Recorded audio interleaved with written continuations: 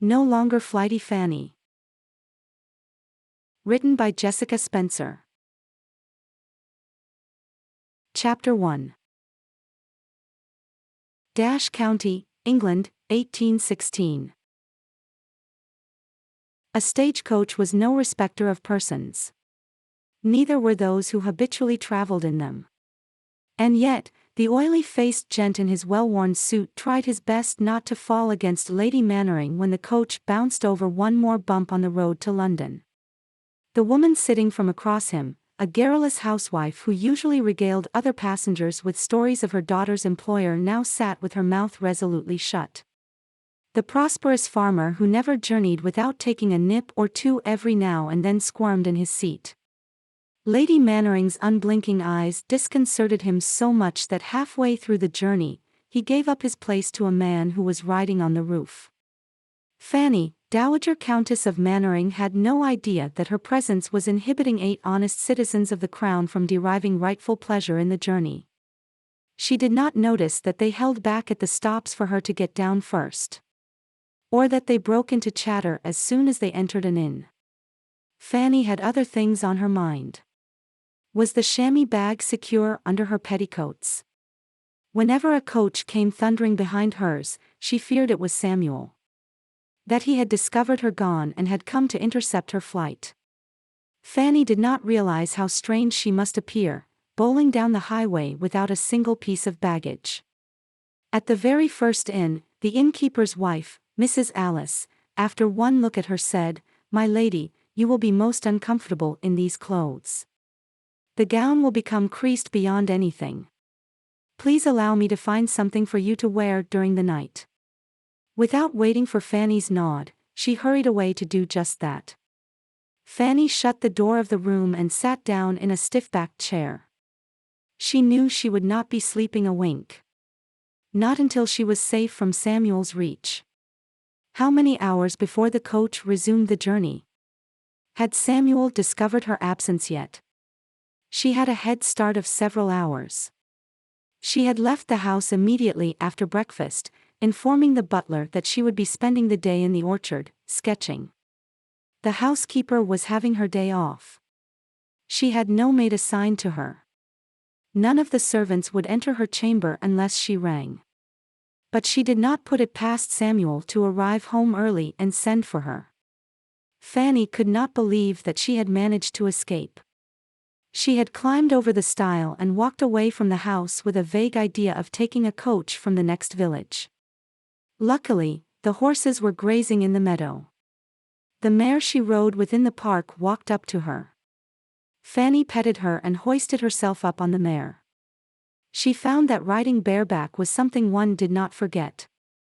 Not wanting to be conspicuous, she kept to the back roads and left the mare before entering the populous village. Minutes later, the stagecoach arrived. Mrs. Alice had spent the better part of her life in the inn. She knew that the lady was in trouble. The set of her mouth and the stiffness of her shoulders spoke of a terrible strain. She was so pale it was a wonder she was still on her feet. Poor dear. So young, too. She could not be a day more than 20. The cut of her gown bespoke a married lady. That would account for her not hesitating to travel without a maid. She was in mourning. Could she have lost her husband? Mrs. Alice was wrong on the first count. Fanny was 25. Tall for a woman and of slender build, she did not look her age.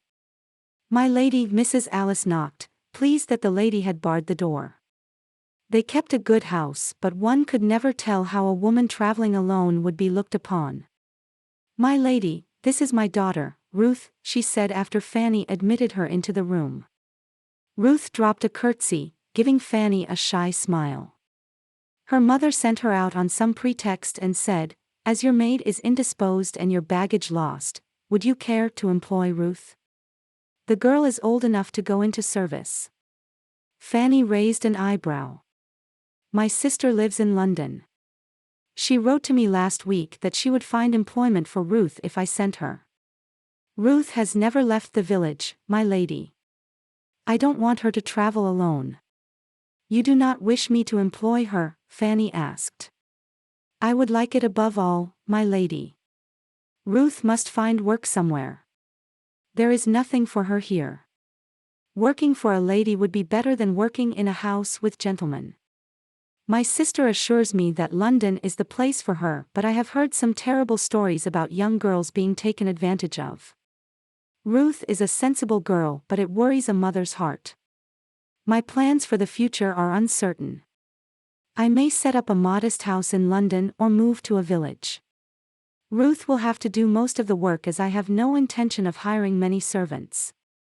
Ruth is strong and a good worker, my lady. She is a great help to us in the inn. But money is tight right now. For the first time, Fanny took in her surroundings. Though the room was simply furnished, the linen was freshly laundered. The noise from the taproom below spoke of a full house. The inn was clearly prospering. There was enough work for Ruth. Her mother was sending her away for a reason. Is Ruth in trouble? Fanny asked gently. Mrs. Alice colored. There is the squire's brother. He will not leave her alone. Ruth is a good girl, but she is young. I thought to send her to my sister's, but she has her hands full with 5 daughters. Her oldest one is rather silly. Ruth will be better off with you. You are a good mother, Fanny said, envying Ruth. How different her own life would have been had her mother bothered about her. You will take her with you? Mrs. Alice asked, twisting her hands over her apron. You don't know me. I do, my lady. You are Lady Mannering, Mrs. Alice confessed. My husband recognized you. Please, will you take Ruth with you? I will. Matters thus settled, Mrs. Alice bustled about making preparations for Ruth to leave. She also procured a serviceable gown for Fanny and a night rail. Ruth brought in a hot meal. Later, she helped Fanny undress. There was something comforting about their attention in the small, cozy room. Fanny fell asleep as soon as her head touched the pillow. Mrs. Alice packed the spare gowns in a carpet bag along with Ruth's things. She dug out a trunk and packed it with a moth-eaten rug and some old clothes belonging to her husband. It does not look right for a lady to travel without luggage, she explained. Fanny paid for her stay and recompensed Mrs. Alice for the extra trouble she had taken.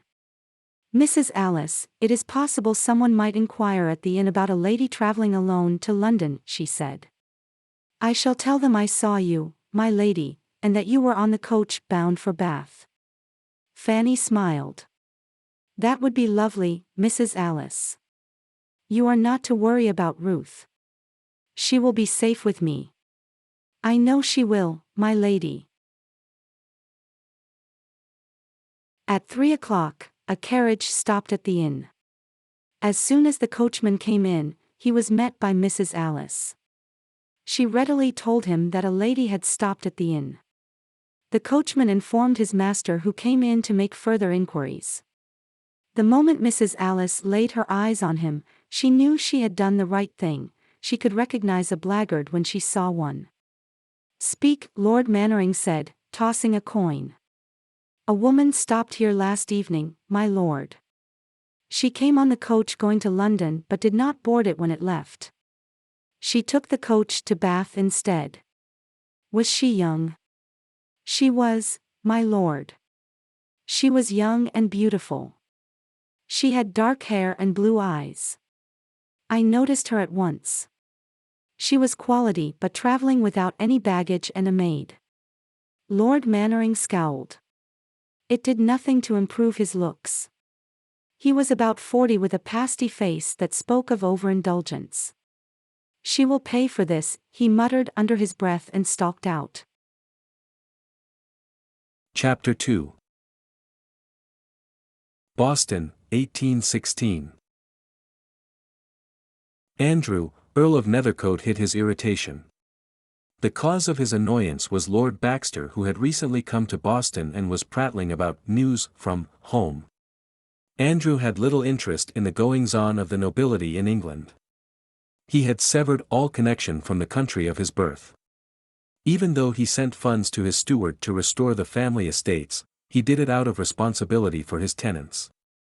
5 more minutes, he decided, glancing at his watch. He would tolerate the windbag for another 5 minutes. Lord Baxter flitted from one topic to another. Obviously, he loved hearing his own voice. Andrew paid scant attention until a name snagged his interest. "Did you say Lord Mannering is deceased?" he demanded. "Indeed he is. He died a year ago. I expect his young widow will be in London this season. Mannering would have left her a fortune. Surely, you have heard of the lady's escapades? Not that it will signify. She will catch a husband notwithstanding her notoriety." Andrew cut short Lord Baxter's visit on the pretext of a business meeting. As soon as his unwelcome visitor was out of the door, he summoned his secretary. "Princeton, I want to leave for London at the earliest. Make the arrangements. The Flamingo is taking in cargo, sir. It should be ready to sail by the end of the week. Book me on the first passenger ship that leaves Boston." "Sir, you have a meeting with investors on Friday," Princeton pointed out. "Inform them it is postponed. Send for Mr. Turner. He will have to manage things here until I make some other arrangement. Contact me only if there's an emergency." For an hour, Princeton's pencil flew over his notebook as he took down one instruction after another. He wondered what had caused his unflappable employer to rush to London. It must be a family emergency, he surmised, little knowing that Andrew had no family to speak of. Andrew kept thinking about Fanny during the voyage. They had met only 4 times. Yet, she was the reason he had left England 6 years ago. He was then 22. When he was 12, his parents and baby sister perished at sea. He became the Earl of Nethercote. Along with the title, he inherited a mountain of debts. His maternal grandfather put his own grief aside and negotiated with the creditors. The debts were settled at a fraction of the amount. Everything that wasn't entailed was sold. Even the furnishings were not spared. His grandfather died a few weeks later. Before his demise, he created a small trust that saw Andrew through Eton and Oxford. When Andrew came of age, he thought to use the money to buy a commission. But a visit to the family home made him change his mind. He was Nethercote, the last of the line. His tenants looked up to him for a better life. He was responsible for them. Mr. Norton, the family solicitor, suggested a wife who came with a large dowry. "It is not uncommon and it will be a fair exchange. Your wife will gain the status of a countess and you have the necessary funds," he said. Andrew wanted a love match. The loss of his family had left a vacuum in his life. No one, not even his closest friends, knew how much he missed having a family. His only living relative was his grandfather's cousin who was a crusty old bachelor. As a boy, Andrew had no option but to spend his school holidays in his mausoleum-like house. On his very first visit, the old man had told him to keep out of his sight and never be heard. Marriage was his only means of having a family. He did not want it to be based on anything other than love. For a year, he tried to raise funds from bankers and investors. His friends wanted to help him but they were either second sons or yet to inherit. A year later, he accepted Mr. Norton's suggestion and went up to London during the season. He would find a wife with a handsome dowry but would look for someone who could provide companionship as well. He met Fanny for the first time at a street corner. The attraction was immediate. The second time he saw her at a ball. The moment their eyes met, his heart started to race.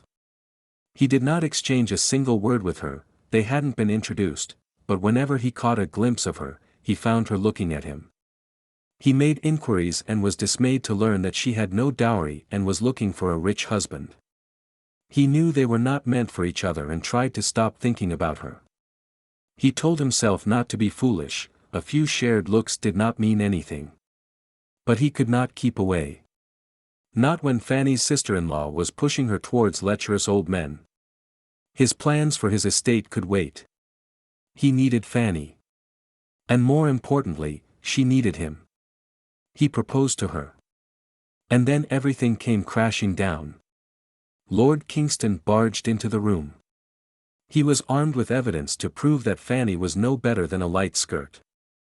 He showed Andrew pamphlets, degrading pictures titled The Baron's Daughter. They were unmistakably of Fanny. And then, right in front of Andrew, he grabbed Fanny and, as proof of his accusations, pulled her gown down to expose a mole on her back. Fanny tried to defend herself, but he had refused to listen. Instead of standing by her and protecting her, he had insulted her and left. Angry and hurt, he had retreated to his rented rooms. His mind was on fire. He was furious that Fanny had tricked him. He hated himself for losing his heart to a woman who was sunk so low. He tortured himself by replaying the scene in his mind, Lord Kingston treating Fanny worse than a common harlot. Sometimes he started to worry about Fanny. Had Lord Kingston molested her further after he had left? But then he told himself she did not deserve his concern. Though he rarely left his rooms, someone was determined to keep him informed about the scandal. More pamphlets and a newspaper lampooning Flighty Fanny appeared under his door. He thought they would drive him out of his mind. A week later, Mr. Norton knocked on his door. Surprised that Andrew had not called in connection with drawing the trust funds, he had thought to visit. Instead of the cheerful young man he was familiar with, he found a wild-eyed youth who talked about enlisting or moving to the colonies. Mr. Norton guessed Andrew's mental state. He wanted to enlist because he had no desire to live, he was looking for someone to kill him and put him out of his misery. He suggested an alternative. A client of mine owns a ship. He is looking for a young man to work under the captain who will be retiring soon. It was a ruse. Behind Mr. Norton's dry exterior lay a warm heart. He had always looked out for Andrew. The ship belonged to him and the old sea captain was his friend. When Andrew left on the ship, he had a vague notion that he would be helping the captain. Instead, he was assigned duties along with the other sailors. The work was endless and kept him engaged for hours at a stretch. In 6 months, the hard labor rid him of his anger. It also taught him how to run a ship. Mr. Norton signed him on to captain the ship for 3 more voyages. Instead of a salary, he offered a share in the profits. He also invested Andrew's trust funds. Andrew went to Hong Kong, India, and Australia. He met men and women from different walks of life. His experiences taught him much. He realized that Fanny was a victim. She could not have done the things she was accused of. He ought to have listened to what she was trying to tell him. He also realized that what he had felt for her was not a fleeting attraction but love. She was the only woman for him. He returned, determined to win her hand. He was late by a week. Fanny was already Lady Mannering. Andrew threw himself into the shipping business. Trade was a dirty word for a man of his birth, but he did not care. He had a flair for picking up wares that would fetch a handsome profit. Every year his profits rose. By the end of 6 years, he owned a small fleet of ships and hired more when needed. He had offices in Liverpool, London, and Boston. He tried not to think about Fanny. She was a dream that had slipped away. He still wanted a wife. The best families in Boston tried to match him with their daughters. He attended balls and dinners where young women openly flirted with him. He had only to choose one among them. But he never could. Some nights, he stayed up late thinking about what could have been. He remembered the joy in Fanny's face when he had proposed. He tried to forget the shock and the pain that replaced it a few minutes later. Fanny, with her abundant dark hair, flashing blue eyes, and a wide smile in a heart-shaped face, was forever etched in his heart. She was the love of his life. He would do his utmost to win back her regard. Chapter 3. London, 1816. Fanny told Ruth to wait in the hack. She hadn't seen Miss Bathsheba Chubb in years. And yet, there was nowhere else she could go. Bathsheba had been the only one to write to her, offering condolences on the death of her husband. That had been a year ago. A flight of stairs led to a modest house. Fanny took a deep breath and knocked. A bespectacled woman opened the door. "May I see Miss Chubb, please?" The woman stared at Fanny and frowned. "Fanny? It is Fanny, isn't it?" she said, moving aside and taking Fanny's hand. Fanny nodded.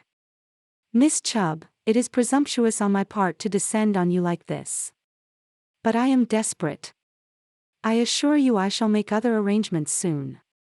I need a place to stay until then." Miss Bathsheba Chubb looked beyond Fanny's shoulder. "Is that your maid? You may tell her to come up. Will she need a hand with the luggage?" Fanny sank into the nearest chair. After 4 days of worry and travel and uncertainty, the relief that she had a place to stay made her feel lightheaded. Bathsheba patted her shoulder and took over the task of having the luggage brought in. She led Fanny into a small bedroom. "I'll send Ruth to unpack your trunk. You will feel better after a wash and a change of clothes." Fanny started to laugh. She laughed so much that tears came into her eyes. "What's the matter, dear?" Bathsheba asked, puzzled. "The trunk has nothing I can wear." Mrs. Alice packed her husband's old clothes and a moth-eaten blanket into it. "Then we shall not unpack it," Bathsheba answered. "Does Mrs. Alice want the clothes back?" Fanny furrowed her forehead as if it was the most pressing problem. "Ruth will know," she said, and fell silent. An hour later, Fanny gratefully slipped between the sheets of a narrow bed. Bathsheba had insisted she have some hot soup and bread. She had found a night rail for her, too. When she woke up the next morning, Bathsheba was in the dining room, having tea and reading a book she had open on the table in front of her. "Good morning, dear," she said, inviting Fanny to sit down. "Miss Chubb, I am sorry to have appeared at your doorstep like this." "I'm sure you have a good reason to do so, Lady Mannering." "Please don't call me that." "I must if you will call me Miss Chubb." "You must call me by my given name. We are cousins, are we not? Our mothers were sisters." Fanny's eyes filled with tears. Bathsheba passed a napkin and Fanny dabbed at her eyes with its edge. "We are indeed cousins, Bathsheba. I remember you visited with us once. But you do not remember me. How could you? You were always out of the house, riding your mare or swimming, or climbing trees," Bathsheba said, smiling as she fixed a plate for Fanny. "I was rather wild. I must have been 14 or so at that time." Bathsheba pushed a plate with kippers and a ham sandwich in front of Fanny. "You were about that age. I was 23, already on the shelf. My mother sent me over because she thought I would have better prospects of catching a husband." "Did you?" Fanny asked. "I didn't stay for more than a week. Your sisters were already married by then and your mother was ailing. Father would have made you feel unwelcome. He could never abide females. Not even his daughters." Bathsheba did not deny it. She did not ask any questions either. A silence fell in the small room. Ruth came in to clear the table. After she left the room, Fanny said, "I shall look for lodgings today. Which part of London do you recommend? I want to live quietly." "Fanny, you may live with me for as long as you like. I shall not encroach upon your kindness." "You will not be encroaching. The house is small by town standards, but it really is too big for a single woman. You can take the other bedroom. Ruth can have the room attached to the kitchen. I already spoke to her. She says she is a good cook. She has been helping her mother in running the inn. She has agreed to cook and do the shopping, and answer the door. I have a cleaning woman who comes in once a week. So you see, you will not be encroaching at all." Fanny knew her cousin was being inordinately kind. It was years since anyone had shown her any consideration. She felt tears prick her eyes. She did not remember when she had last shed tears. And now she was behaving like a watering pot. 2 weeks later. "This is really good," Fanny said, taking a sip of the fragrant tea. "Professor Martin's nephew is in Ceylon. He sent a canister of the blend. To our advantage, the professor does not drink tea." Fanny smiled. By now she had learned a lot about the professor. He was 70 and mad about moths. He seldom left his study. Bathsheba was among the few mortals who were allowed into the sanctum. She made drawings of the moths in his collection. She did similar work for a few other scientists, but none were as droll as Professor Martin. "When did you come to London, Bathsheba?" Fanny asked. 5 years ago. I was 29. I had nursed mother for 3 years before she died. I had no prospects. I expected to live out my years as spinster aunt to my nieces and nephews. Professor Martin was visiting with our vicar, another moth enthusiast, for whom I had done some illustrations. One thing led to the other and I moved to London. Did your brother not object? I had an ally in my sister-in-law. She was only too happy not to have me living with them, Bathsheba answered with a wry smile. I was of age. I also had the annuity. It was small but enough to live upon. I will need to visit a jeweler, Fanny said, her face heating up. I want to get my mother's jewelry appraised. I left in a hurry and neglected to bring money. You want to sell the jewelry, Bathsheba stated. I'm not going to wear it. What better use than to sell it all and create an annuity? Annuity. Fanny, we must see Mr. Cooper. You must get ready at once, dear. Faith, I must be daft not to think of it sooner. Who is Mr. Cooper? He's a lawyer. Our grandmother used his services. She had some money of her own. She created a trust for the benefit of her granddaughters. Granddaughters who were single or widowed. Mr. Cooper was most helpful. Fanny affixed her signature on some papers. Mr. Cooper assured her that within the week, a bank account would be opened in her name and the annuity transferred into it. Thereafter, she would receive a regular sum every quarter. She would also be able to overdraw against the amount to a limit. Fanny nodded, immensely relieved by this turn of fortune. The small amount she had brought with her had almost run out. The annuity and Bathsheba's generosity in making her feel welcome in her home would give her time to prepare for a new life. Mr. Cooper leaned back in his chair and stared at Fanny from under white bushy eyebrows. Lady Mannering, I drew up your marriage settlement. Your father was my client. This annuity is less than peanuts compared to what you are entitled to under the settlement. Fanny stiffened. Mr. Cooper, I have no interest in the Mannering estate. Lady Mannering, the present Lord Mannering is legally bound to provide for you. If he has not done so, I shall be pleased to act on your behalf. That will not be necessary, Mr. Cooper. The annuity from my grandmother's trust should suffice until I contrive to think of a way to earn a living. Mr. Cooper pursed his lips and stared at her but did not press the point. Bathsheba, you have refrained from asking me about my predicament. I thank you for that, Fanny said after they returned from Mr. Cooper's office. What was there to ask? You arrived with the clothes on your back and your mother's jewels. I can't be thankful enough that you thought to come to me. I want to tell you everything. Well, not everything. Some pages of my life will have to remain closed if I am to retain my sanity. I know a little about what your life has been like, Fanny. My mother did not marry into the town, but she liked to read society news. You must not distress yourself by telling me about your come out. Her come out. Bathsheba thought that was where things had gone wrong. But her life had been blighted much before her London season. She had been 15 and little more than a child then. I made my come out 6 years ago, Fanny said. I was 19. Father suddenly decided upon a London season. He had not bothered with one for my sisters.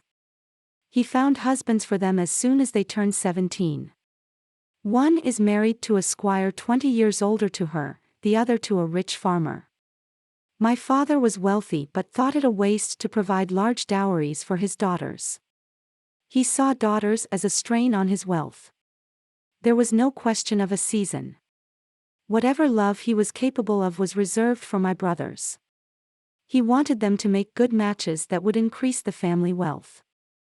Bathsheba wasn't surprised that Baron Rowley had wanted his sons to follow in his footsteps. He had married Fanny's mother for her portion. She had heard her mother and grandmother bemoan the match. Her grandfather, an earl, would practically froth at the mouth if the Baron was mentioned in his hearing. He called him a swindler and a cheat. I did not want to go to London, but father refused to listen. Mother had been gone for more than a year.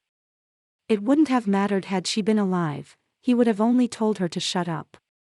Why didn't you want to attend the season? Fanny looked down and twisted her handkerchief. I am sure that is of no import. Continue with your story, Bathsheba said. He sent my sister-in-law with me. Barbara was the one who had planted the idea in my father's head. She is like him. They told me to find a rich husband because my father wanted more money to develop his lands. We came to London. I visited the shops with Barbara. I also made a friend, Lady Maria, the granddaughter of the Duchess of Severn. She is 2 years younger than I, but we hit it off well. She immediately told me that the gown Barbara had picked was a fright. She sounds adorable, Bathsheba said. The first 2 weeks went well. Then Barbara started pushing suitors at me.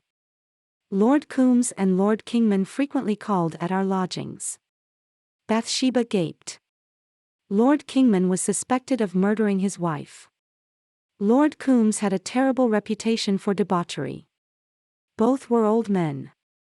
Barbara spread the word that I had no dowry and was looking for a rich husband. She made sure I did not meet young men. In spite of that, I hoped to find someone with whom I could be tolerably happy. Then the pamphlets appeared. I was lampooned in the papers and labeled Flighty Fanny. They also published a ribald song about me. Father was livid when I returned home, even though he knew it was not my fault. A powerful duke had warned father he would ruin us if I appeared in society. Father had thought it an empty threat. 2 years later I was married to Lord Mannering. Father was happy. He told me I had turned out to be the best of his children. He had never dreamt that I would fetch such a good sum. He sold you. The marriage settlement that Mr. Cooper mentioned this morning provided father with a handsome amount and an estate. Of course, I haven't seen the settlement. Such matters are not for a mere female. But Lord Mannering liked to remind me how much I had cost him. The late Lord Mannering. He has been deceased for over a year now, hasn't he? Bathsheba asked. I read about his demise in the newspaper. At first, I thought to call on you. I was in the neighborhood. But we had met only once and I didn't want to intrude, so I wrote to you instead. I'm thankful you did, Bathsheba. I would not have known where to go. Your letter was my only hope. You sounded so kind and so sincere in your inquiries. Why did it become necessary to leave? Fanny shuddered and closed her eyes for a moment. Bathsheba patted her hand. Fanny, you don't have to tell me if it is going to be painful. It is better if I do. The marriage was a farce. Lord Mannering was 62, I was a month short of 21. My father forced me into it. If I had an inkling of what lay ahead, would have fought him harder. But my life at home had become unbearable. I thought if I could put up with being a wife, I could be mistress of my own home. My husband, for that is what he was in the eyes of the world and God, was not a good or a sane man. I was subjected to cruelty of the most debasing kind. I was the toy he could legally break. He gave me no pin money. I had no means of escape. I did not try either. He owned me and I had nowhere to go. Father would have sent me back. I was not mistress at Mannering Lodge, I was its prisoner. I was not allowed to leave it or speak to the servants. No maid was assigned to me. I could call one for assistance in dressing my hair, but she was not to engage in conversation. Lord Mannering was a madman, but he paid the servants well. Father died a year after I was married. We did not attend the funeral. I managed to sneak a letter to my brothers, pleading with them to take me home. They wrote to Lord Mannering instead, and he was incensed at what I had done. Bathsheba listened without interruption. Fanny spoke in a detached monotone. She could as well be narrating the weather of someplace. Had she become inured to suffering? Or was she numb? There was no trace left of the high-spirited young girl Bathsheba had met years ago. He died in his sleep. I found him. His lawyer arrived that very evening. He made arrangements for the funeral. His son was out of the country. Lord Mannering had a son. You did not mention him. I had never met him. He lived on an estate in France and never visited. I believe father and son were estranged. Why did you not leave after the funeral? The lawyer told me I was entitled to receive a handsome amount under the settlement, but I would have to wait for the heir to arrive. He gave me some money to buy mourning clothes and for other expenses. Beyond that small sum, I had nothing and nowhere to go. I hated the house, but was forced to live there. The new Lord Mannering, Samuel, wrote to the housekeeper to continue running the house as before and to send the bills to the lawyer. I wrote to the lawyer twice. I asked him to advance some amount so that I might live elsewhere. He didn't reply. I thought to write to you but was too embarrassed to ask for help. A month ago, the current Lord Mannering arrived. The moment I set my eyes on him, I knew he was cut from the same cloth as his father. I wasn't wrong. He had the temerity to tell me that I should consider nothing changed. He would be gracious. All I had to do was. Fanny's chest heaved as she fought back tears. Enough. Bathsheba exclaimed. I do not want to hear another word. It is indeed fortunate that you managed to escape. Do you think you are in danger from him? He has no claim on you. He threatened to ruin me. He said with my past, people would believe whatever he told them about me. That's why you don't want Mr. Cooper to act on your behalf. You may think me a coward for not standing up to him. Truth is, I don't have the strength to fight. I only want to live in peace.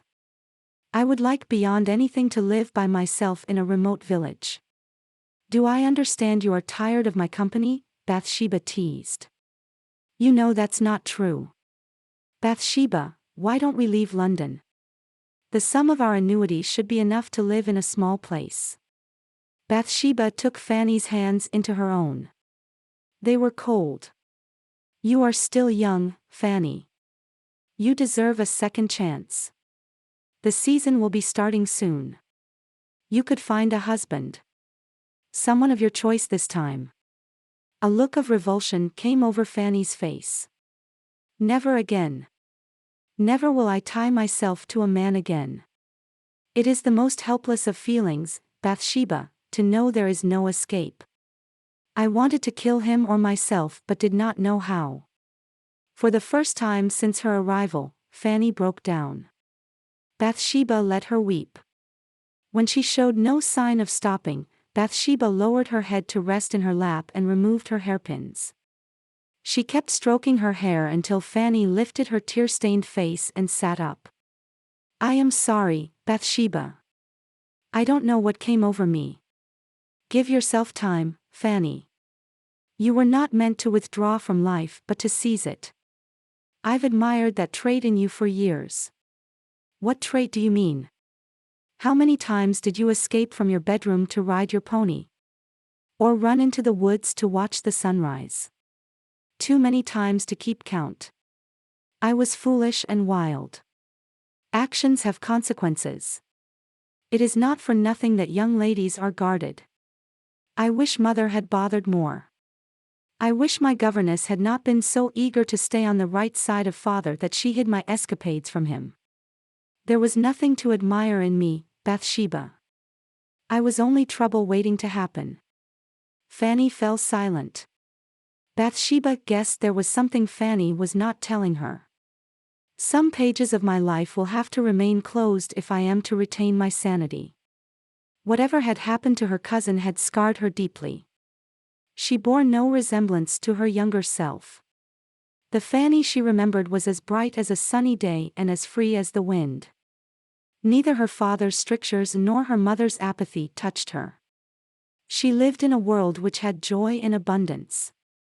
Or rather, she knew how to create joy in her life. Chapter 4. 10 years ago. England, Shire, 1806. The Honourable Miss Fanny Rowley picked up her skirts and tiptoed out of the side entrance. It was a glorious day and she was determined not to miss even one more minute of it. Luckily, her mother never bothered to leave her suite of rooms. For as long back as Fanny could remember, she had been an invalid.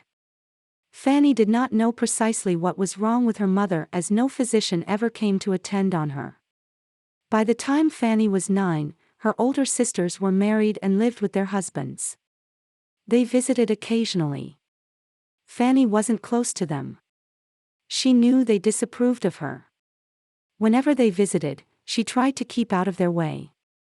She wasn't close to her father and brothers either. Most of the time, they barely noticed her presence. Fanny went into the stables and led her mare, Liddy, out of her stall.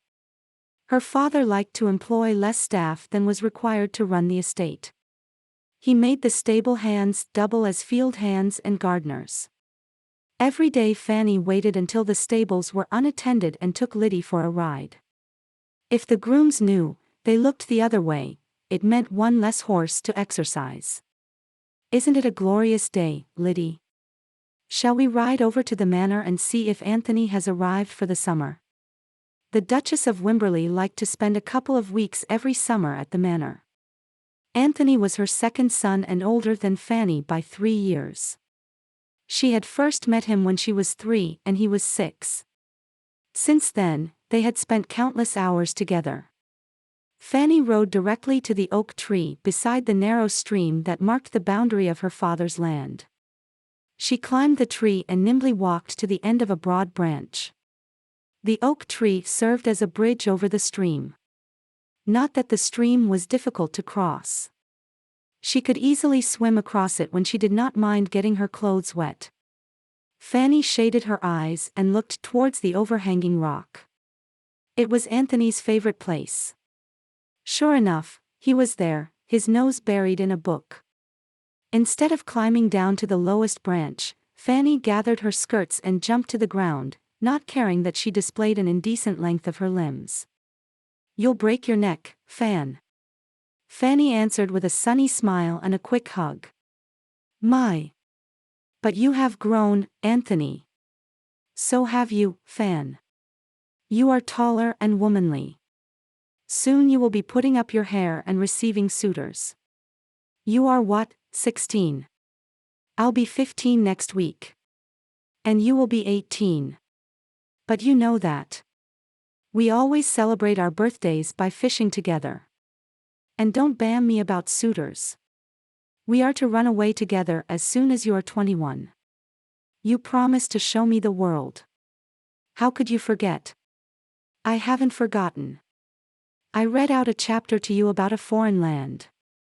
We decided it would be the most wonderful thing to see the world together. You wanted a written promise and I gave you one. Were you jesting with me? Didn't you mean it? I still have the sheet of paper. You signed it, Anthony." Anthony tried to put his arms around Fanny but she pushed him away. Anthony sighed. I meant every word when I wrote it.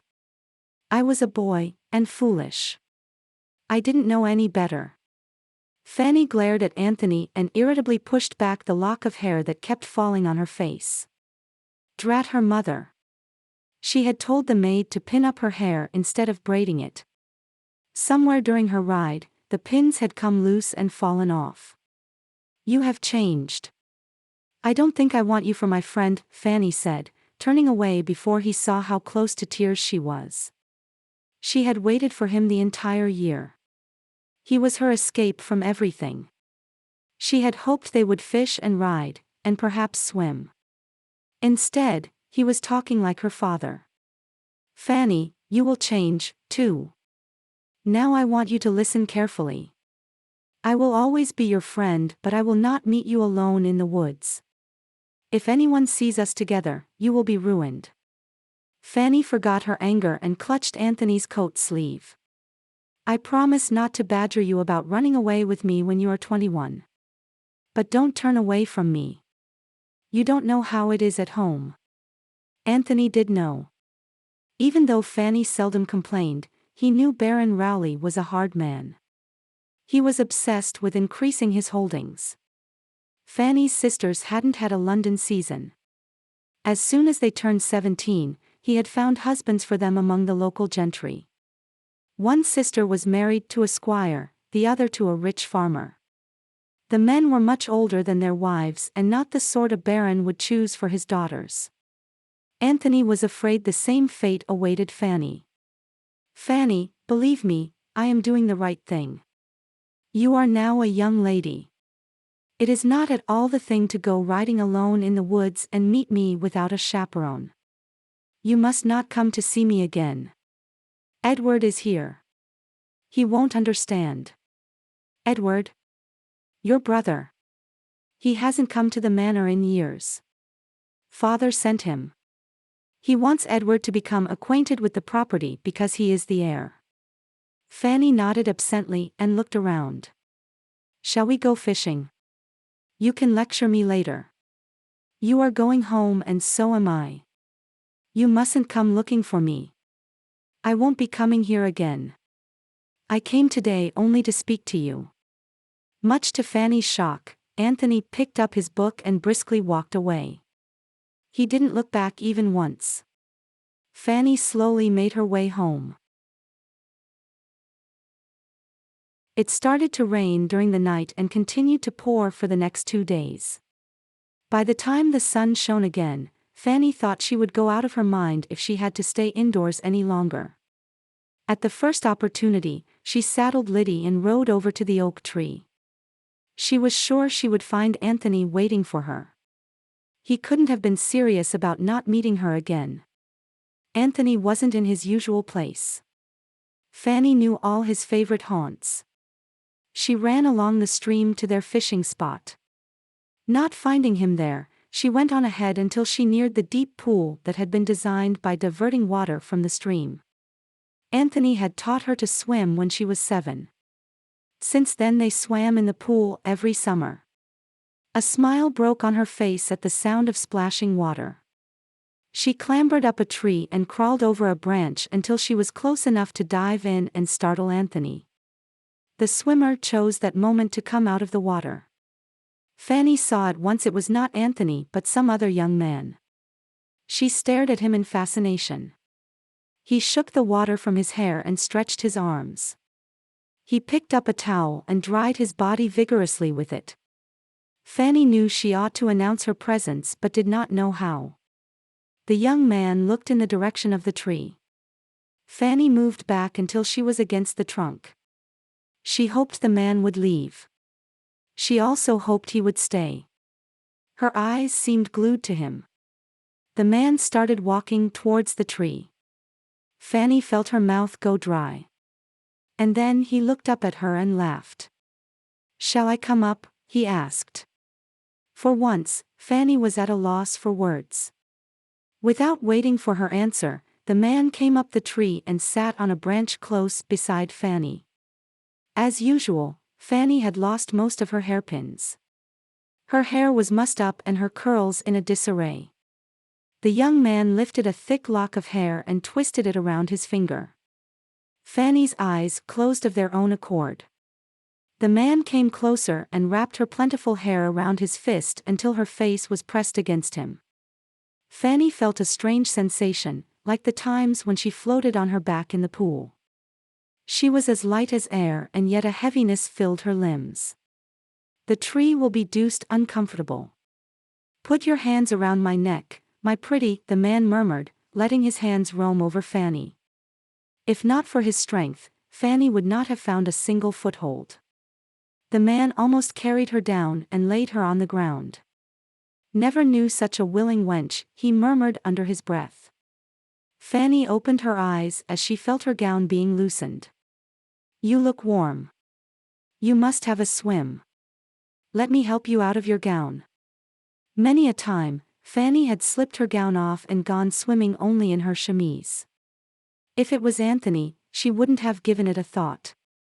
But she was suddenly shy.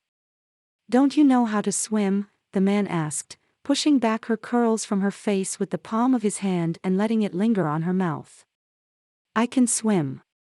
Anthony and I swim in the pool." "Did you come here for Anthony?" the man asked, looking surprised. He laughed aloud when Fanny nodded. He was still laughing when Fanny grew alarmed and started to struggle. Fanny continued to sit beside the pool after the man left. Bewildered, she tried to make sense of what had happened. The man had hurt her at first. Then he had made much of her and kissed her. He had made her promise that she wouldn't tell anyone about what he had done. The blood had alarmed her, but he had told her it was not hers. "I cut my leg on a rock," he had said, and taken her to the pool and watched as she washed herself. He had helped her dress. Before leaving, he had asked her who she was. She had told him, and he had looked amused. He had refused to tell her his name. The week passed without Fanny seeking out Anthony. In fact, she barely thought about him. Her thoughts were about the man by the pool. She wanted to meet him again. She felt a pull towards him. But something told her she ought not to see him. What she had done was wrong. If her father found out, he would punish her severely. She still rode out but avoided the stretch of woods close to the manor. Her mother suddenly took a turn for the worse. The physician pronounced it to be a stroke. The Baron, who hated spending coin, refused to engage a nurse and assigned Fanny the task of looking after her mother. Fanny's older sisters dropped in often. They had both been married for several years and freely discussed matters of which Fanny had hitherto no knowledge. Gradually she understood what she had done. She was lucky to have escaped being with child. Lady Rowley lingered at death's door for 10 months. When her end came, it was summer again. Chapter 5. England, Shire, 1807. Fanny lifted her face to the sun and breathed in the fresh day. She loved the outdoors. After spending months in her mother's room with the drapes always pulled together, she savored the feel of the gentle breeze playing with her hair and the warmth of sunshine on her face. She felt like a bird set free from its cage. What added to the feeling was the absence of her father and brothers. They had left for another farm, to oversee the haymaking. Her sisters were both in an interesting condition. One was already confined. The other wasn't keeping good health. Fanny was alone in the house with only the servants for company. The whole day stretched before her, to do as she pleased with it. Fanny rode to the end of her father's property at an exhilarating pace. For a moment she was tempted to ride into the woods surrounding the manor. It was summer and Anthony might be there. She wanted to see him but felt she would not be able to face him. She saw someone riding towards her. Bother! Her father or one of her brothers had returned. She would be thoroughly chastised for loitering about instead of staying at home and making herself useful. I am fortunate indeed. I set out to meet you and here you are. Fanny's heart lodged itself in her throat. It was him. Aren't you happy to see me? The man asked, dismounting. Fanny smiled uncertainly, torn between a desire to run away and to stay. The man had no such hesitation. He strode to her and took her in his arms and kissed her on the mouth. You mustn't. Please go away, Fanny said, her voice barely above a whisper. How can I when I have been longing to see you? Why didn't you come to the pool again? I waited for you the whole week before I was called away on urgent business. I kept dreaming about you. I think I'm in love with you. Love? Don't say you don't love me. You are a cruel young lady. Cruel but beautiful. I've been pining away for you, but you haven't spared me a single thought. That's not true. I've thought about you. What did you think about when you lay in your bed trying to sleep? How do you know? Fanny asked wonderingly. I can show you what you were thinking, the man said, trailing his fingers down her back. Fanny started to tremble but somehow managed to move away. You mustn't, it is not right. The man narrowed his eyes and took in her resolute face. He released her from his arms but kept his hand on her shoulder. I have come to ask for your hand. I mean to marry you. Fanny's eyes widened. Marry me? It appears I have taken you by surprise. I didn't think to see you again. You didn't even tell me your name. That was remiss of me. I am Edward. Fanny wrinkled her forehead. Are you Anthony's brother? Lord Kingston at your service. Do you agree to become Lady Kingston? That will also make you the future Duchess of Wimberley. Fanny smiled and nodded, her face aglow with happiness. I would like that very much. I would like to be your wife, my lord. Edward pulled her face to his. Between kisses, he said, I shall make you my wife. We will ride to a most idyllic spot. It used to be the gamekeeper's cottage but will serve us admiringly. 3 days later Anthony arrived at the manor with his mother and sister. He was surprised to find his brother in residence. Rusticating was not Edward's thing. He took no pains to hide his love for the company of light skirts and his debauched friends. You could have come with us. Mother and Amelia would have been pleased. They don't see much of you, Anthony said, wincing as Edward slapped his back. I wanted to steal a march on you, little brother. I don't understand. The fruit that you were nurturing is ripe for the picking. I thought to taste it first. Don't speak in riddles, Edward. You are a sly one, Anthony. Remember the time I sent a prime article to your lodgings and you turned her away? I thought you didn't have it in you to be a man. Anthony paled. What are you up to, Edward? Are you dallying with a tenant's daughter? I confess to a fondness for milkmaids, but I am talking about the young lady with whom you have a secret friendship. She is a rare beauty, that one. Fanny. The same. You were hoping to bring her around gradually, weren't you? She's well broken in. I took her in hand last summer. What do you mean, last summer? She was but 15. What kind of monster are you that you will corrupt a child?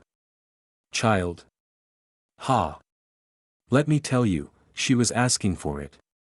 Anthony swung his fist and it landed on Edward's cheek. Edward staggered back. Anthony followed with more punches but was no match for Edward. Are you sweet on the chit? Edward asked, helping him up. Anthony dropped into the nearest chair. His chest heaved and he let out a shuddering sob. And then, to his brother's surprise and disgust, he broke down into tears. You must marry her, he said, regaining control with difficulty. Are you insane? She's soiled goods. Don't speak about Fanny like that. You corrupted her. I am also to blame. I should have warned her about you. I told her to stop seeing me. I was afraid you would prey on her innocence if you saw her. I should have known she would try to seek me out. Is that how you found her? Had she come looking for me? Edward shrugged. He appeared bored with the discussion. She was up on a tree spying on me in the pool. If you think her a well-bred female, you are a greater fool than I thought. I could tell in a single glance she had come looking for some fun. Her hair was all loose and she was sitting with her gown pulled up to flaunt her legs. You are a fool, Edward, if you can't tell an unspoiled child from a hussy. Edward flicked back his hair and smirked. Tell you what. You marry her as you are sweet on the chit. If she is with child, you will at least know it is a Wimberley. This time the rage that drove Anthony's fist flattened Edward to the ground and bloodied his nose. He cowered and raised his hands to shield his face from further blows. He rose only when Anthony lowered his hands. Take back your words, Anthony ground out. All right. I'm sorry. I will not disrespect your Honorable Miss Fanny Rowley. But you can't expect me to marry her. Father won't have it. I'm his heir. It will be best if you marry her. You still don't get it, do you? I've never thought of Fanny that way. She's my closest friend. I met her for the first time when I was 6. Her nurse was our housekeeper's sister. She used to bring Fanny whenever she came to visit. I taught Fanny to fish and to swim. I read to her from my books. I don't see the problem, Edward said, eyeing the door. Dash it, I'm only 19. And Fanny is like a sister to me. Be honest, Anthony. You don't want to be tied to the chit either. Now that the shoe is on the other foot, it has started to pinch. Anthony ran a hand over his face and squared his shoulders.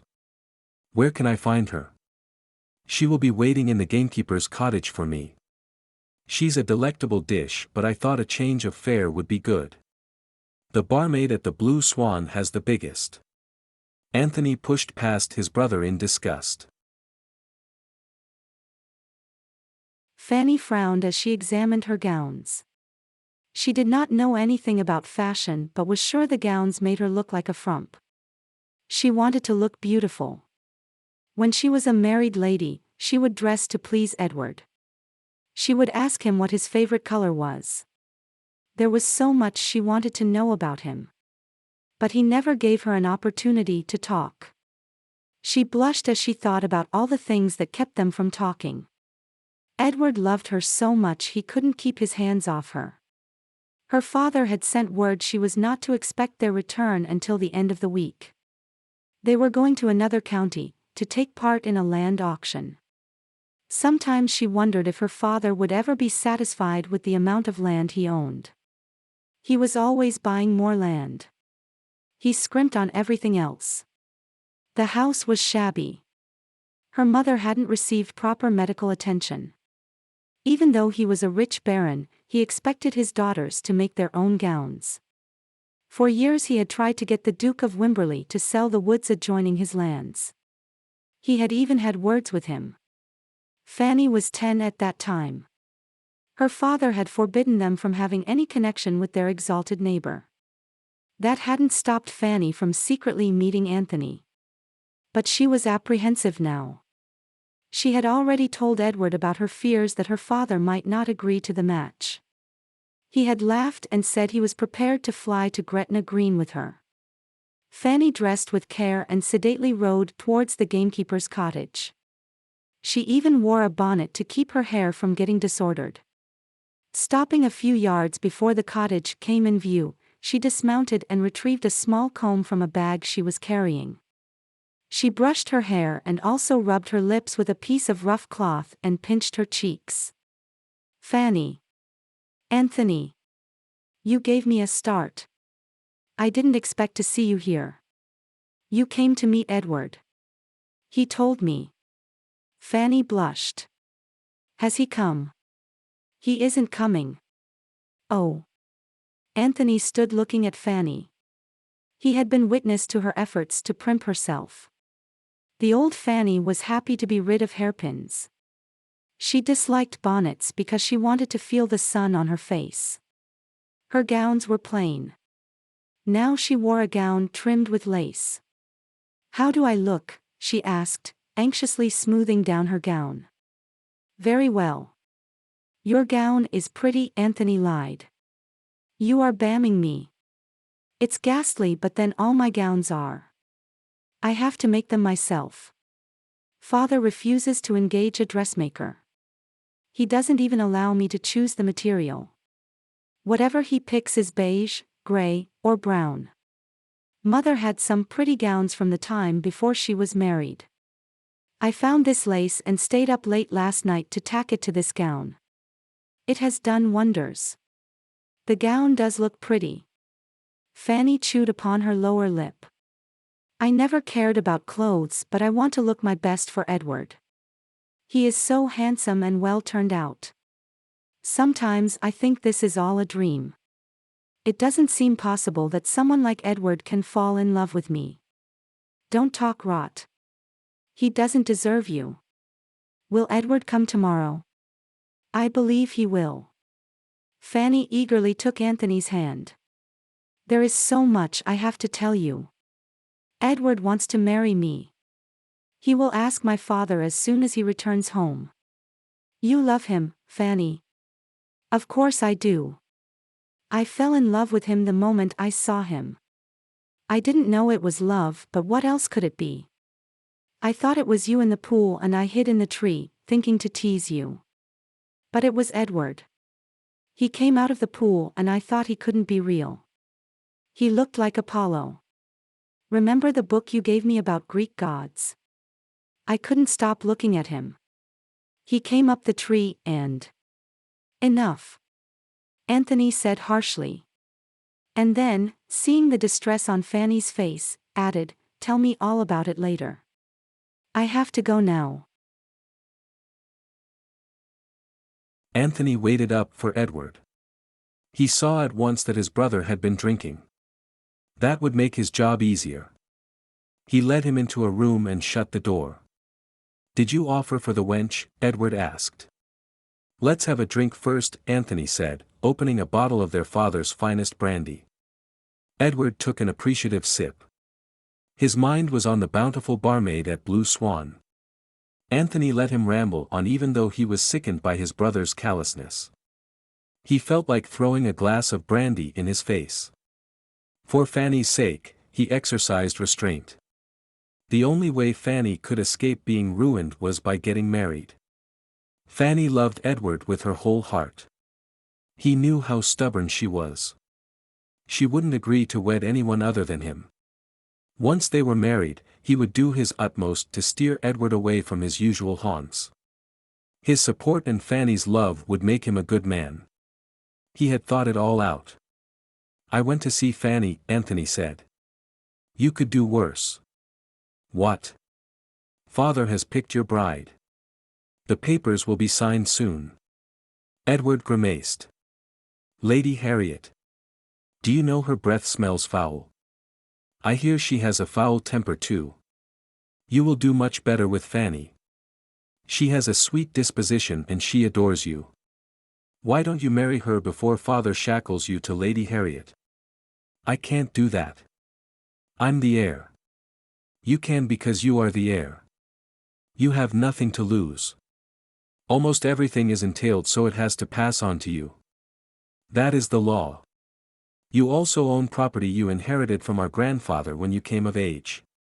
Just think. Everyone knows Lady Harriet is a shrew. She is a duke's daughter. Her family is powerful. She will keep you on a tight leash. But Fanny is young and gentle. You can have your way with her. Father will come around because Fanny belongs to an old family on her mother's side." Anthony saw the look of indecision on Edward's face and pressed on. He also plied him with more liquor. An hour later, Edward was determined to marry Fanny. Moreover, he was convinced it was his own idea. "We must start immediately for Gretna Green," he told Anthony. It was no less than what Anthony had anticipated and hoped for. He already had a carriage ready. During the evening he had sent a message to Fanny, to be ready to leave the house at his call. When Fanny climbed into the spacious traveling carriage, Edward was sprawled on one seat. "What's the matter with him?" she asked worriedly. "He was up the whole of last night. I told him to get some rest. We have a long journey ahead of us." Anthony scooted to one corner. Fanny kicked off her shoes and curled up on the rest of the seat. Anthony shut his eyes and pretended to sleep so that Fanny wouldn't ask any more questions. The carriage stopped at an inn in the early hours of the morning. Before rousing Edward, Anthony made arrangements for Fanny to have a private room and a maid to attend to her needs. He roused Edward and with the help of the innkeeper, took care of his hangover. "Zounds! What's this place?" Edward asked, staring at the walls. "Don't you remember? You wanted to marry Fanny immediately. We are on our way to Gretna Green. You thought it was better to be wed before father has you betrothed to Lady Harriet." Edward shuddered. "Do you know her breath smells foul? She has a foul temper, too," Anthony said and proceeded to repeat his earlier arguments. He knew his brother well. If an idea was repeatedly presented to him, he accepted it. He thought he was up to all the snuff, but he was easily led. He was shallow and selfish and thought only of his comfort. Anthony knew it and persisted in showing Edward how deuced difficult his life would become if he married Lady Harriet. "You had better be good to Fanny or she might change her mind and want to go back home," Anthony warned after he was certain that Edward was determined to go through with the deed. The rest of the journey was pleasant. Edward set out to charm Fanny and she blossomed under his attention. Anthony hid his anxiety and kept them going with teasing comments about their coming nuptials. The wedding was over in a matter of minutes. Anthony felt a rush of relief at having secured Fanny's happiness. He embraced her warmly. "Fan, you have been my dearest friend for ever so long. Now you are my sister. I can't tell you how happy that makes me. I'm happy, too. Do you think your father will be very angry?" "Don't worry. He can't do anything. You are married now." Edward did not share his confidence. He started to fret. He snapped at Anthony. Fanny tried to say something and he practically snarled at her. Anthony stepped in. "Edward, everything will be all right. We'll take Mother's help. His Grace doesn't give a snap for her opinion. He listens to Grandma. We'll first speak to Mother. Mother will approve. She always wants us to do the right thing. If Mother speaks to Grandma, she will agree. She has a fondness for her." "I still don't think it will work," Edward said glumly. "Even if it doesn't, you have an independent income," Anthony pointed out, but that did not lighten Edward's mood. Fanny touched Edward's arm. "I'm frightened," she said. "Father will be furious." "You have nothing to worry. Your father will be well pleased. You have trapped the Wimberley heir, no less. Don't speak to her like that. She is as worried as you are," Anthony said and turned to Fanny. "Everything will be all right. You have Edward now. He will accompany you to see your father. I shall also come with you." Silence reigned in the carriage as they neared the village. Edward sulked. Fanny was miserable after being shouted at and rebuffed by her new husband. And Anthony was barely holding on to his patience. When the carriage went up the sweeping driveway of the manor, Edward poked his head out of the window and turned pale. "Stab me if you will. What is father's carriage doing here?" The Duke of Wimberley was a high stickler. His sudden arrival put the servants into a flurry of activity. 2 footmen received his gloves and whip and the butler reverently divested him of his greatcoat. At the sound of voices, his Grace raised an inquiring brow. A footman disappeared to find out who had arrived. "Your Grace, Lord Kingston has come with." The Duke cut him short. "I want to see him immediately." "Where is her Grace?" "Her Grace is in the morning room, your Grace." The Duke strode into the morning room. His wife rose to greet him. Minutes later, Edward, Anthony, and Fanny entered. Edward stammered out the identity of the young woman and what she was to him. Anthony waited for their sire to explode in anger. He wasn't prepared for the icy rage. In a few well-chosen words, the Duke reduced Fanny to a common whore and called for 2 footmen to throw her out. "You can't do that. She is Edward's wife." Anthony cried out. "Please, father. Fanny isn't to blame at all. Edward compromised her. She's only 16, father. He took advantage of her by promising to marry her. Please don't send her away. She isn't any of those vile things you've said about her." The footmen hesitated, but only for a moment. When they grasped Fanny by her arms, Anthony rushed after them. As soon as they were out of the room, he begged them to release her. Fanny rubbed her arms when the footmen let her go. "Fanny, he can't do anything. You are married.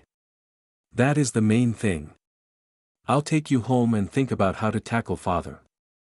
He summoned a carriage and got in with Fanny. She was deathly pale and shivering in spite of it being a warm day. Anthony kept talking to her and rubbing her hands. "Say something, Fanny. Don't be like this. Trust me, I'll make everything all right." Edward didn't say a word, Fanny finally said as her father's house came into view. Even though Fanny protested, Anthony accompanied her into the house. Her father and brothers had returned some time ago. The housekeeper had informed them of Fanny's absence from the house. "Where were you?" Baron Rowley demanded as soon as he saw Fanny. Anthony knew the Baron by sight but had never spoken to him before. Haltingly, he informed him that his daughter was now married to his brother but would be staying in her old home until matters were smoothened with the Duke.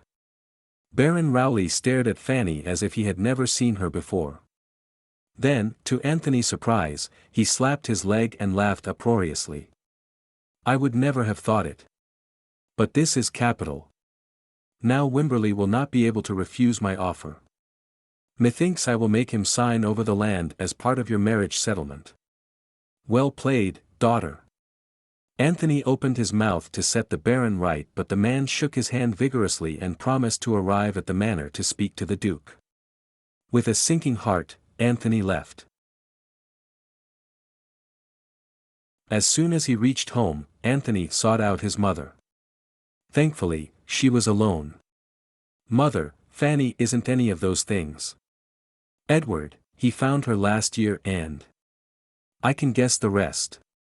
He came down here and sought her out again. He promised to marry her. She didn't set out to trap him. She has never had any attention in her life. Her mother, her father, the rest of the family have never cared for her. It was easy for Edward to sweep her off her feet. He promised her marriage. He told her he would take her to Gretna Green and marry her if there was opposition. I believe you. I was watching her face. The child was shattered. What I don't understand is Edward actually marrying her. I made him," Anthony said, and confessed everything, including his close friendship with Fanny. "Oh Anthony, don't you realize your meddling has completely ruined her? But they are married now. Father will have to accept her. Your father is a powerful man. He is getting the marriage annulled." Edward had agreed. He is actually relieved. Your father has promised not to betroth him to Lady Harriet. He has told him he need not get married until he wants to settle down.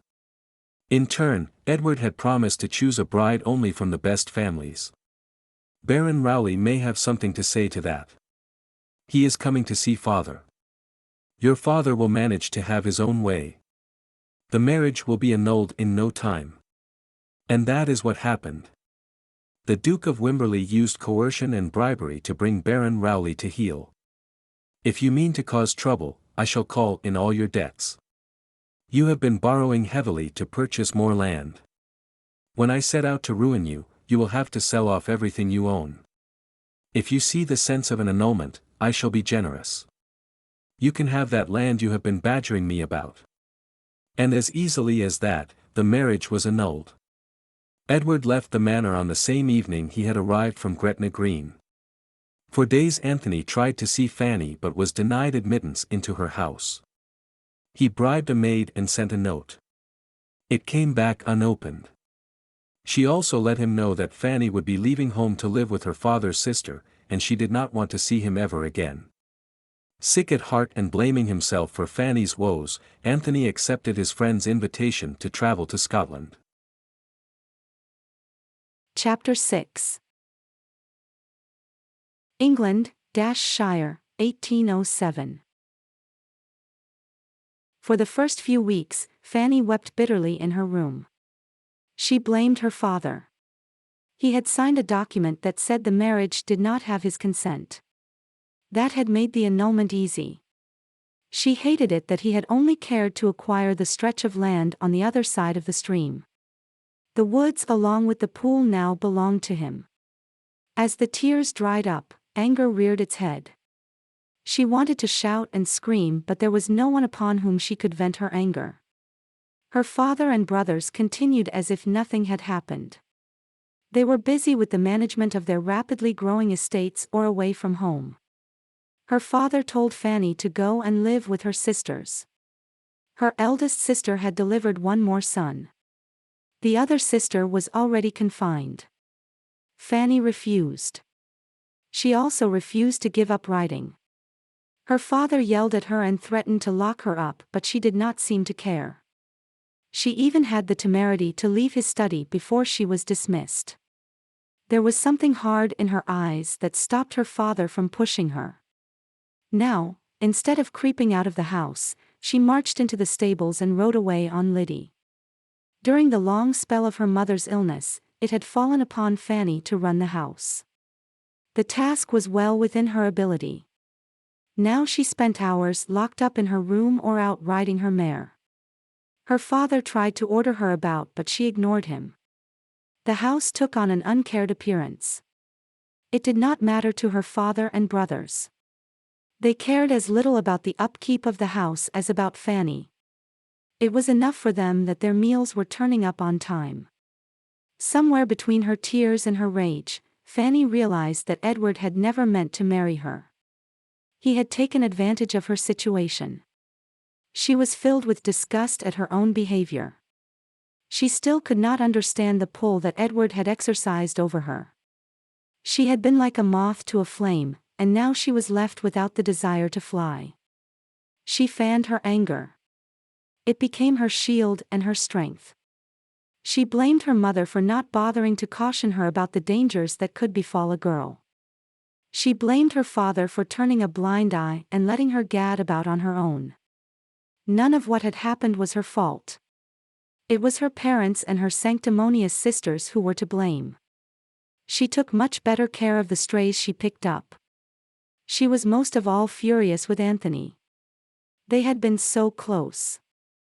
Though he spent only a few weeks every year at the manor, he knew more about her than anybody else. At Gretna Green, when he had called her his sister, she had been overwhelmed. She had felt as if she was gaining a family for the first time in her life. Yet, he had grabbed the first excuse she had offered and left. Fanny was the one who had told the maid to pass on the message that she was leaving home. At that time, she had been heartbroken by the annulment. She hadn't wanted to see him. The haste with which he left made it clear that Anthony hadn't cared to see her either. A year later, Baron Rowley informed Fanny that she was to marry Mr. Oliver, who was the biggest grain merchant in the county. He had seen her at her sister's home and wanted her for a wife. Fanny refused. "Do you expect your brothers to house you and feed you all your life?" Baron Rowley screamed. "Will that cost more than the Wimberley land you got for free?" Fanny challenged, throwing back her mane of hair. Her father raised his hand. Fanny braced herself, but the blow never came. "Get out of my sight. I wash my hands off you," he snarled. Fanny's brothers, James and Henry, went up to London for the season. Much to their father's satisfaction, they contracted matches that brought in substantial dowries. James married Lady Barbara, daughter of a well-off viscount. Henry snagged Miss Jemima, whose father had made a fortune in the colonies and was as rich as a nabob. Lady Barbara took over the running of the house. She had a sharp tongue and was not above boxing a servant's ears. Baron Rowley approved of her and her ways. Jemima was of a softer disposition. But her husband Henry took after his father. He was not above striking her. Very soon, whatever overtures of friendship she had tried to make to Fanny stopped. Fanny's anger burned itself down, leaving behind a bitter resentment. After the marriages of her brothers, her situation at home deteriorated. Lady Barbara never failed to taunt her about her brief marriage.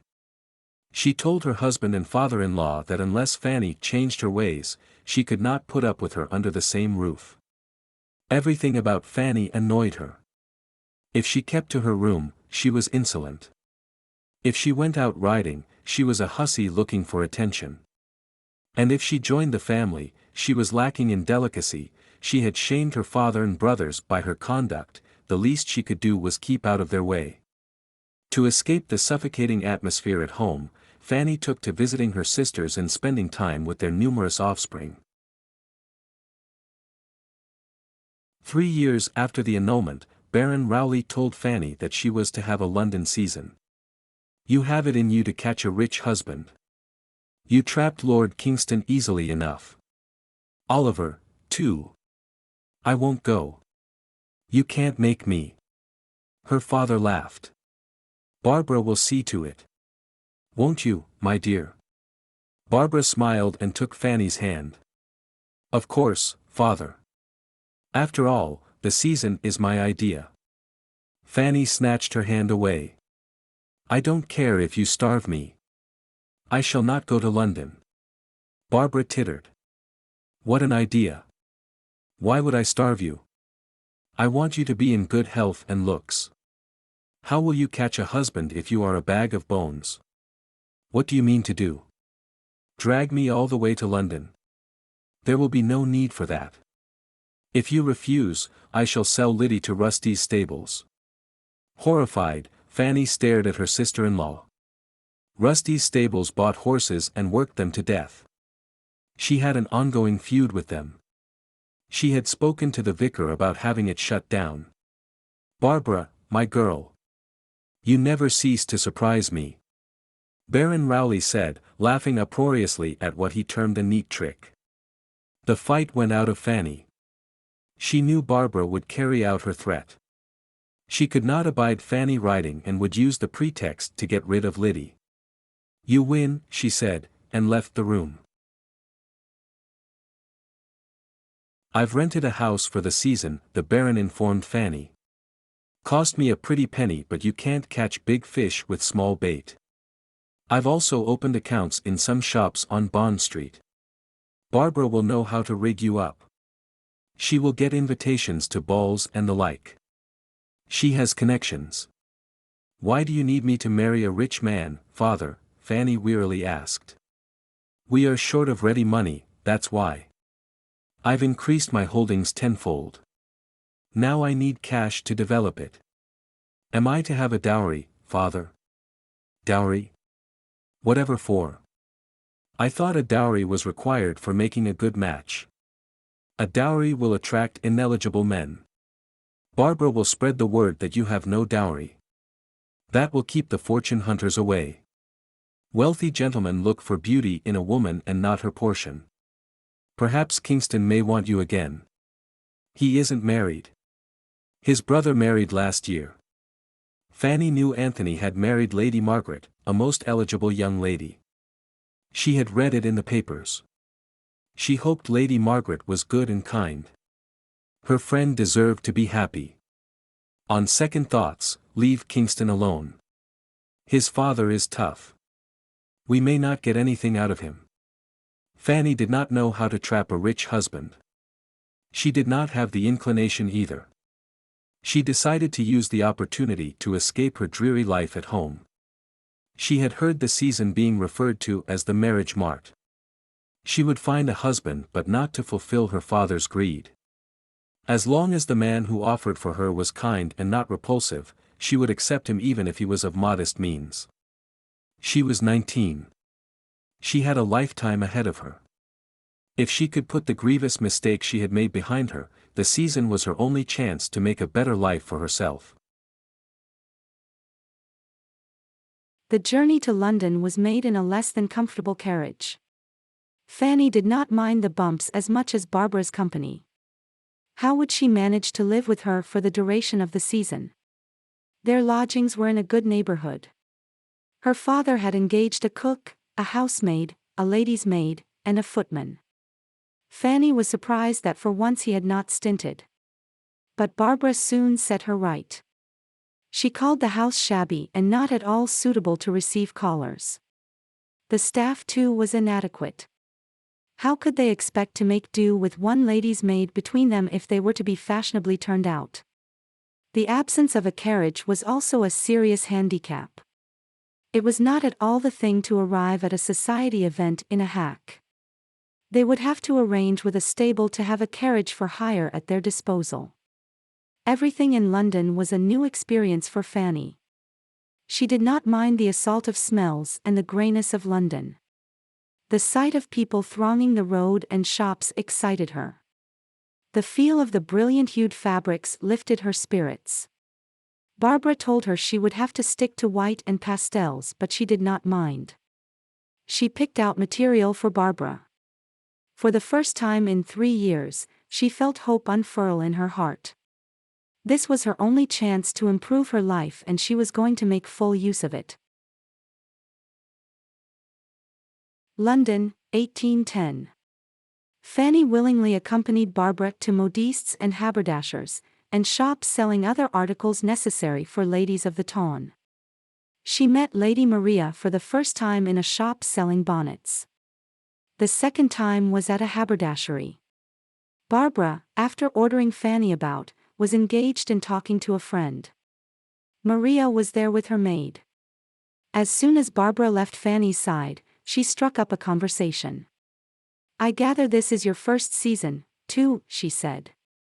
"It is," Fanny answered and lapsed into silence.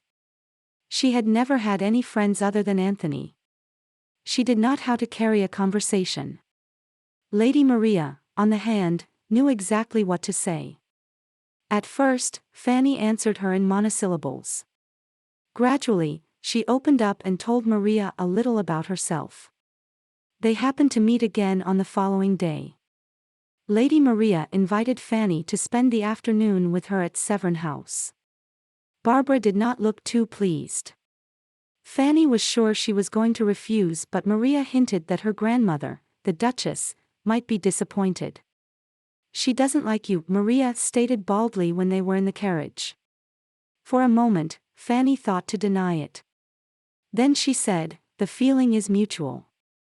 Maria burst out laughing. "I was wondering how long before you lost your reserve. I hope you are satisfied. It didn't take very long, did it? I hope you are not annoyed. I want us to be friends. This is my first season and I will not know how to go about if I don't have a friend." "Why me?" Fanny asked. "Because you don't seem to care that my grandmother is the Duchess of Severn. Because you have a direct way of looking at one. More importantly, because you did not ask about my mother." "Why would I ask about your mother?" Fanny asked, secretly wondering whether Maria was touched in the upper works. "Everyone does. She was an American and a commoner. I don't know which is the bigger sin." Fanny saw the hurt behind the flippancy.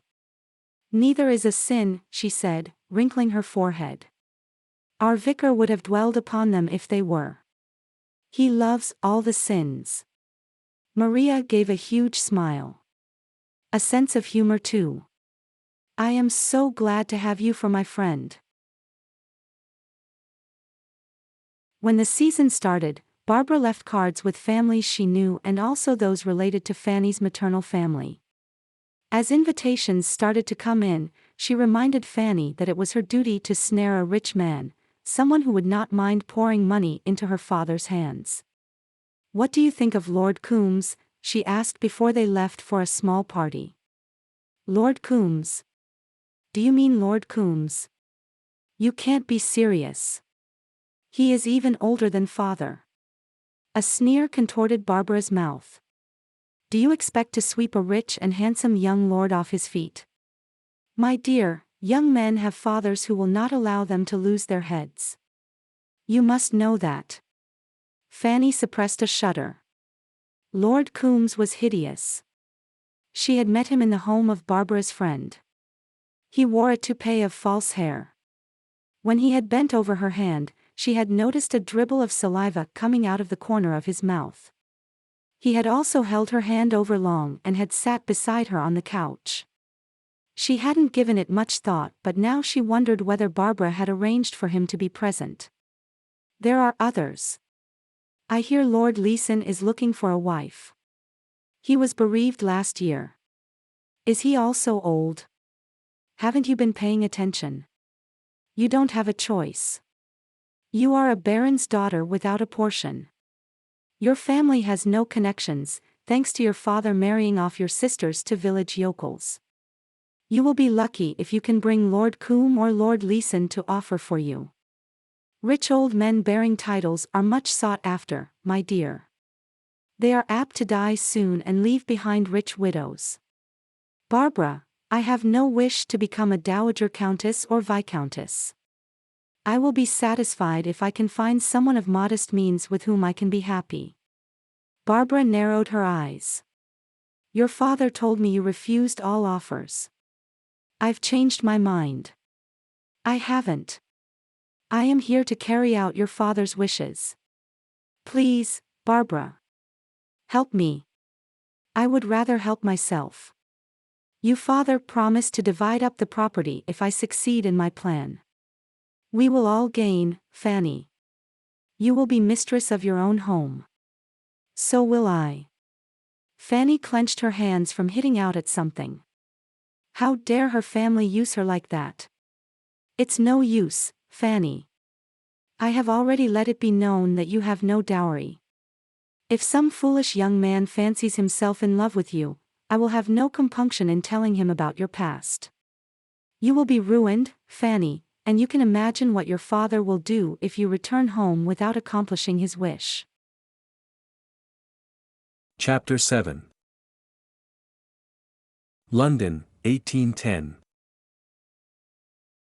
Andrew gave his undivided attention to the tying of his cravat.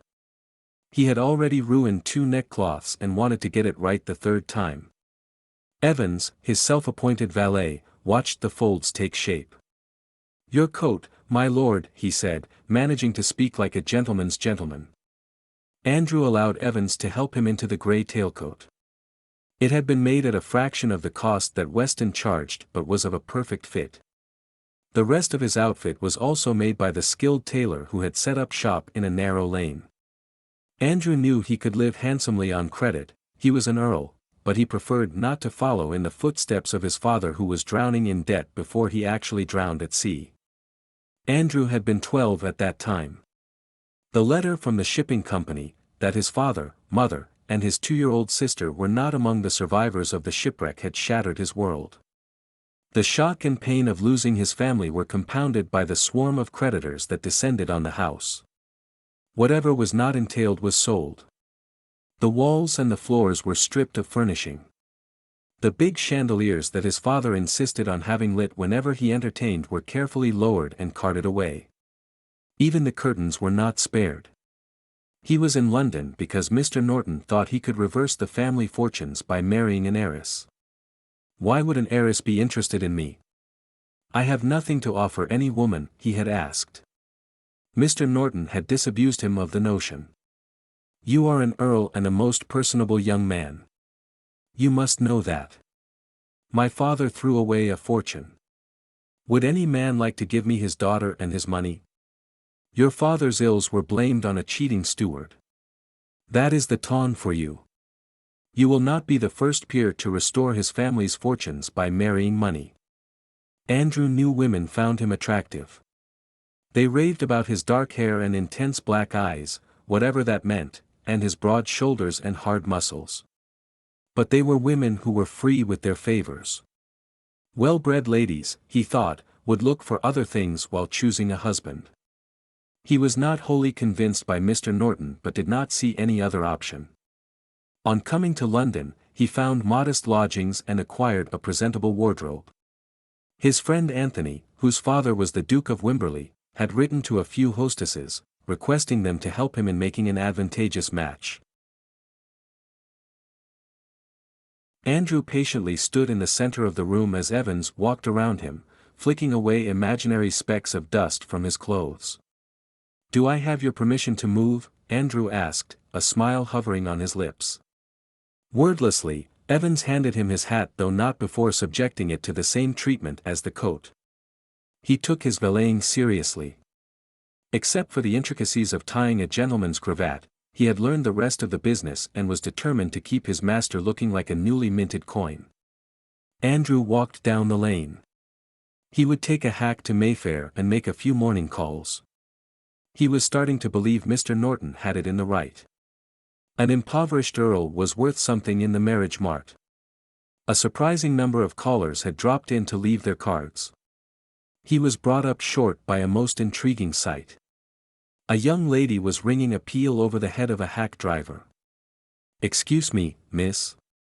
Can I be of any service?" Andrew asked. The vision raised an eyebrow. "And you are?" Andrew sketched a bow. "Your humble servant." The driver snorted but immediately looked contrite when the young woman glared at him.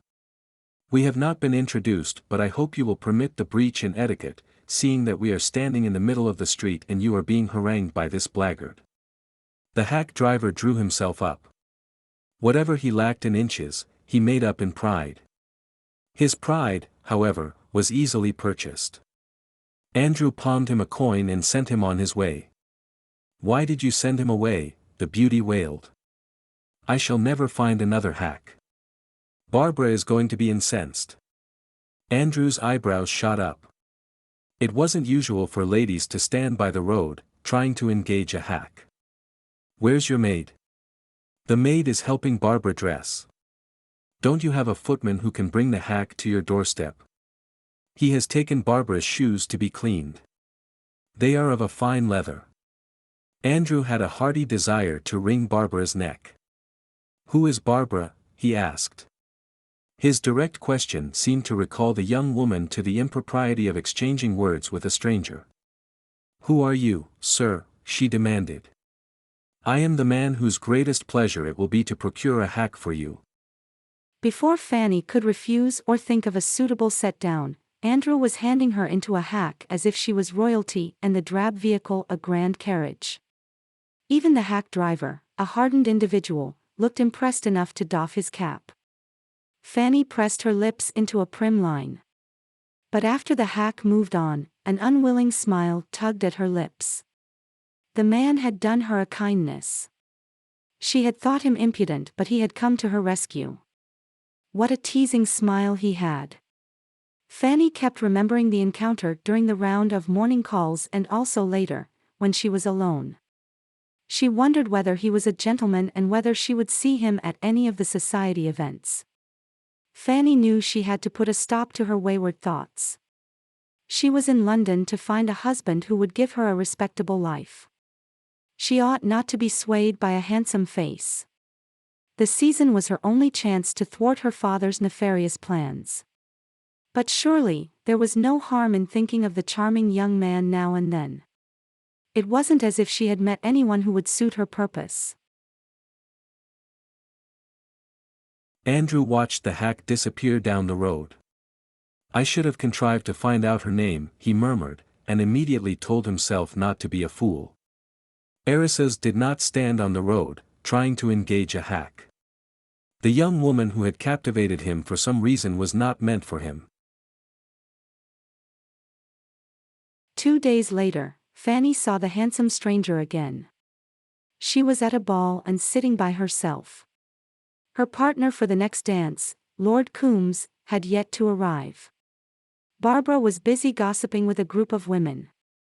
Being alone and unobserved, she allowed herself to gaze upon the strikingly handsome gentleman who had continued to occupy her thoughts.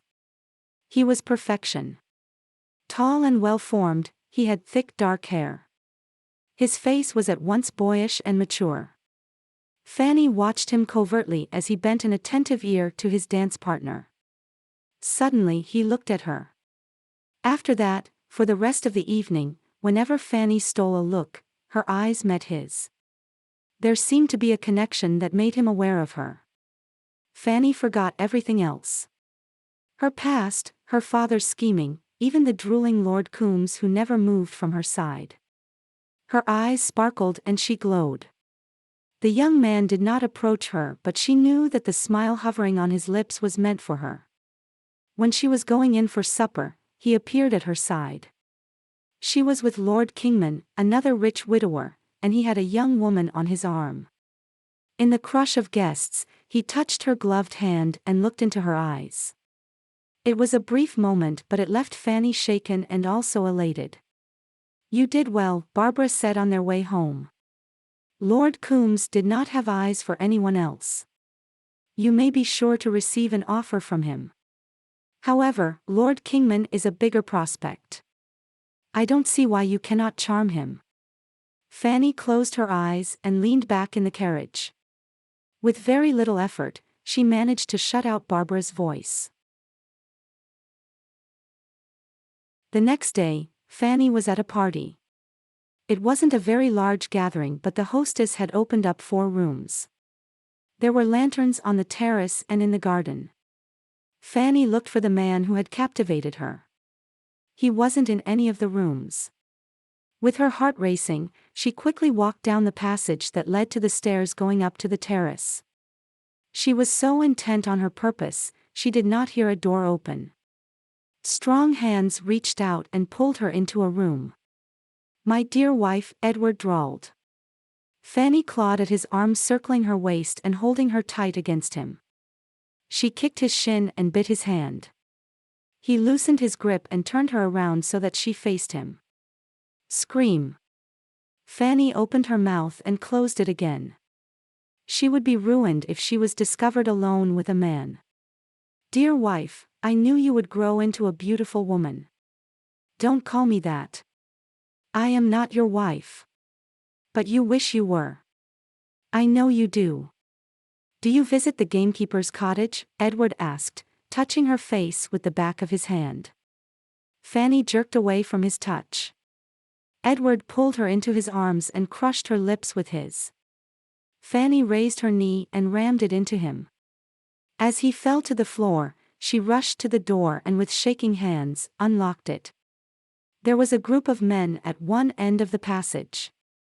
She managed to calmly walk past them and escape into the ladies' room. A sealed note arrived the next morning. "Meet me at the park close to your lodgings. Be there at 2. If you don't, I shall tell everyone the truth about you." Fanny knew the park. It would be deserted at 2 in the afternoon and not at all safe. Then she remembered one spot that faced the road. She would meet Edward there. She had plenty to tell him. If he thought to intimidate her, he was in for a surprise. Fanny arrived at the park at 1:30. She sat down on a stone bench and opened a book. Edward would be able to spot her immediately. Edward arrived a little after 2. "Follow me," he muttered under his breath and walked on. Fanny continued to read. A few minutes later, he reappeared. "We can't talk here," he said, glowering down at her. "Why not? Anyone can see us. There's a whole blasted row of windows facing this side of the park." "I know. You have 5 minutes, Lord Kingston, to tell me why you called me here.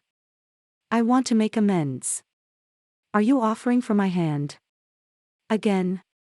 Edward bared his teeth. "I am offering you something even better. My protection." "I don't understand," Fanny said, even though she did. The despicable cad wanted to set her up as his mistress. "Don't act the fool, Fanny. You are soiled goods. You can't expect to make a respectable match. As my mistress, you can have whatever you want. Jewelry, pretty clothes, your own establishment. No going back to your father and wearing those hideous gowns fit only for a scullery maid. Fanny shut the book and looked Edward in the eye. I am sorry, but I will have to decline. Last night I was unprepared. If you attack me again, I shall do you bodily harm. I'm not the 15-year-old you violated. You are a child to think you can put your past behind you. If I let the truth be known, you will have plenty of men offering you carte blanche. Why not choose the one you know? Will that be all? Stop putting on airs. You are no better than a light skirt. I am giving you 2 days to come to your senses. With that parting shot, Lord Kingston left. Fanny's bravado drained out, leaving her cold and scared. What was she to do? Fanny returned to find Barbara in a temper. Lord Leeson had deigned to call. He had waited for a quarter hour.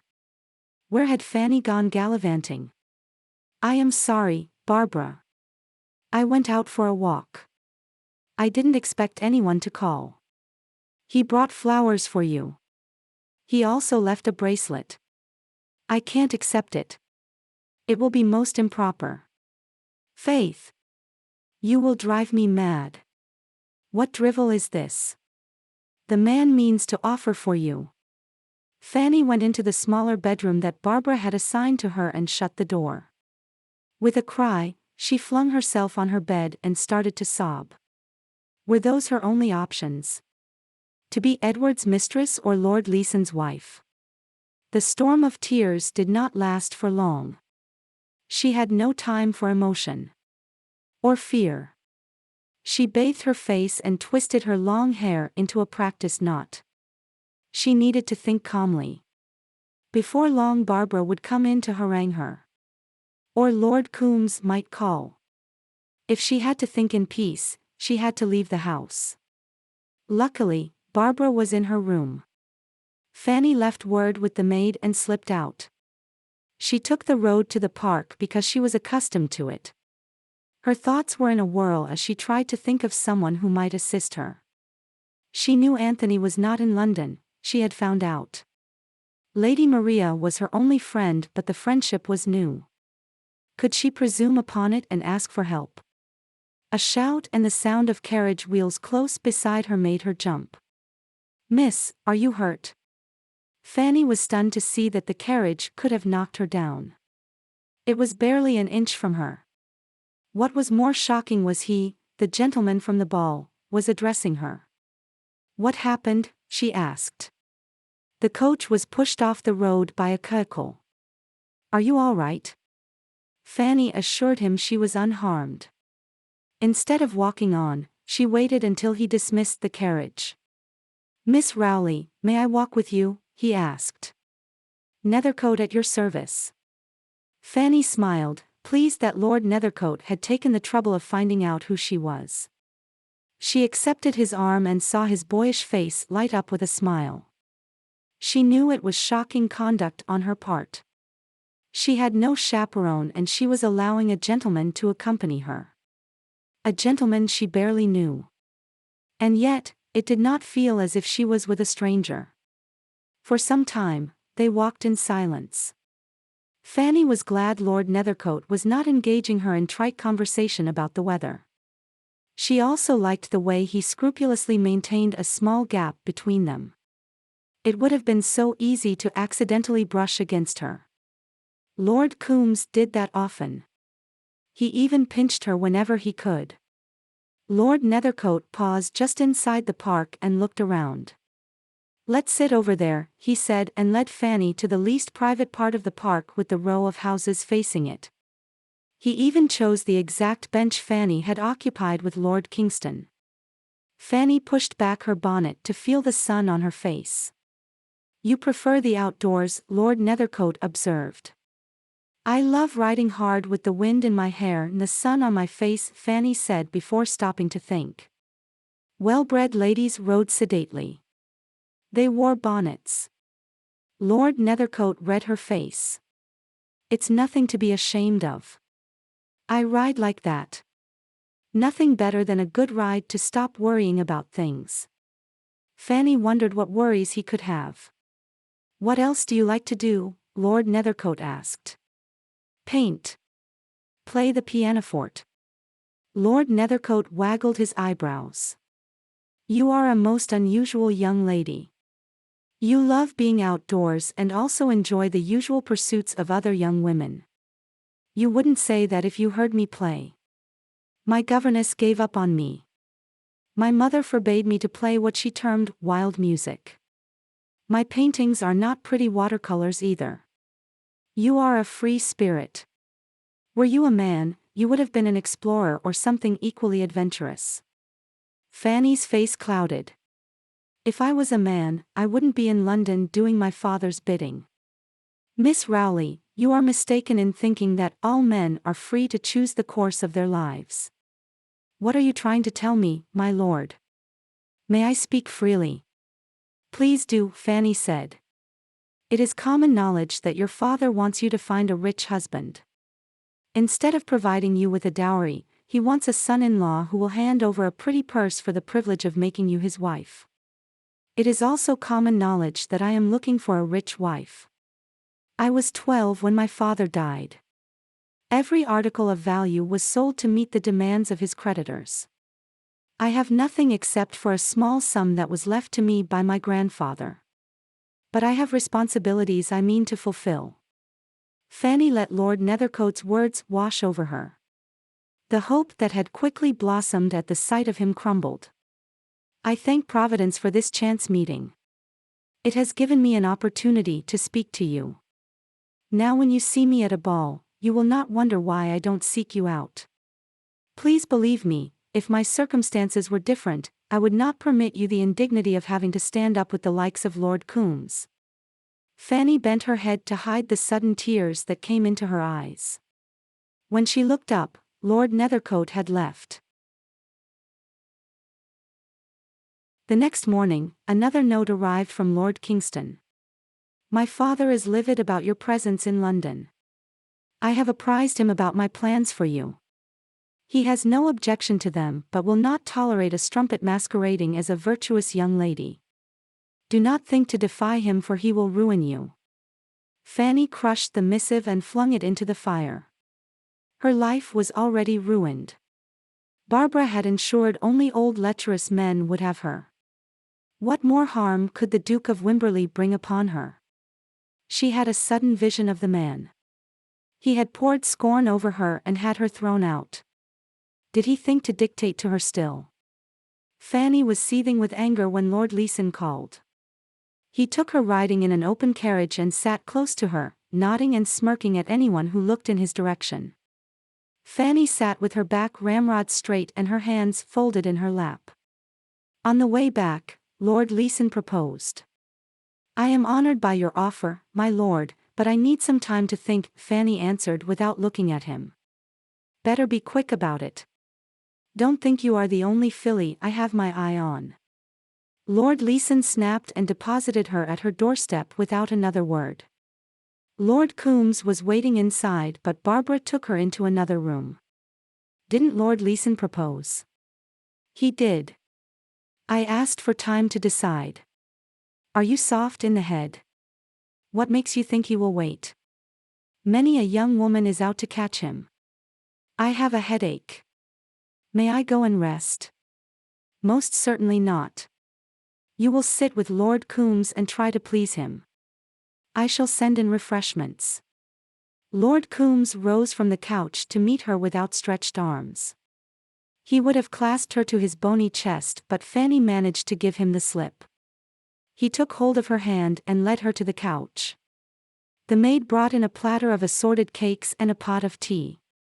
Lord Coombs told her to take the nasty beverage away and bring brandy instead. Fanny hid her feeling of panic when Lord Coombs shut the door after the brandy arrived. He wouldn't dare to attack her with Barbara in the house. Not unless he had Barbara's permission. Fanny willed herself to think calmly. The poker was in the fireplace and within reach. The French window was open. If matters went out of hand, she would knock him down and make her escape. Won't you sit beside me, dear? Lord Coombs asked, leering at her. I would rather not, my lord. Fanny kept her eyes averted from Lord Coombs' face. If she saw the habitual drool on the side of his mouth, she would cast up her accounts. Not that it would be a bad thing if she managed to do it on him. You need not be missish, my dear, Lord Coombs said and propped himself on the arm of Fanny's chair. He leaned down and embraced her with one arm. Fanny sprang to her feet and Lord Coombs tumbled into the deep chair, in the process splashing brandy on his cravat. Fanny opened the door and marched out. Another note arrived at 4 in the evening. Fanny took it into her room to read. When she opened it, her shoulders sagged with relief. The note was from Lady Maria. She had sent it to remind Fanny to attend the dinner party at Severn House, and that she would be sending a carriage. This was one evening Fanny would be free from Barbara. Though the invitation had included Barbara, she had sent in her regrets as she was attending another event. I am not sure you should go. Your father will not like it, Barbara said when Fanny was ready to leave. Fanny's heart sank. You agreed before I sent my acceptance. It is a dinner party. I can't back out now. Moreover, Her Grace has already sent a carriage. Barbara shrugged. We could send a note that you are indisposed. It would look suspiciously like a lie. Unless you want me to keep away from other engagements for a couple of days. Barbara frowned and nodded. Don't stay till late. Chapter 8. London, 1810. I am so glad to see you, Lady Maria said with obvious happiness. Dinner was yet to be served. Maria took Fanny to join other young ladies in a room. I'll be back soon, she promised. Fanny smiled at the few young women she knew. The others ignored her and went back to their conversation. She can't be a true lady. She had bad blood. Her mother was a vulgar American. She was a common hussy. It is ludicrous to see Lady Maria put on airs. She acts like she is royalty. My aunt says it is a disgrace she is received. That's only because her grandmother wields a lot of power. Do you think she will make a match? Someone with pockets to let might have her. She is as good as low-born. Fanny was shocked to hear them gossiping about Lady Maria. Lady Maria had introduced them as her friends.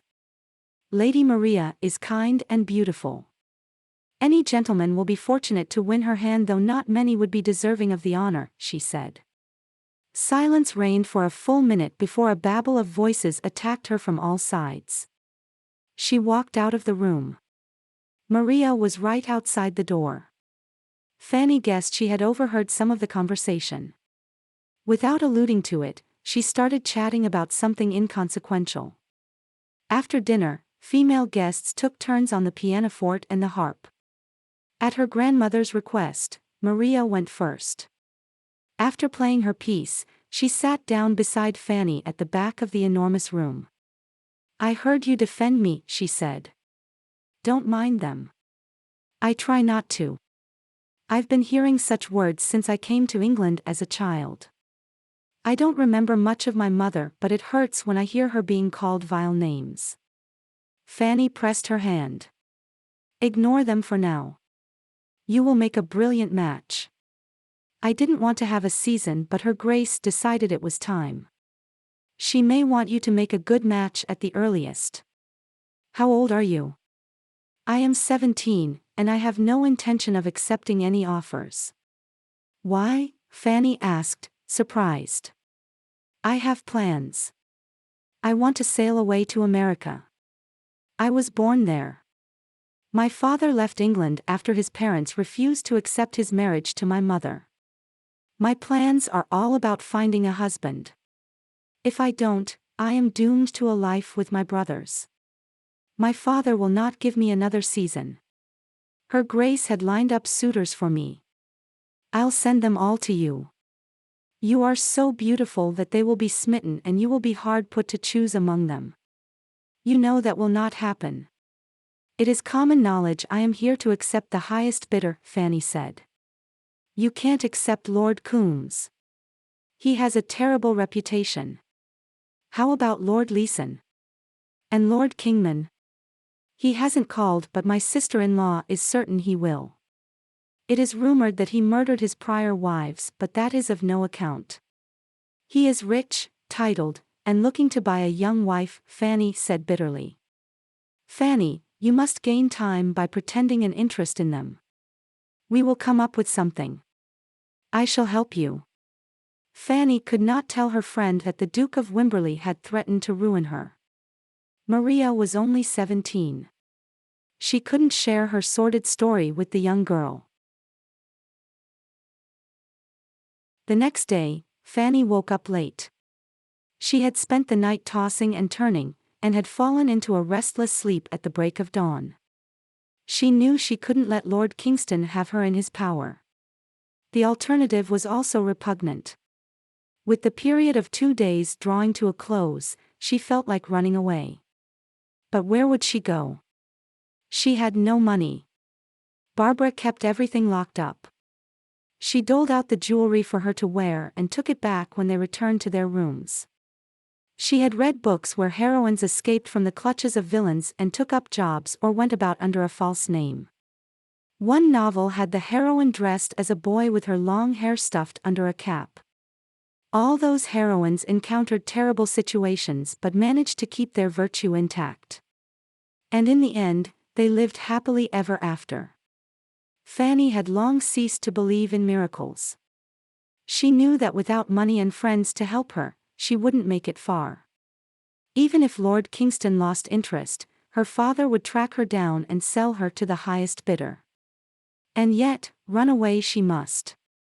After making and discarding several plans, Fanny settled on one. Her grandfather had been an earl. In the absence of an heir, the title had gone to a cousin. She would see the present earl and take his help in going to her aunt's home. Fanny hadn't met her aunt. Baron Rowley had not permitted his wife to visit her relatives. But her mother had always spoken well of her sister. Her aunt's daughter, Bathsheba, had visited with them for a short spell. She did not know where her aunt lived, but the cousin holding the title would know. Fanny decided that the only person whose help she could take in going to her aunt was Lord Nethercote. It was the ball of the season. Everyone was there. Fanny craned her neck to search the crowd for Lord Nethercote. "Are you looking for someone?" Lady Maria asked. "Is it obvious?" "It is. I thought you would climb up a table next. It's important that I find him. You know my situation. I have decided to run away, but I need help." "Where will you go?" "To my aunt. I want to ask Lord Nethercote to take me there. I had planned upon speaking to him at the ball. I wanted to slip out tonight itself. Do you think he will help you?" "I am certain he will. I don't know Lord Nethercote at all. But that does not signify. I can find his directions for you." "How?" "My coachman is a treasure. Adam will find out where Lord Nethercote is put up. I'll send the directions to you early in the morning." Fanny chewed upon her lower lip. Would tomorrow be too late? What if Lord Nethercote was a late riser? What if he was away from London? "Fanny, let me help you instead," Lady Maria offered. "There might be a scandal when I disappear. I will not have you connected with it. I'll send Adam to you tomorrow morning. Promise me you will take my help if Lord Nethercote is unwilling to assist you." "Maria, there is a reason why I have to run away as soon as I can. Will your coachman take me to Lord Nethercote's lodgings early tomorrow morning?" Maria looked surprised, but thankfully, she did not probe. "I'll tell Adam to take you wherever you wish to go." Barbara went to bed as soon as they returned from the ball. Fanny waited until the maid retired. When she was certain everyone was abed, she silently brought out a small portmanteau from the storeroom. It did not take long to pack a few gowns and other necessities. By a stroke of luck, Barbara had forgotten to take back the pearl and ruby necklace with the matching earrings and bracelet. It would be embarrassing, but she would give them to Lord Nethercote.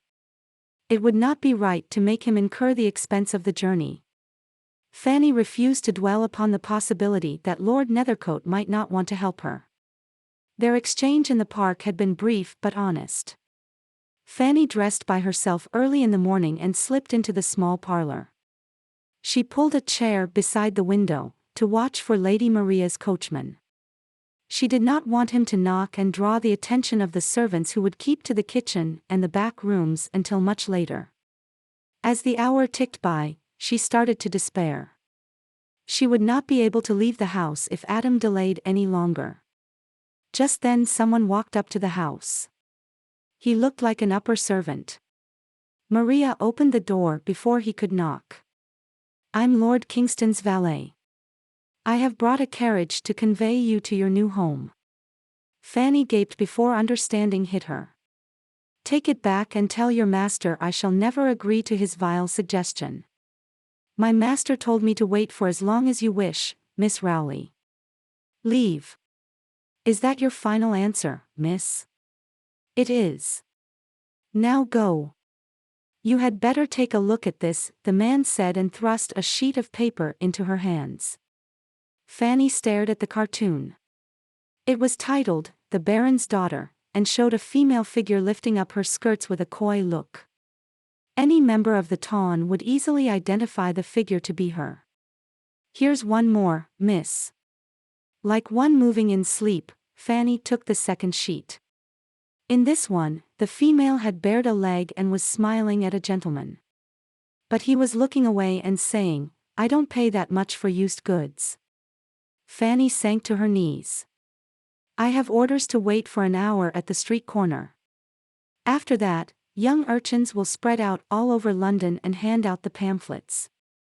The drawings will appear in the newspaper. One more thing, miss, we have been keeping an eye on you. If you try to run, his lordship will have you followed." "What happened, miss? Why are sitting on the floor? Was anyone at the door? I thought I heard voices." Fanny allowed the maid to help her to her feet. Still clutching the sheets of paper, she went back to her room. A little while later, Lady Maria's note arrived, giving Lord Nethercote's address. She slipped it into her reticule even though she would not be using it and sent Adam away. Sick with fright, she curled up on her bed. Later in the day, Barbara came to tell her that Lord Kingman had called. "Finally. I knew he was interested. I am not feeling well, Barbara. What's the matter with you? You were all right last night." "I don't know. You do look ill. It is better you don't see Lord Kingman. You must rest as much as you can. You can't miss Lady Shepherd's ball tomorrow. I went to a great deal of trouble to get an invitation. By tomorrow we will be heading for home," thought Fanny. All through the day, Fanny expected her sister-in-law to burst into her room and tell her about the pamphlets. She expected callers to arrive at their doorstep, eager to see for themselves the Baron's Daughter. The next morning, she snatched the newspaper as soon as it was delivered. She checked the sheets twice before sighing in relief. Lord Kingston had only thought to scare her into accepting his offer. Hopefully, he would leave her alone now. Andrew had heard about love at first sight. Now he knew it existed. He was in love with Fanny. What else could make him forget his responsibilities? The day he had left for London, he had walked through the empty rooms of the manor with images from his childhood crowding his mind. The nursery had been the most difficult to visit. He vividly remembered his sister. She was but 2 at the time of her tragic death. He had a duty to his family and to his ancestors to restore the manor and the estates. He felt a deep connection with his roots. He was Nethercote now. His tenants expected him to provide employment, to repair their houses, and to bring the manor back to life. After coming to London, he was surprised that his title was not such a worthless thing, after all. Parents with heavy purses and daughters that did not take during their London seasons were keen to have him for a son-in-law. 2 days after speaking to Fanny in the park, Lord Dunn surprised him with a visit. He was their neighbour and their lands ran together. But Lord Dunn was a good manager. Unlike the Nethercote orchards and fields, he reaped a plentiful harvest every year. He bluntly told Andrew that he was in favour of a match between him and his daughter. The dowry would be sufficient to help him rebuild his estate. Andrew had seen Lord Dunn's daughter. She was a good-looking girl. But she was not Fanny.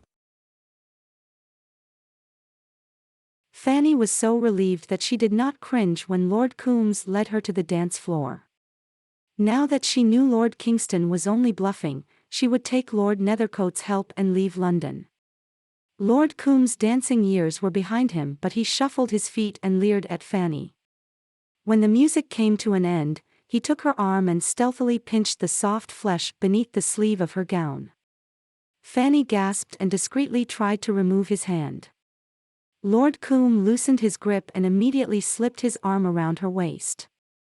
Fanny tried to pry his fingers away, but he dug in harder. Andrew was in the ballroom. He had come in a few minutes ago. He wanted to speak to Fanny and tell her that if she was prepared to have him, he wanted to marry her. The moment he saw her with Lord Coombs, he wanted to snatch her away from him. But the dance was in progress and the floor was crowded. As soon as the dance came to an end, he shouldered his way through the couples. He saw Fanny's discomfort and her discreet efforts to free herself. Lord Coombs led Fanny behind a pillar that hid him and Fanny from view of the other guests. Andrew knew it was to further molest Fanny. The pillar would serve him well, too, he thought, and strode over to the spot. A moment later, Lord Coombs was sprawled on the floor, his face licking the plush carpet and his toupee off his bald pate. "It's you," Fanny said in a soft, breathless voice. "We have to talk. Go into the room yonder. I'll follow you." Nethercote waited for Fanny to leave. When Lord Coombs struggled to get up, he knocked him down again and kicked the toupee under some furniture. Fanny went into the room Nethercote had indicated. It adjoined the ballroom and was brightly lit. Andrew came in a few minutes later. "Let's sit on the couch facing the door so that we are clearly visible from the ballroom," he said. Fanny was touched that Lord Nethercote cared about her reputation. She waited for him to speak. She thought he looked rather troubled. "I looked for you at the Sheridans' ball," she said, making conversation. "I have been busy, Miss Rowley. Please call me Fanny." "Fanny, you are rubbing your arm. Did he hurt you?"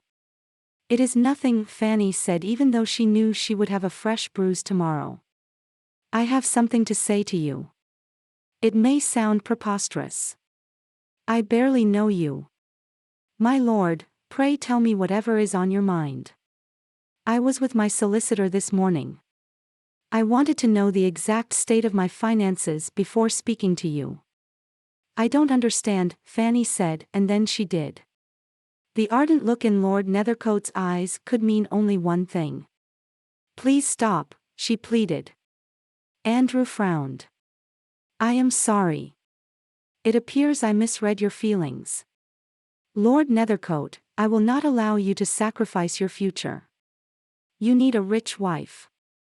I lost my family when I was 12. There is a void in my life, Fanny. I have a strong feeling you can fill it." "Your estates?" Fanny asked. "I have enough for us to live quietly. The rest can wait." "Are you sure, my lord? This isn't about rescuing me from my situation. I want to marry you. I want to make a life with you. Please say you will marry me." "I will," Fanny said, looking rather dazed by the turn of events. Lord Nethercote stood up. "We must inform your sister-in-law." The mention of Barbara jolted Fanny back to reality. Barbara did not make empty threats. She would tell Lord Nethercote all about her. Andrew watched her countenance fall. Having second thoughts already, he asked. Fanny moistened her lips. She knew she couldn't accept his offer without telling him the facts. She held his gaze for a long moment, trying to fathom if he really loved her enough to ignore her past. She would know soon enough. I am sorry, my lord. I was so happy I forgot something. Will you meet me tomorrow morning? I must tell you about something that happened, something I did, she said. What is it? Meet me tomorrow and I shall tell you everything. If you will still want me to be your wife, I shall marry you and spend the rest of my life trying to make you happy. Nethercote, did she lure you in here? Fanny turned white at the sound of Edward's voice. I don't understand, Andrew said, looking rather annoyed at the intrusion. I saw you talking with this woman and came in to warn you. That's a lie. He. Fanny couldn't continue. She looked at Nethercote, pleading with her eyes. I request you to leave. You are upsetting my betrothed, Andrew told Lord Kingston. She's a piece of muslin. A light skirt. Everyone knows that. Read this pamphlet. They are all over the city. Undecided, Andrew looked from Fanny's stricken face to Edward. I'll give you proof, Edward said and swiftly pulled Fanny to one corner of the room. She has a mole on her back, and one here, he said, pulling her gown low and exposing her to Andrew's shocked gaze. She threw herself at me. What could I do but take what was offered? I was not the only one.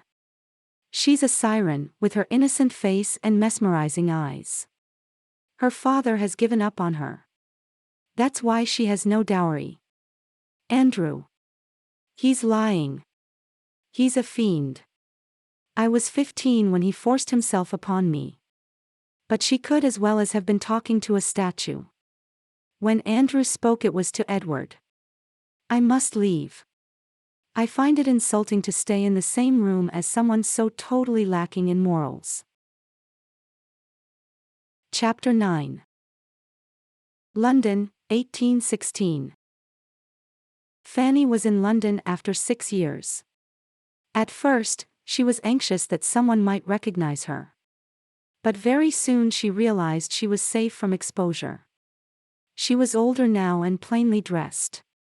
Moreover, Bathsheba's house was located in an unfashionable quarter of London.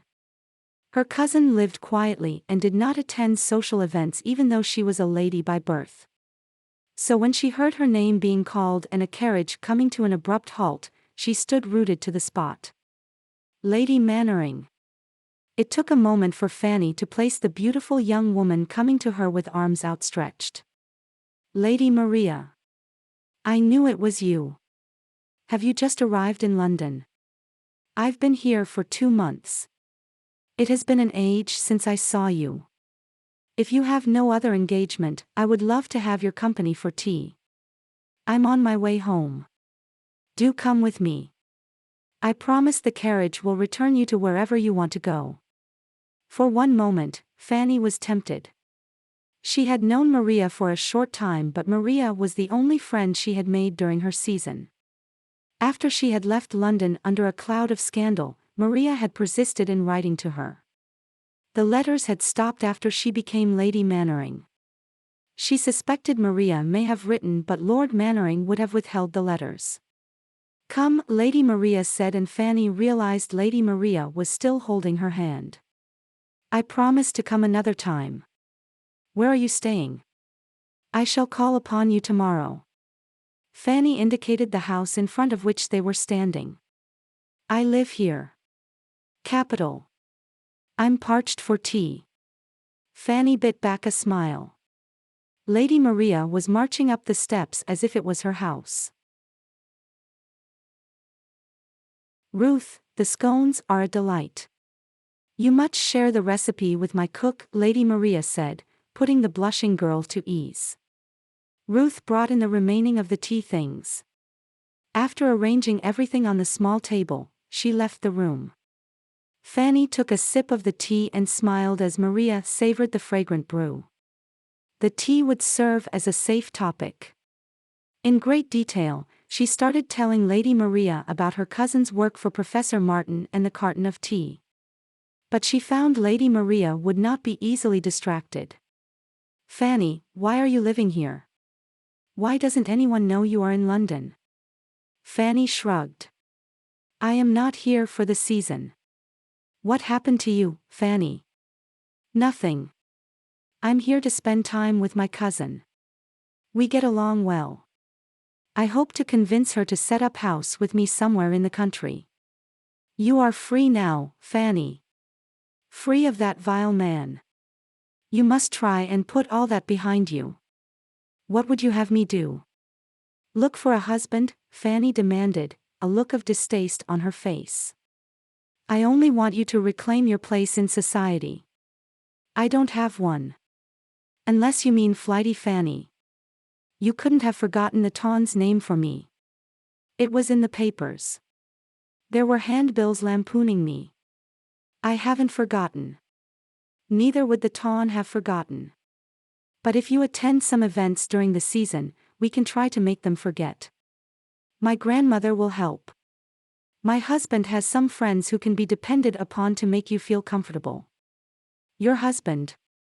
"Of course, you must be a married lady. Do accept my felicitations." If Lady Maria was surprised that Fanny did not know of her wedding which had been announced in the newspapers, she did not show it. "I'm Lady Daventon now. You must meet my husband. He will be delighted to make your acquaintance." Fanny murmured something appropriate. Half an hour later, Lady Maria left, promising to pay a morning visit during the week. Bathsheba returned home to find her cousin looking decidedly forlorn. "I wish I could leave London until the season is over," she said, and told her about the unexpected visitor. "I agree with your friend. If you don't want to go alone, I will accompany you. Some of our grandmother's friends might be in London. We can visit them. It will do you good to attend the season." Fanny turned pale. Bathsheba guessed she was thinking about her come out. She covered Fanny's hand with her own. "My dear, you told me that a duke was behind the pamphlets. He was bent upon besmirching your good name. Is that why you fear to return to society? Do you think he will target you again?" Fanny gave a mirthless laugh. "He's dead. Will anyone else target you?" "Bathsheba, I will not deny that I fear the Tawn's propensity for malicious gossip. But that is not the whole of it. I don't see the need to attend the marriage mart when I have made up my mind to remain single." Bathsheba sighed. "I don't mean to belittle your suffering. In the name of marriage, you were tied to a vile man. But life for a single woman isn't easy unless you have a loving family or friends who will include you in their lives. A single man may find satisfaction in the pursuit of employment or travel. It is different for a woman. You have so many years ahead of you. If you retire into the country and live by yourself, you will become lonely.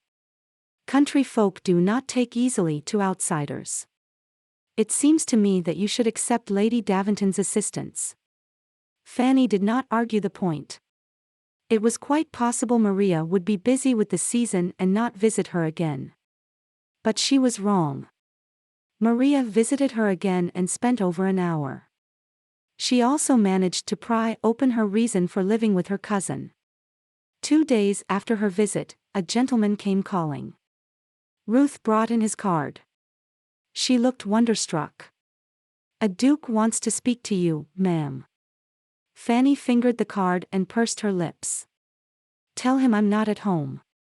After Ruth sent the visitor away, Fanny called her and said, "You are never to show him in. Whenever he calls, tell him I am not at home." Bathsheba looked up from her sketchbook. Ruth stood within the door. Both of them waited for her to explain. Fanny put down her book. "That was Anthony, Duke of Wimberley. I wonder who could have given him my direction."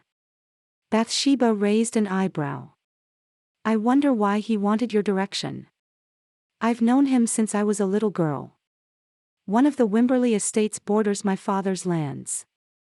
Anthony used to visit the manor every year. He was older than I but did not mind if I accompanied him. He taught me to fish and to swim.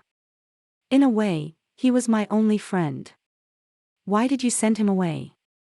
Why don't you want to see him? I don't want to have anything to do with the Tawn. The knocker sounded again.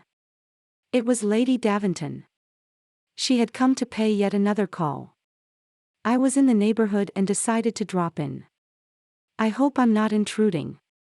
Fanny wasn't deceived. Her friend was on a mission to drag her into the season. She was also too well bred to comment about Wimberley's visit, whom she must have met on his way out. His Grace is an old friend. I don't know how he learned about my presence in London. He would have come to pay a social call, but I refused to see him, she told Lady Maria. My dear, you don't owe me an explanation. But I must say that it would have pleased me if you had let him visit with you. He is an honorable gentleman. My husband thinks highly of him. They go back a long way. It is indeed sad he lost his Duchess. Fanny was shocked. She had not known. Lord Mannering had not allowed her access to the newspapers. Daventon told me His Grace has decided to wed again. He has a daughter and is in need of a wife who will look after the child and take over the duties of running his household. Fanny did not miss the hopeful glint in her friend's eyes. Maria, there can be nothing of that sort between me and Anthony. We were close as children. But that friendship cannot be revived. I will not have anything to do with him or with anyone else of the nobility. You must stop persuading me, Maria. Surely, we can talk of other matters. The Duke of Wimberley was persistent.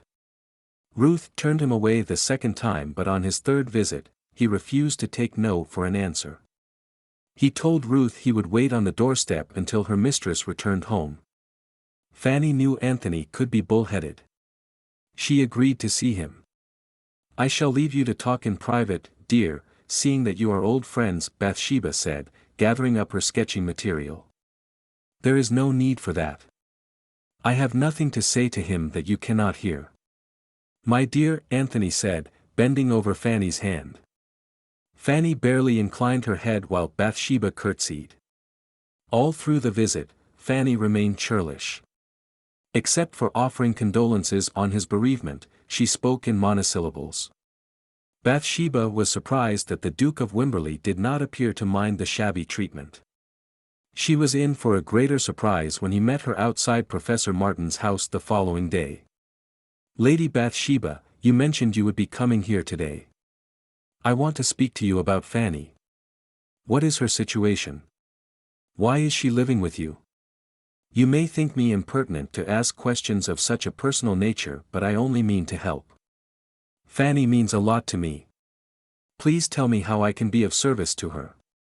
Bathsheba did not hesitate. She told Wimberley as much as she could without delving into any of the sordid details. But she saw that the Duke understood. He clenched the whip he was holding so hard that the veins on his hand stood out.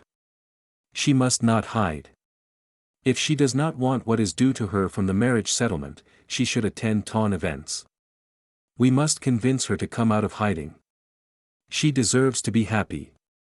Did you know her as a child, Lady Bathsheba? Fanny sparkled with the joy of living.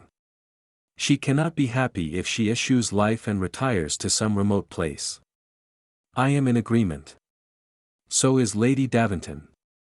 Among us, we must persuade Fanny to give up her nonsensical idea of retiring from the world. Mr. Cooper called on Fanny with the sum of the annuity. I thought to save you the trouble of going to the bank, he said. It is very kind of you, Mr. Cooper. Mr. Cooper is always considerate. He sends his clerk or he comes himself whenever my annuity is due, Bathsheba said, ringing for a fresh pot of tea. Dear ladies, your grandfather helped me get a start. I shall forever remain in his debt. Lady Mannering, may I presume upon my relationship with your grandfather and offer a piece of advice? Do not forego whatever is due to you under the marriage settlement. I thank you for your concern, sir, but I will not be needing anything from the Mannering estate. I had thought to sell my mother's jewels and live on the interest. Fortunately, the annuity I shall receive every quarter will not make that necessary. If I find it insufficient, I will use the jewels to support myself.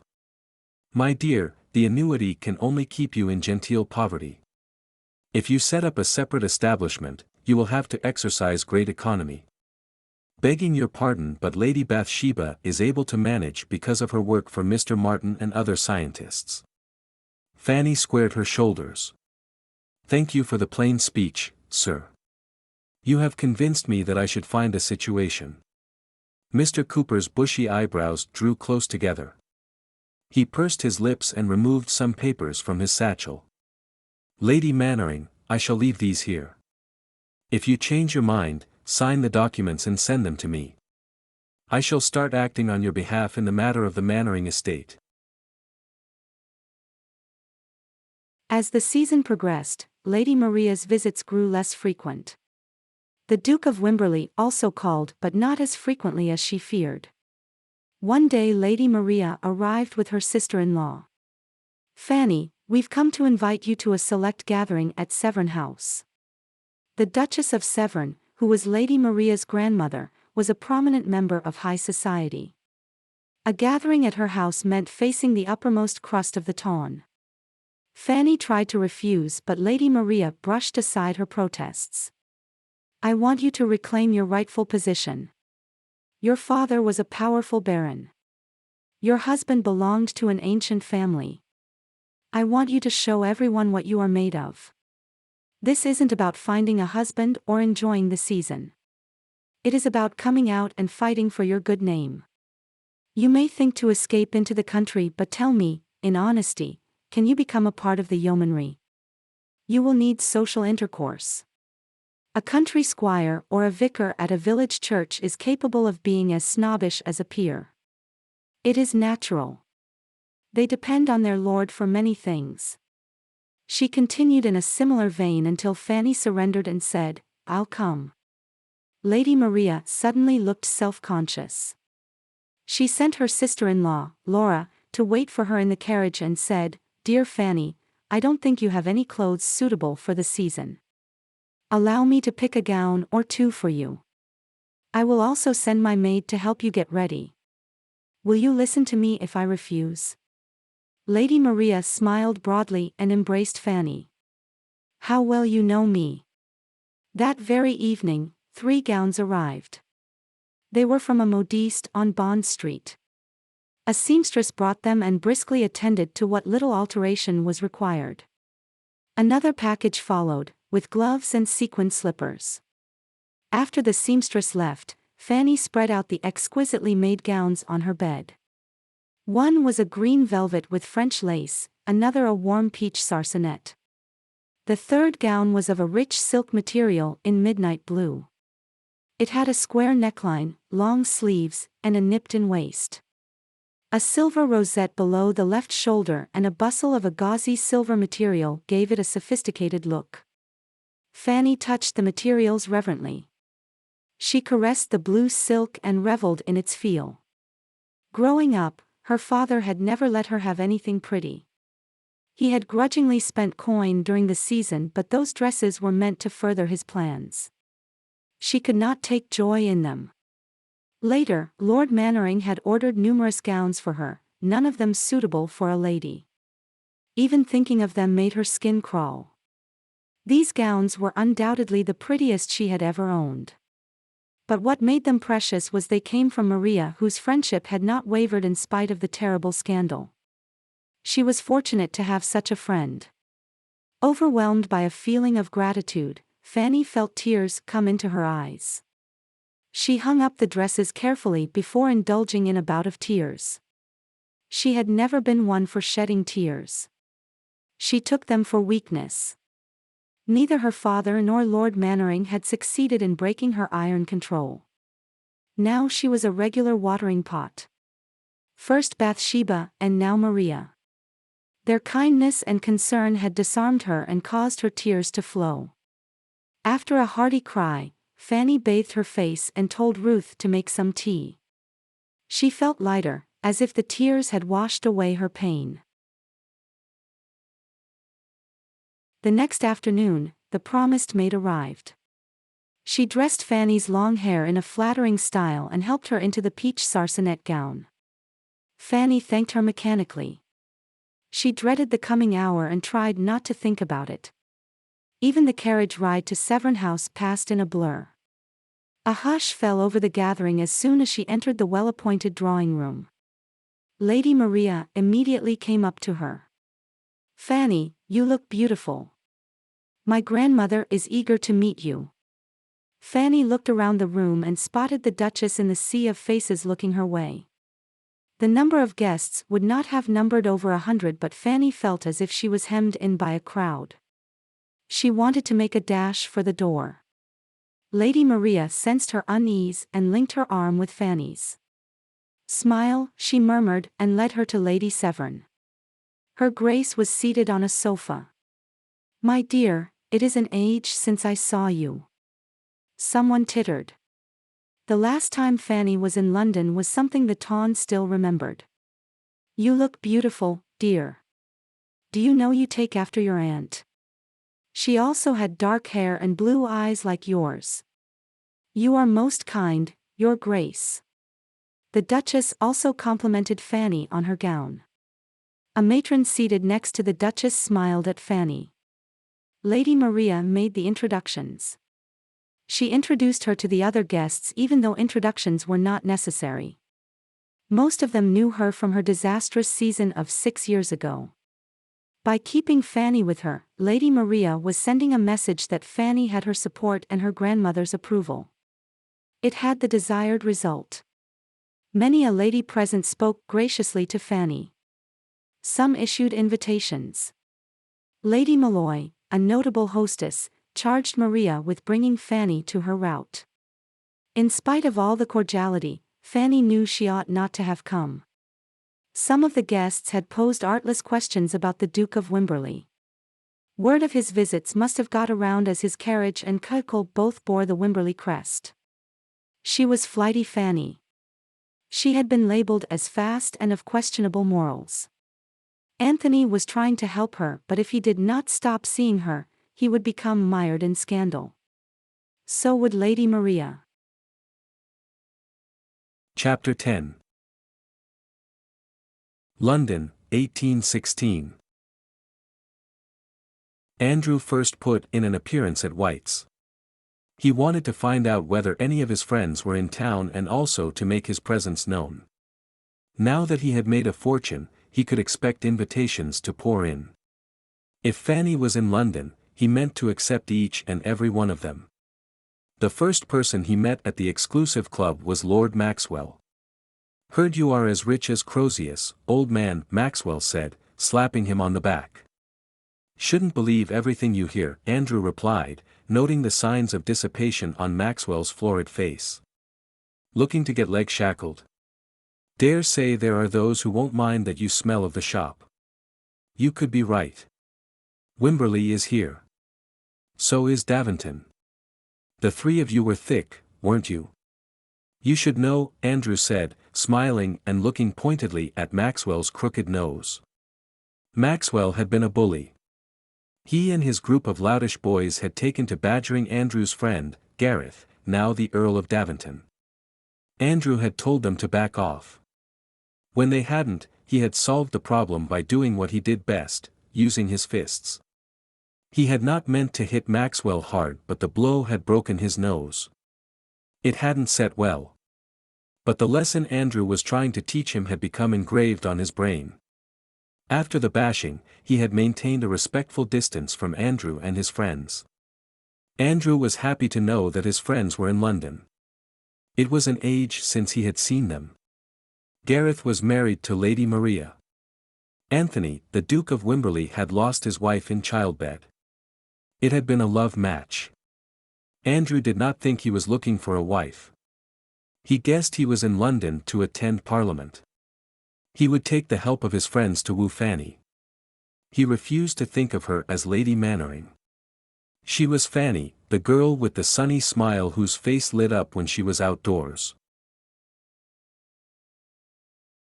At first, Fanny did not leave Bathsheba's house at all. But gradually she started going out. Most afternoons, she spent some time by herself in a park. It was a good 20-minute walk. There was one park that was much closer. But it did not hold memories as the other one did. Fanny breathed in the scent of flowers as she entered the park. She loved being outdoors. She always had. At that hour, the park was quite deserted. Fanny sat down in her usual place and pulled out a book from her reticule but did not open it. 6 years ago she had sat down on the very bench with Lord Nethercote. She didn't even know his given name. They had met only a few times.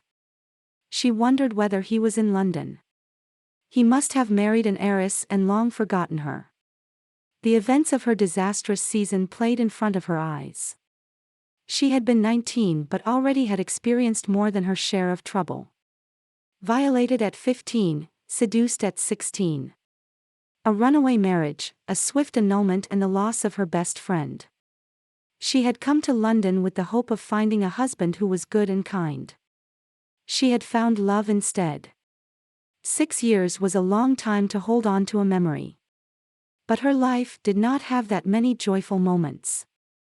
During her most difficult days as Lady Mannering, she had tried to conjure up Lord Nethercote's image. She was a fool. She never learned, did she?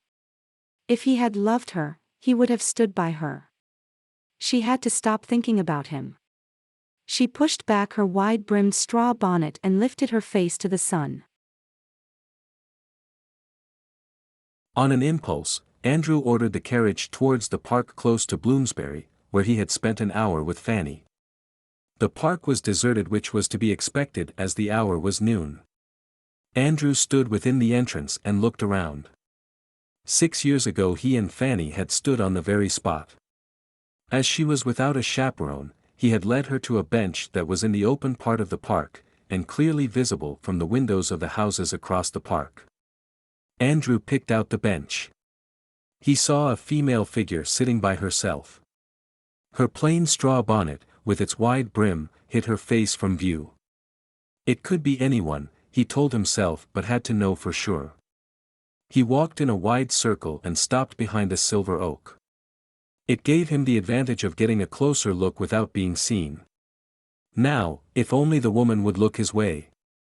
As if in answer to his unspoken appeal, the woman pushed back her bonnet and tilted her face upwards, soaking in the sunshine. Andrew's heart skipped a beat at the well-remembered gesture. It could be a coincidence. It could be some other woman who liked the feel of the sun on her face. But he couldn't leave without knowing. Andrew walked towards the bench. When he was a few yards away, the woman looked in his direction.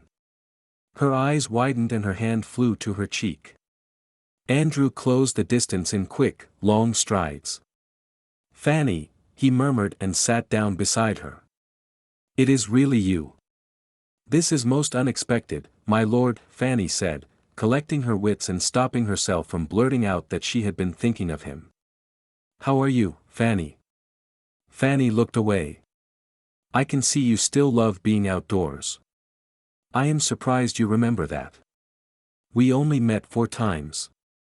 I remember everything about you, Fanny." "So do I," Fanny said bitterly. Her meaning was not lost on Andrew. "I was a fool, Fanny. I should have known that the pamphlets and the rest of it were baseless. I realized it later. I wanted to offer for you, but it was too late. You were married by then." Fanny sprang to her feet, dropping the book on her lap. "It took you 2 years to be convinced that I wasn't a strumpet." "I am honored, my lord." Andrew grasped her hands. "It isn't how it sounds. Faith. I deserve your scorn, but do me the favor of listening to me." Fanny continued to stand as Andrew quickly told her about his being out of England. I came as soon as I heard you are free. You should not have. I have had enough of being married. I intend to remain single, Fanny said, sitting down again. Andrew did not press the point. He was satisfied that she hadn't walked away from him. This time he would woo her properly. Dances, rides in Hyde Park, flowers, gifts, and whatever else it took. When Fanny rose to leave, he walked with her to the entrance of the park. He was not happy that she had come without a maid or that she declined his offer of the carriage. But he did not say anything. Andrew continued on his way to Wimberley's townhouse, an imposing structure of stone, and was shown in immediately. This is most unexpected. Delightful but unexpected, Anthony, the Duke of Wimberley said, extending his hand in greeting. Andrew was meeting his friend after a long interval during which Anthony had seen a number of deaths. His older brother Edward, his wife Margaret, and 6 months later his father. Apparently, that was not the end of Anthony's troubles. He confided that a scandal was waiting to happen. His heir, the obnoxious Philip Lansing, was blackmailing him. He wanted to spread the word that a child living in the home for unfortunate children was fathered by Anthony. My heir plans to drag in a lady into the mess. I doubt her reputation will survive it. The Taun will forgive a duke much but will literally rip a woman to shreds. Andrew was stunned to hear that the lady was none other than Fanny. With a tremendous effort, he cloaked his feelings. Why will he say that? He asked. He has debts. He wants me to pay them and to give him £20,000. Why will he say Lady Mannering is the child's mother? Why did he pick her? A shot in the dark. He thinks I'm too particular to consort with a serving maid. Recently there have been rumors linking me to Lady Mannering. The gossip arose because I called on her after she came to London. That made him assume it is her. Is he true in his assumption? Anthony sighed. I had better tell you the whole of it. The tale was nothing short of fantastic. The child was a Wimberley but Anthony was not the father. However, he wanted to do the right thing by the child and provide for her. He also wanted to protect Fanny and was prepared to succumb to his heir's demands. A cold fury filled Andrew. He would drag out that weasel Lansing and teach him a lesson he would never forget.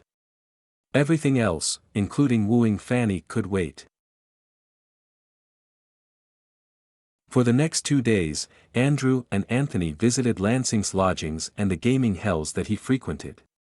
They made inquiries with his friends. Anthony also hired a Bow Street runner. Lansing had made himself scarce.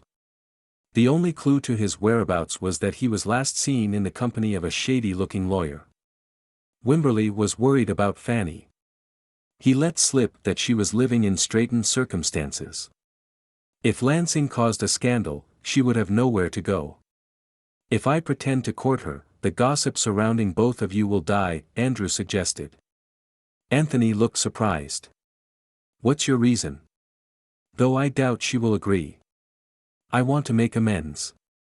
When Lady Fanny was pilloried with unpleasant jests, I was a willing party. I can take a large share of the blame for her sudden departure from London.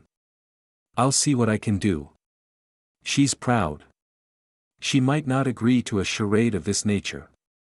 Andrew hoped Fanny would agree. From what he had learned from Anthony, her husband had not left her comfortably off. She was living quietly in London and not going out in society. He recalled she had been plainly dressed when he had met her in the park. He had a difficult task ahead of him. In addition to winning her heart, he needed to win over her stubborn pride. Chapter 11. What do you mean you will not be attending Lady Malloy's party? Lady Maria demanded. Maria, you can't possibly be ignorant of the talk. I will not be fodder for gossip. Lady Malloy invited you and charged me with bringing you. She may have wanted my presence to make the party a success. Surely, everyone would like to see Flighty Fanny after all these years. Fanny grounded out with uncharacteristic venom. Lady Malloy is a true lady and my grandmother's friend. She invited you because she wants to help you. I don't want her help. Fanny said irritably. I know you don't want anybody's help. I'm sorry to be such an interfering busybody, Lady Maria said with a teasing smile. Look, Maria, you mean well, but you can't know what it is like to have everyone talking about you. There is already gossip about Anthony's visits. There will always be gossip. Lady Goodall never fails to make veiled remarks about my mother. She also targets my mother-in-law. That is the way of the Tawn. To survive gossip you must learn to ignore it. I don't want to go, Maria. Pray, don't insist. Lady Maria prepared to leave. She picked up her reticule and sighed. I was looking forward to your company. The evening is going to be tedious without you. Fanny was unmoved. You can tell me all about it tomorrow. My mother-in-law is anxious to make your acquaintance.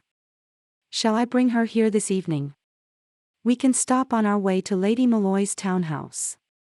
You won't find me at home, Fanny said. I shall stop regardless. If you have had a change of heart about attending the rout, we will take you with us. Fanny crossed her arms and glared. I don't believe Lady Daventon wants to meet me. You are making it up. Lady Maria shrugged. You can ask her when she comes in the evening. My grandmother will also be with us. She may want to know why you aren't attending her friend's rout. When did you become so devious? Fanny demanded. Will you come? I'll come this time. You must not trouble her Grace and Lady Daventon. Lady Maria gave Fanny a quick hug. I'll send the carriage at 8. About the maid. Of course. Send her by all means. Do you mind if, what I think is that? Fanny rolled her eyes. I know what is bothering you. Don't worry. I have a diamond and emerald brooch. It will do. Maria smiled broadly and started to leave. Wait a minute, Fanny said. Don't say you've changed your mind. All I want to say is you are the best of friends. Devious but the best. Maria sent a maid in the afternoon itself.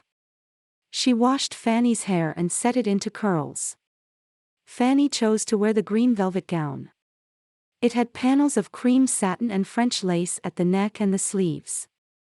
Among her mother's jewelry was a diamond and emerald set. Fanny thought it too grand for a rout. She picked only the brooch and a bracelet. The maid pinned up Fanny's plentiful hair so that part of it fell in loose curls. She helped her with the gown and stood back to admire her handiwork. You look beautiful, my lady, Ruth gushed. Fanny thanked her and the maid. Her reflection told her that she looked very well. Was it enough to look well? 6 years ago the Duke of Wimberley had been livid by her presence. Would there be others who would be incensed that Lady Malloy had invited Flighty Fanny? It would be mortifying if there was a scene. Lady Malloy was among the foremost hostesses in London. She liked to plan her parties around a theme. Her husband, the genial Lord Malloy, had a passion for all things mechanical. He had recently acquired a rare clock from France which had an automaton in its base. Lady Malloy was throwing the party to unveil the clock.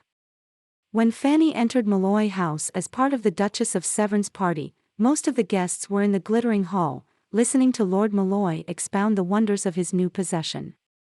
Fanny was relieved that their entry had been inconspicuous. After greeting Lady Malloy, Her Grace invited her to sit beside her. Catherine, the Dowager Countess of Daventon, sat on Fanny's other side. Fanny guessed Maria had told her grandmother and her mother-in-law to act as her champions. She did not mind, sitting with the dowagers and the matrons suited her. She preferred it vastly over mingling with the other guests. Lady Malloy had opened up several rooms. The gardens were well lit for those inclined to take a stroll. A quartet of musicians was stationed in the garden, another on the terrace. Footmen were everywhere, offering drinks and choice food. Fanny hoped that the clock would engage everyone's attention and her presence would go unnoticed. But nothing could distract the Tawn from the presence of one as scandalous as Flighty Fanny. Almost everyone came over to greet her Grace, the Duchess of Severn. They avidly eyed Fanny. Her Grace was a formidable lady, but that did not deter many from asking for an introduction. 3 or 4 gentlemen invited her to dance. It wasn't a ball, but a few couples were dancing on the terrace, where there was music. Fanny refused the gentlemen in a civil manner. She had no wish to dance, and certainly not with gentlemen who leered at her. Already she wished she was back in Bathsheba's cozy parlor. She also regretted sitting down beside the Duchess. A nondescript corner behind a potted plant would have been ideal. "Lady Mannering. May I have the honor of your company?" It was the Duke of Wimberley. Fanny couldn't refuse without creating a scene. She stood up and accepted his arm. "Plague take you, Anthony. Must you make me conspicuous?" she ground out as soon as she was certain no one could overhear them. "Being conspicuous is better than being speculated upon. I'm afraid all sorts of stories about us are doing the rounds. What did you expect? You have been arriving in your curricle often enough to see me. Someone must have recognized you." "I am sorry, Fan. I'm always getting you into a pickle. Your life would have run a different course had I not interfered." Fanny did not contradict him because there was much truth in his words. But she knew how much he blamed himself. "You meant well," she said gently. "You know I care for you. Please allow me to introduce you to some eligible gentlemen. Anthony, I have no intention of choosing a husband. I'm here because Lady Maria refused to take no for an answer." Fanny felt the combined gaze of the Tawn as Anthony walked with her along the length of the hall and back. Since the moment she had stepped into the hall, she had heard the whispers linking her to Anthony. That she had him in her coils. That she was a siren and no man was safe from her. "Are you looking for someone?" Fanny asked. "Lansing. Your cousin." Anthony grimaced. "Unfortunately, also my heir. Do you remember him? He was a nasty piece of work." "A real Wimberley," Fanny said sarcastically. Anthony chuckled and Fanny grudgingly smiled. She said, "If I didn't know your mother, would have suspected you aren't a Wimberley. You don't display even one family trait." "Lansing has more than his share," Anthony said, without any trace of his earlier mirth. "I want you to be careful. He is out to harm me and will not stop at anything. He knows I have a fondness for you." With these words of warning, Anthony led Fanny back to the seat beside the Duchess of Severn and exited the house. Anthony came to see Fanny the very next morning. Fanny was surprised to see him. She had expected him to cease his visits because of the gossip. She was even more surprised that Lord Nethercote was with him. Anthony introduced him as an old friend. "Fanny, the only way to kill the rumors is for you to be seen with somebody else. Lord Nethercote will be happy to escort you to society events." Fanny sprang to her feet. "Anthony, what gives you the right? You can't bring in your friends and tell me to accept their escort. This is downright demeaning." Anthony quickly stood up and held her hands, preventing her from rushing out of the room. "Fanny, please listen. You don't know the whole of it."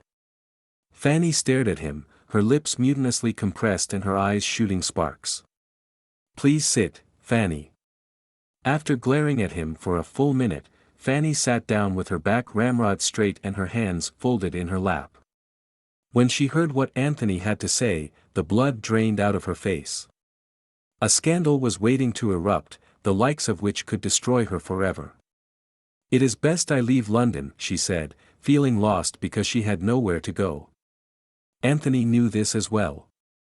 He pleaded with her to attend Lady Carter's ball with Lord Nethercote. She glanced at Nethercote. He was staring out of the window with a bored look on his handsome countenance. "Lady Mannering, it will be my pleasure to call upon you," he said, turning to look at her through hooded eyes. "Are you sure you will not mind, your lordship? Some people have found it insulting to have Flighty Fanny in the same room. They must have been boors, Lady Fanny. If you point them out to me, I will refuse to have anything to do with them." Fanny's lips twitched. "I would like to see you do that. It would be most enlightening." "What's your real reason, Nethercote? Why did you offer to escort Lady Mannering?" Anthony demanded as soon as they were in the carriage. "I told you. I want to make amends. The truth, Nethercote. I have a feeling you are well acquainted with Lady Mannering.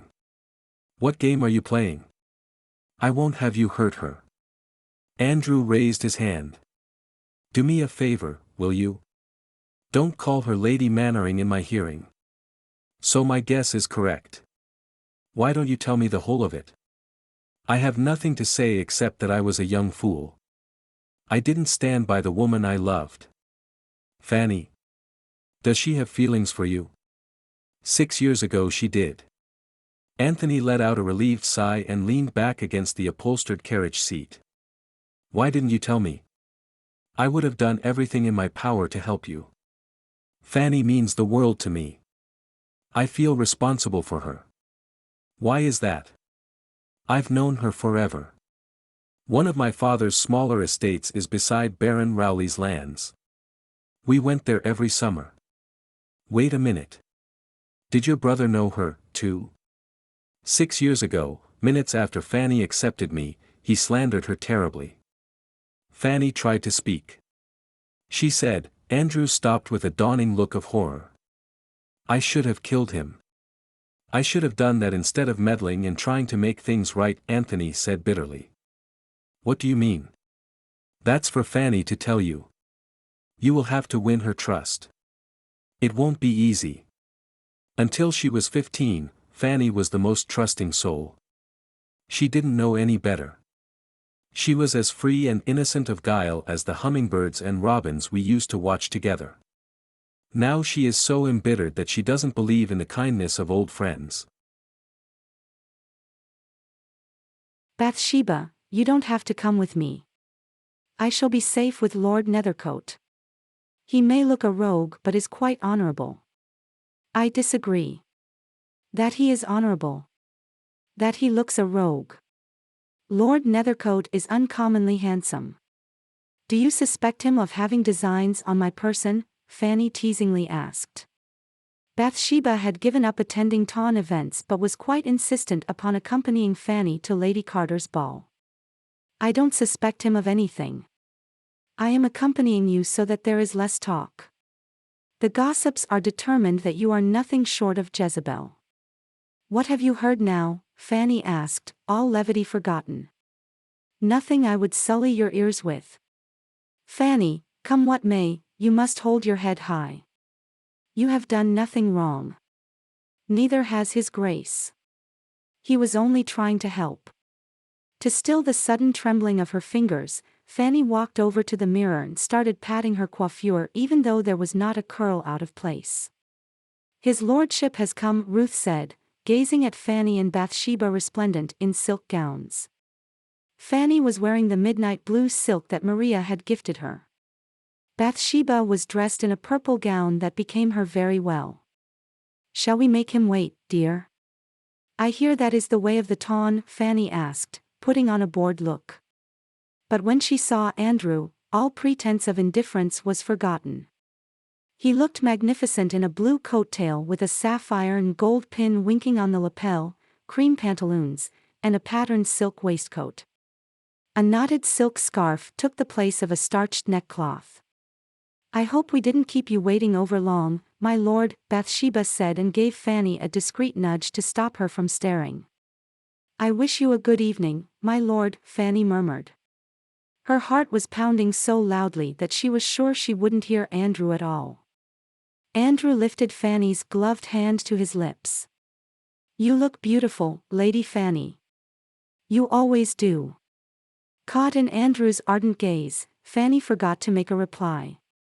Bathsheba cleared her throat and coughed loudly until Andrew and Fanny looked at her. Much to Fanny's surprise, her cousin was tugging at her gloves. "What's the matter? Why are you removing your gloves?" Fanny asked. "I think I shall stay back. I just remembered some important work," Bathsheba said. "Miss Chubb, you must accompany us. The less fodder for the gossips, the better." Bathsheba was surprised. After seeing the way Fanny and Andrew had looked at each other, she had wanted to give Andrew an opportunity to spend time alone with Fanny. She could see how attracted he was to Fanny and what it would mean to have her company. And yet he was putting her cousin's interests above everything else. "My lord, I am convinced you will not let any harm come to dear Fanny's reputation," Bathsheba said. "You have my word of honor. I shall do everything in my power to keep your cousin safe." "Will you two stop talking over my head?" Fanny demanded. "My dear, it is nigh impossible for me to talk over your head. You are several inches taller than I," Bathsheba said facetiously. Andrew picked up his hat from the table. "Shall we leave? I can't wait to escort such charming and vocal ladies." In the carriage, Andrew and Bathsheba kept up a light-hearted banter, but Fanny refused to be drawn in. She nibbled on her lower lip worriedly. How bad were the rumors? Had Philip Lansing succeeded in spreading the salacious tale? He would be believed. She was Flighty Fanny, after all. The line of carriages to Lady Carter's house was short, which meant that most of the guests were already inside. Andrew touched Fanny's arm. Fanny squared her shoulders and held up her head. Without looking, she felt the warmth of Andrew's approval. She placed light fingers on his proffered arm and swept up the stairs. The lackey at the door took their invitations. His eyes flickered to Fanny's face. When he announced their names, it was in a loud voice filled with importance. Immediately, the soft hum of conversation was transformed into a babble of excited voices. The crowd parted like the Red Sea. Fanny fixed a smile on her face and bit back the wholly inappropriate urge to giggle as more than one matron scuttled out of her way.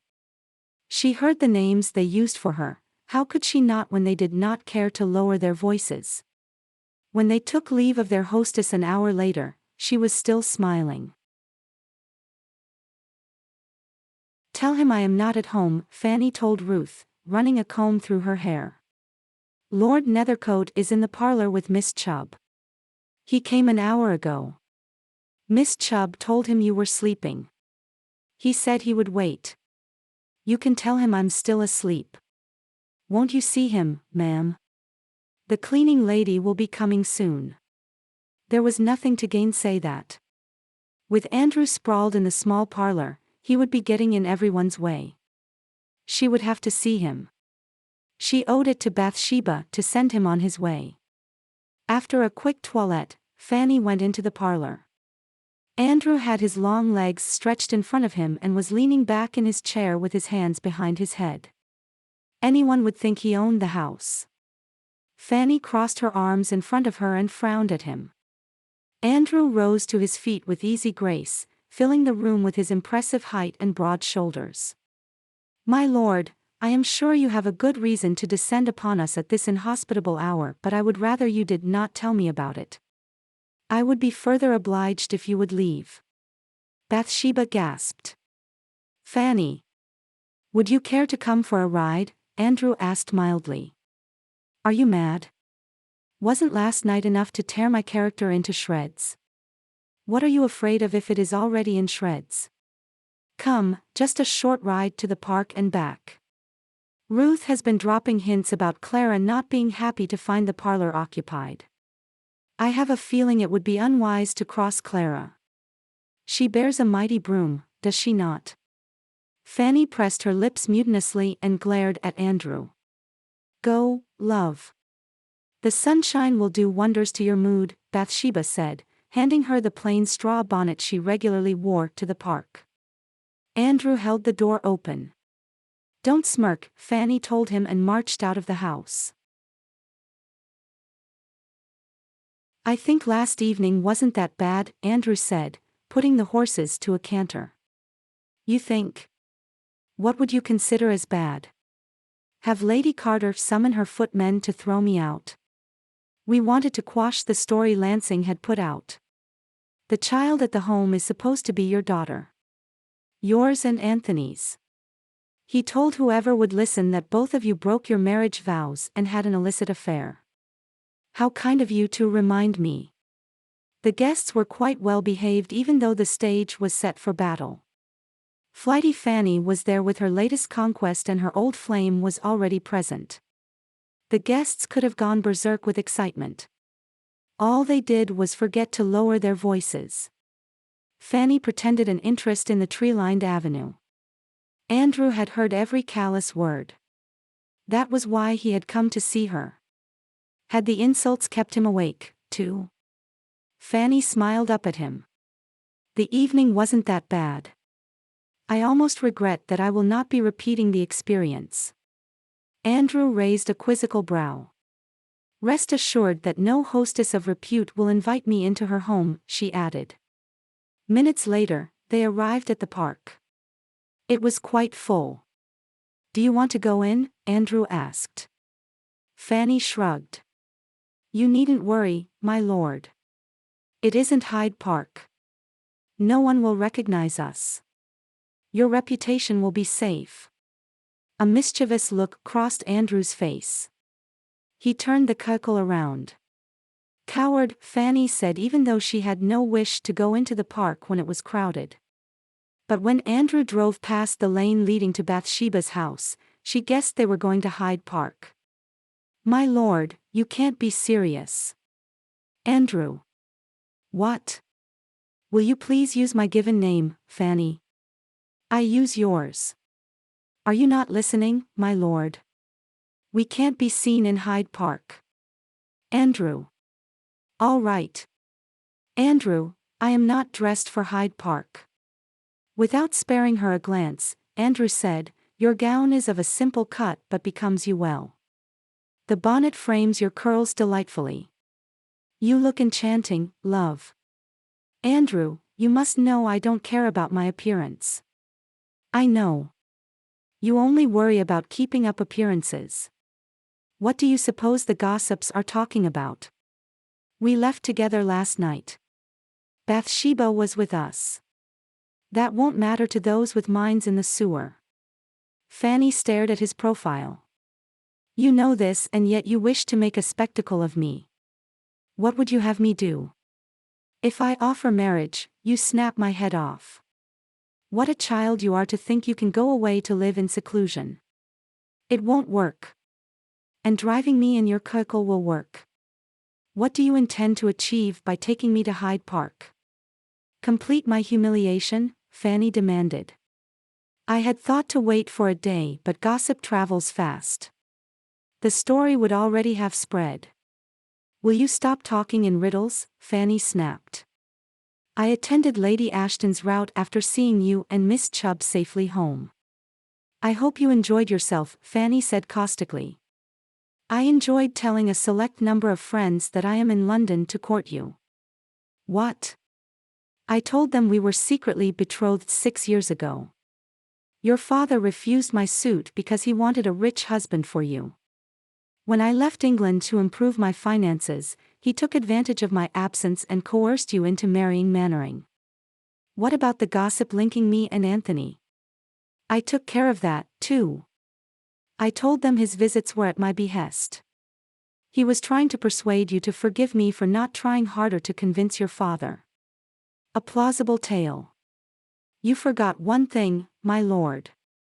How does Flighty Fanny fit into this tale of young love? Your father had promised you to a rich suitor. An old lecher suspected of murdering his wife. When you refused him, he slandered you. Fanny's eyes grew round. Lord Kingman. I didn't mention the name, but people have long memories. Why did you choose him? Andrew shrugged. He is dead and has no surviving family. It won't affect anybody. Fanny was speechless. She barely noticed they were quite close to Hyde Park. Andrew gave her a quick smile before turning his attention to the road. By now the tale would have spread that Lord Kingman was the one vilifying you. My friends will point out that your behavior has always been circumspect. Some of them will share the story with wives, sisters, mothers, even with mistresses. Very soon, you will be cast as a victim in a star-crossed romantic tale. How could you make up tales concerning me? At the least, you should have asked me. What tales? Andrew asked, looking surprised. Didn't your father send you to London to catch a rich husband? Didn't he force you into marrying Mannering? You know what I mean. I don't. You agreed to become my wife 6 years ago. I am back in England to court you. The other thing about Kingman is also true. Someone did try to vilify you. It could be Kingman or Kingston. Kingston. Why did you say it was Kingston? Fanny stuttered. I didn't say it was Kingston. It could have been anyone. The truth is that you were the victim of a campaign. Flighty Fanny never existed. Fanny tried to read Andrew's face. Did he know about her past? Had he mentioned Kingston casually, or did he know the truth?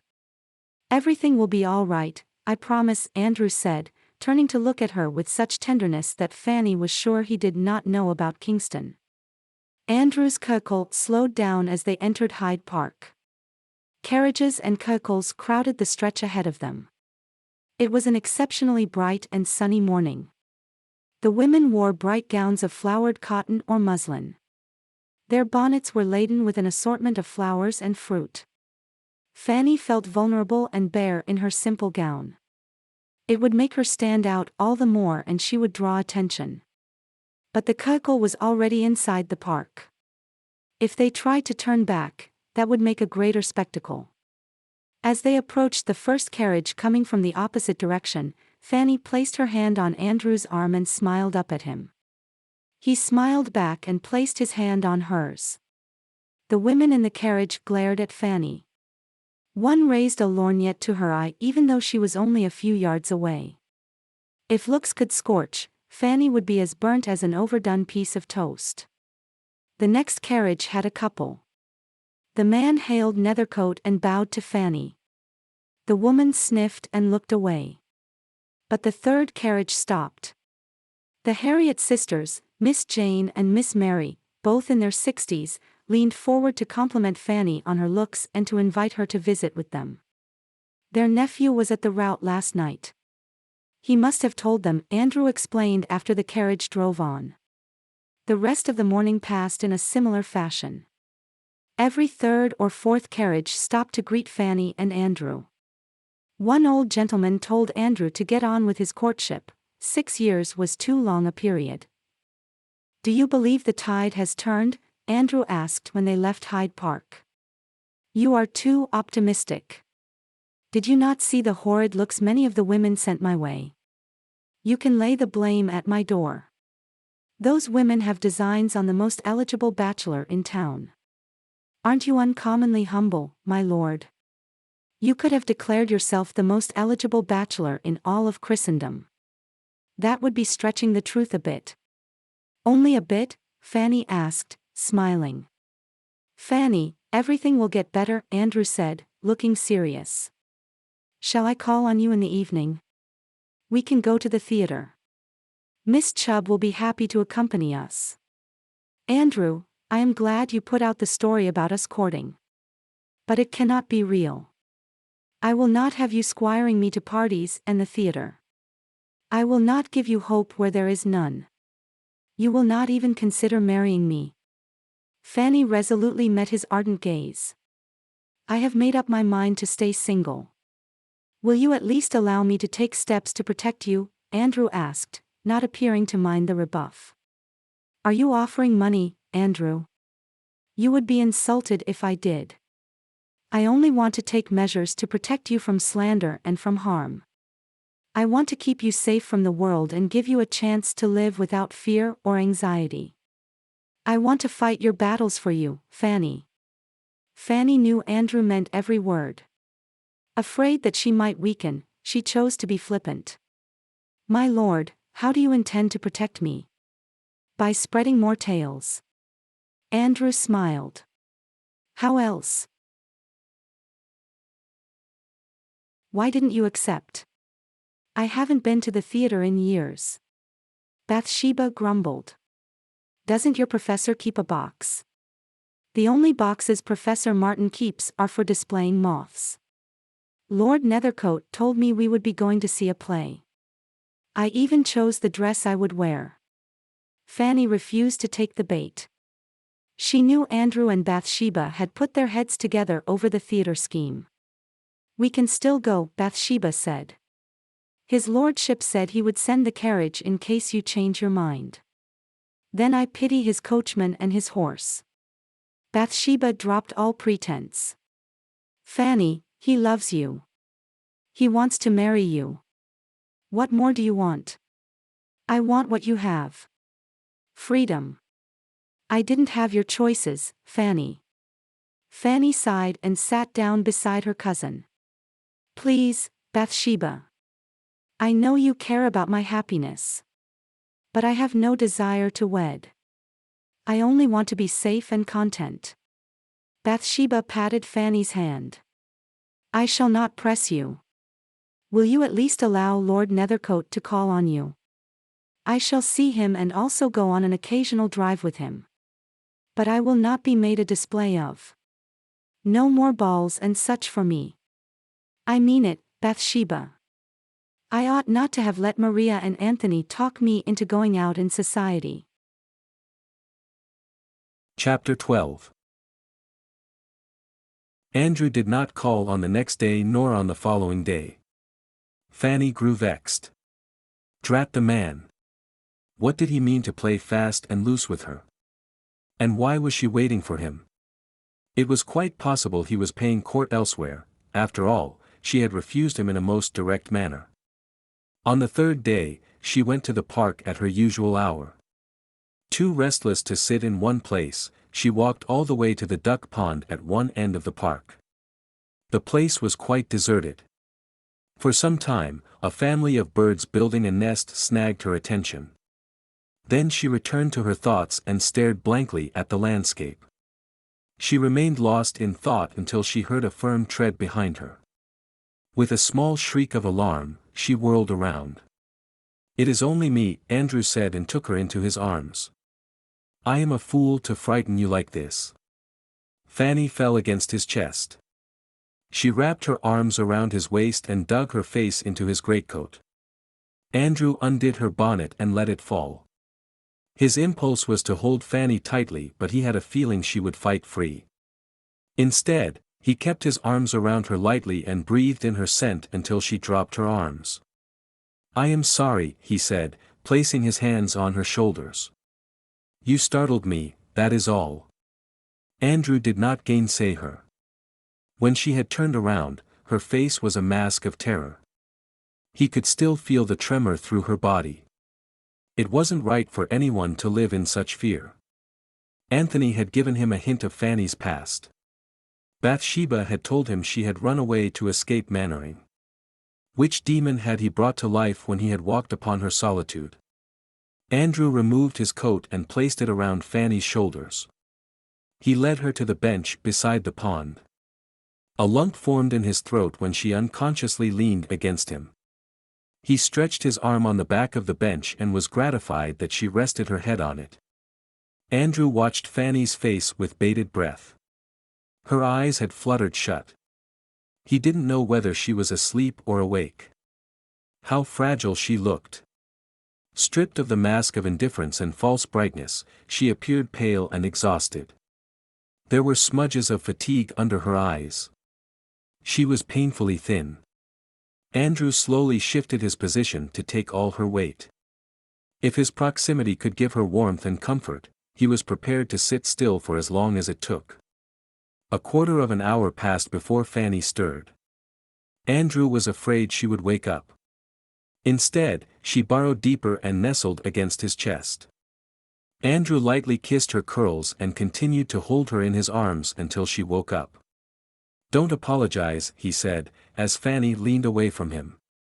I'll bring your bonnet, he added, to give her time to compose herself. Fanny took the bonnet and placed it on the bench. I shall not apologize. I cannot fathom what happened to make me fall asleep. I've slept like that on the ship when I've been tired out. Sometimes the body needs to rest. Fanny nodded. She wanted to ask why he had come. She also wanted to know why he had not come for 2 days. Anthony needed me, Andrew said, reading her thoughts. What has Lansing done now? The child, Annie, has been kidnapped from the children's home. Anthony had decided to leave London and take Annie to his mother. Even though the child is not his, she is a Wimberley and he means to take care of her. After making all arrangement for the journey, he went to the home, to take Annie with him. She had vanished. We know Lansing has taken the child. He is playing a deep game. We fear he will do away with Annie and have the blame fall on Anthony. We have a Bow Street runner and the police looking for them. I didn't know. I should go and see Anthony. He will be so worried. He left London this morning after he heard of a child found on the road to Bath. Fanny picked up her bonnet. It is getting late. Bathsheba will worry if I'm not home at the usual time. Allow me, Andrew said and took the bonnet from Fanny. Fanny stood quietly as Andrew took his time with the bonnet strings. Fanny, won't you marry me, please? Fanny remained silent. Confound this knot. Why doesn't it stay put? Fanny completed the task. Fanny. I must leave, Andrew. I may still take measures to protect you. You agreed. So I did, Fanny said, smiling and looking up at the sunny sky. May I call on you tomorrow morning? We can go to Hyde Park if you wish, Andrew asked with a hopeful look. Fanny agreed and did not protest when he drove her back to Bathsheba's house. It is a glorious day. Are you coming with us to Hyde Park? Fanny asked Bathsheba the next morning after breakfast. I cannot. I am already behind with some sketches. Andrew will be disappointed. He did invite you. Please make my excuses. I have to leave now. Professor Martin likes to start the day early. And Fanny, you must wear one of the new gowns. Bathsheba had taken her to a shop in the next street where the gowns were reasonably priced but remarkably pretty. Fanny had purchased 2 muslin gowns. She had also picked up matching ribbons for trimming bonnets. Fanny chose the brighter gown. It was in an unusual shade of yellow.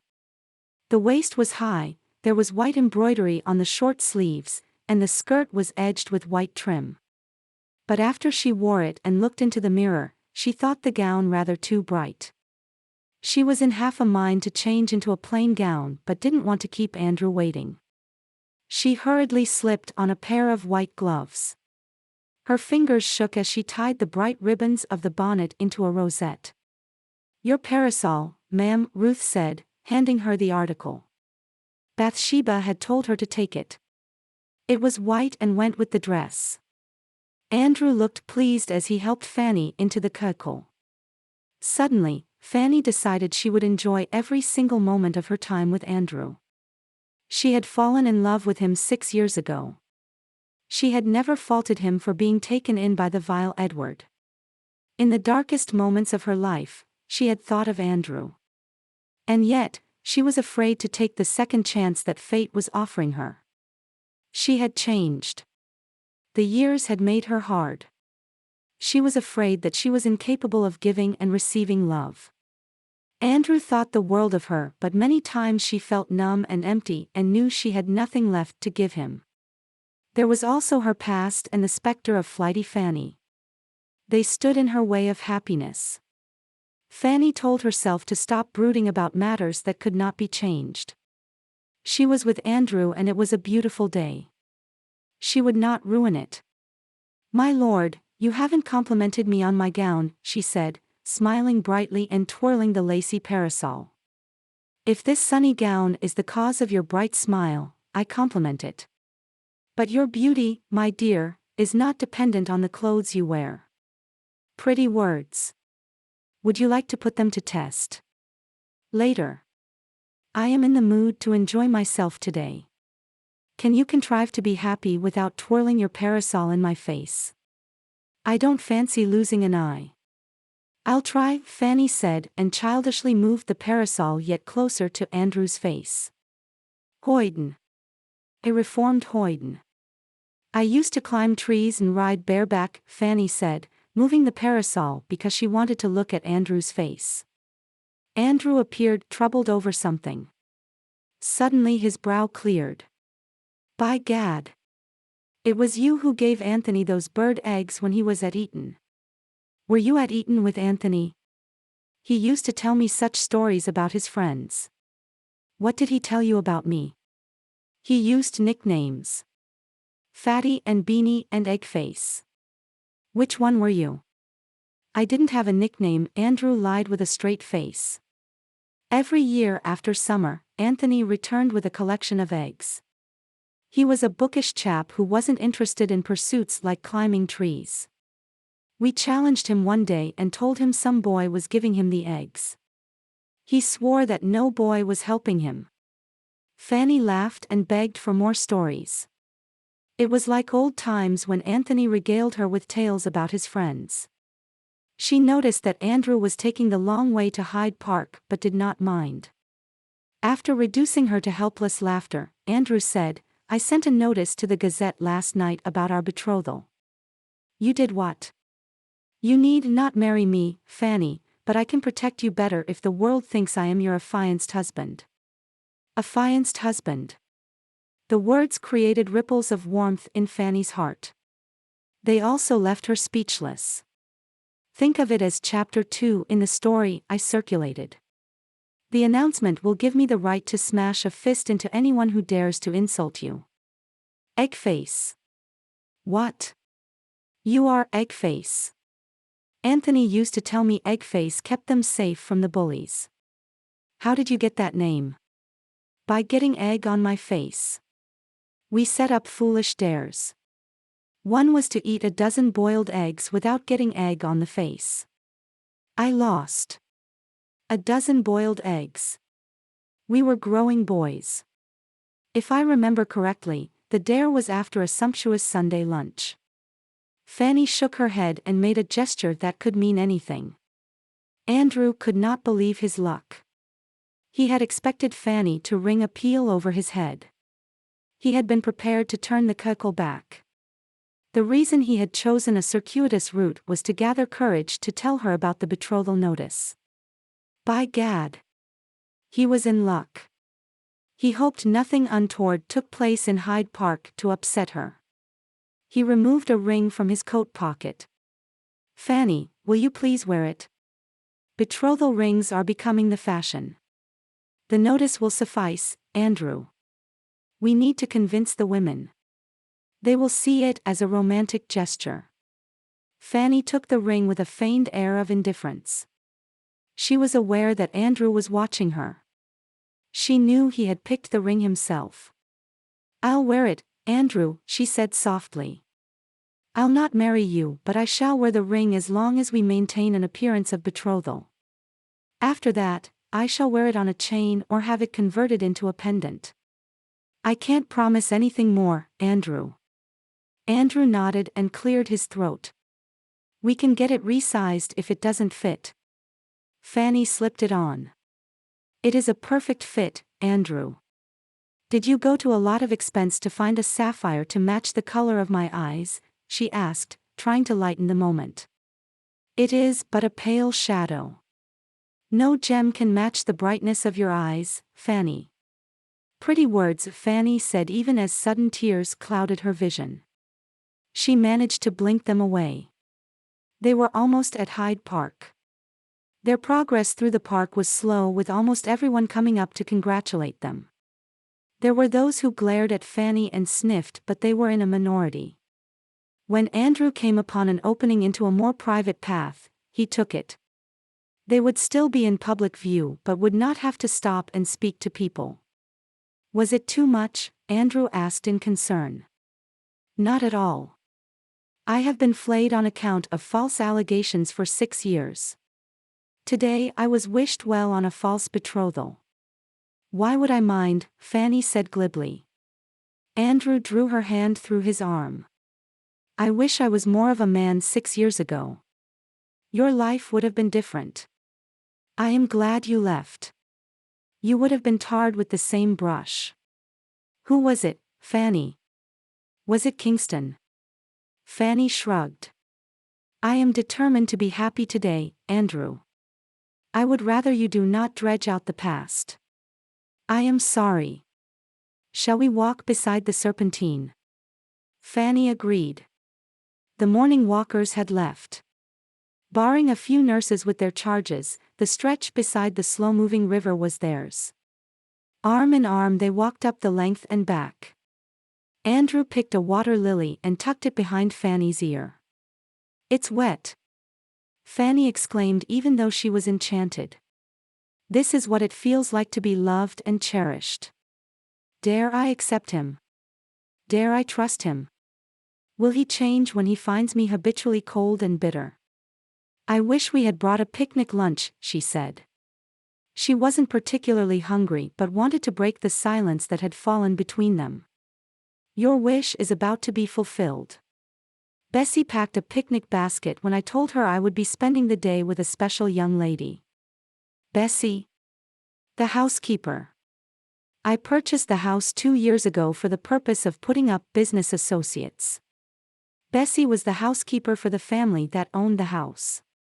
She agreed to stay on. She's a motherly soul and loves feeding people. The contents of the basket proved Andrew right. Bessie had packed enough food for 4 people. Andrew spread a sheet on the sand and instructed Fanny to remain seated. I am quite handy with dispensing food. It comes from living on the ship. Bemused, Fanny allowed herself to be pampered. She ate the slices of lamb pie and chocolate cake. She nibbled on the dainty watercress sandwiches. There were sugary biscuits that melted in the mouth. Lemonade or wine? Andrew asked. Wine, please, Fanny said because she thought Andrew would prefer it. Lemonade it is, Andrew said, his eyes crinkling with laughter. What shall we do now? Fanny asked, after the meal. Feed the ducks, Andrew said promptly. Fanny crumbled the leftover bread while Andrew stowed away the remaining of their picnic lunch into the basket. They sat by the river, laughing and exclaiming over the speed with which the ducks devoured the food. We must leave, Fanny said as a group of people arrived. Very soon others would follow. Andrew helped Fanny to her feet. Shall we go to the theater tonight? He asked when they were at Bathsheba's house. It was a perfect day, Andrew. I don't want to spoil it by going out among strangers who will greet me with false words of happiness. May I invite myself to dinner? Oh yes. Bathsheba has a board game from India. You will enjoy it, I'm sure. But the evening brought a note. Andrew would not be coming. He would be leaving London for a day or 2 with some business connected to the missing girl, Annie. Fanny was disappointed but Bathsheba kept her spirits up. They chatted about Fanny's day with Andrew until it was quite late. Fanny noticed Bathsheba looked rather tired. You go up and sleep. I'll check the bolts and see that the lamps are doused, she said. Fanny made a tour of the house. Ruth had locked the door and latched the window. No candle had been left burning. She hummed as she went into her bedroom. She changed into her night rail and blew out her candle. For some time, she lay in bed happily contemplating her time spent in Andrew's company. The ring on her finger gleamed in the soft firelight and she indulged in the dream that it could all be real. That Andrew was hers and they were living an idyllic life together. I must stop thinking such nonsense. It can only lead to heartbreak, she told herself and got up for a draught of water. Her window faced the street.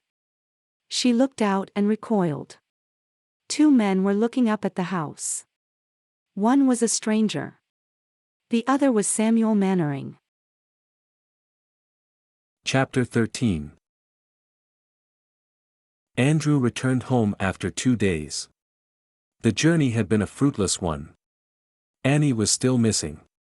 Bessie met him at the entrance itself. She looked troubled. "My lord, you have a guest. Miss Chubb arrived the day after you left. She wanted me to put her up until your return. She looked quite agitated and said it was absolutely necessary for her to stay here. I let her have one of the rooms. I hope I did not overstep, my lord." The words filled Andrew with a cold dread. Bathsheba was not so easily rattled. Something had scared her. And where was Fanny? "You did well, Bessie. Please inform Miss Chubb I'm here." Bathsheba hurried into the room, looking distraught. "My lord, I'm so relieved you are back. What happened? Where is Fanny? Is she safe?" Andrew demanded. "Something alarmed Fanny the night you left London. I woke up in the morning to find her dressed and ready to leave. She told me she was leaving because she had decided not to encourage you. But that isn't the truth. Why do you think she did not leave on my account? I ought not to have announced the betrothal. My lord, Fanny isn't scared of you or the betrothal. She told me the betrothal was a sham one. And yet, she kept touching your ring and admiring it. She also couldn't stop talking about you and the wonderful time she had in Hyde Park. Do you have any inkling as to why she left? Something frightened her very badly. Her eyes held the same fear I had noticed when she first arrived. She didn't want to take Ruth. She said it wasn't safe. When I asked her why, she couldn't come up with anything plausible." The words further alarmed Andrew. "Isn't Ruth with her?" "Ruth is with her. She is a loyal child and also brave. She promised to stick to Fanny and scream the house down if anyone so much as looked at her mistress." "Where did they go?" "I convinced Fanny to go to Professor Martin's cottage. I told her it was best if she dressed in my clothes and Ruth wore her gown. She agreed. I was afraid my house was watched. That proves it. Fanny knew she was in danger. She wouldn't have agreed to the disguise if she was leaving because of our engagement." "Yes, my lord. She looked relieved when I suggested the plan and readily wore one of my gowns over layers of voluminous petticoats. She covered her head and most of her face with a drab shawl. Ruth wore Fanny's yellow gown over her own. The gown that Fanny wore to Hyde Park. That was good thinking. It is easily recognizable," Andrew said. "We agreed that Fanny and Ruth would part ways at the end of the lane. If there was anyone following, he would trail Ruth because of the gown. Ruth said she knew just the spot where she would be able to remove the gown and put it in a bag. Her own gown, the one she was wearing under Fanny's gown, is quite nondescript. It would help her mingle with the maidservants going to the market." "What about Fanny?" "Fanny said she would walk to the park and keep checking to see that she wasn't followed. Ruth would meet her at the park." "How did they plan to go to Professor Martin's cottage?" "Fanny said they would take a hack to Charing Cross and take a stagecoach. Fanny ought to have come here. She would have been safe. I am sorry, my lord, but neither of us thought of it. It was much later I remembered that Fanny had mentioned you were living in a house owned by your company. I went to your office and got the address. I thought it best to remain here instead of waiting for you to call. You did the right thing, Miss Chubb. Will you continue to stay here as my guest?" "You think it unsafe for me to return home?" Bathsheba asked. "I would rather not try and find out. I care about your safety, Miss Chubb. Please call me Bathsheba. I mean to use your given name because I am going to weep all over you. I have been so worried about Fanny. Now that you are here, I know you will bring her back safely." "I will, Bathsheba. Fortunately, you were able to convince Fanny to leave the house in disguise. She may not have been followed. I did not want her to leave. My house is in a safe neighborhood.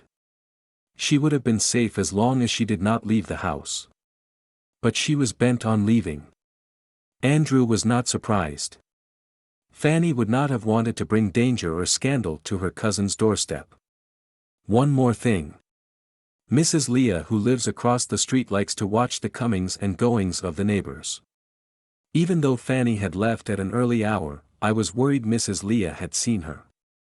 I went over to her house on some pretext and told her that Fanny had returned to her husband's estate, and I had seen her off on the coach. Andrew stood up to leave. Excellent. If anyone makes inquiries, Mrs. Leah will tell them that Fanny has left for the Mannering estate. It will put them off her track for some time at least. Andrew started off immediately for Professor Martin's cottage but stopped at Bathsheba's house en route, to try and find out who was after Fanny. He stood outside the locked gate with a puzzled air, hoping to attract Mrs. Leah's attention. She came out of her house almost immediately. Andrew introduced himself. Even though he suspected Mrs. Leah already knew his identity, she would have made it her business. I am surprised to see the house locked. My betrothed did not mention plans about leaving town. Lady Mannering has gone back to her late husband's estate, Mrs. Leah informed with relish. I don't believe it. My betrothed told me she wanted to sever all connections with that family. She did not get along with her stepson. Her stepson, who is the current Lord Mannering, was here yesterday. He had come to make peace with his stepmother. I told him Lady Mannering had gone back to his estate. This is indeed good news. Lady Mannering had often bemoaned the lack of family feeling in her stepson, Andrew said, silently applauding Bathsheba for her foresight in speaking to Mrs. Leah. Now he knew why Fanny had left. Andrew managed to leave before Mrs. Leah could engage him in further conversation. He had to reach Fanny before Mannering traced her to the cottage. Mannering would find Fanny easily enough. He would guess that Bathsheba had helped her. Once he found out about Professor Martin, the rest would be a matter of bribing servants. Andrew prayed he would reach Fanny before Mannering did. Mannering had a day's start, but it would take him some time to gather information. The cottage was 4 hours away from London if one took a carriage. Andrew chose to ride cross-country and arrived at the village in less than 3 hours. The village, charmingly named Chimes, was small. Bathsheba had told him the cottage was situated 2 miles outside it. Andrew stopped to ask for directions at the village inn. The man appeared overeager to point him the direction. Something in his manner alerted Andrew. I don't take kindly to liars, my good man, he said, clenching his fists. The man looked undecided. Andrew took a step closer. M'lord, that way, the man mumbled, pointing to another direction. Andrew did not stop to ask more. His heart started to race as he mounted his horse. Mannering was already at the cottage. He had bribed the man to lie or had threatened him with dire consequences. As Andrew drew closer to the cottage, he saw it was practically surrounded by overgrown hedges. There was no one in front of the cottage, but Andrew heard sounds coming from behind it. He rushed that way. A man, clearly of the gentry, was attempting to break the back door with a rock. Sweat poured down his pasty face. He raised his hands with a grunt. Before he could bring the rock down on the battered door, Andrew gripped his arms and threw him aside. The man tried to rise, but Andrew pummeled him with his fists until he gave up trying. Fanny. Ruth. It's Andrew. Open the door, he called out. The door opened by a crack and then a little wider. Fanny looked dazed. She held a fire poker. Ruth was armed with 2 heavy pans. Scattered around them was an arsenal of pots and pans. Mannering was lucky Andrew had arrived first. Andrew embraced Fanny. Ruth also received a hug. Go inside. I'll see to that piece of scum and join you. Ruth, can you make some tea? I'll try, my lord. It will have to be without milk. Ruth bustled about, straightening the cookware. Fanny reluctantly left Andrew's embrace and sat down at the kitchen table. When Andrew came out of the cottage, he discovered Mannering trying to scuttle away. Andrew blocked his path. "A word with you, sirrah," he said. "You can't speak to me like that. I am an earl." "So am I. But I don't assault members of the gentler sex." "Do you speak of Flighty Fanny?" "She doesn't deserve such consideration," Mannering sneered. Andrew smashed his fist into Mannering's face.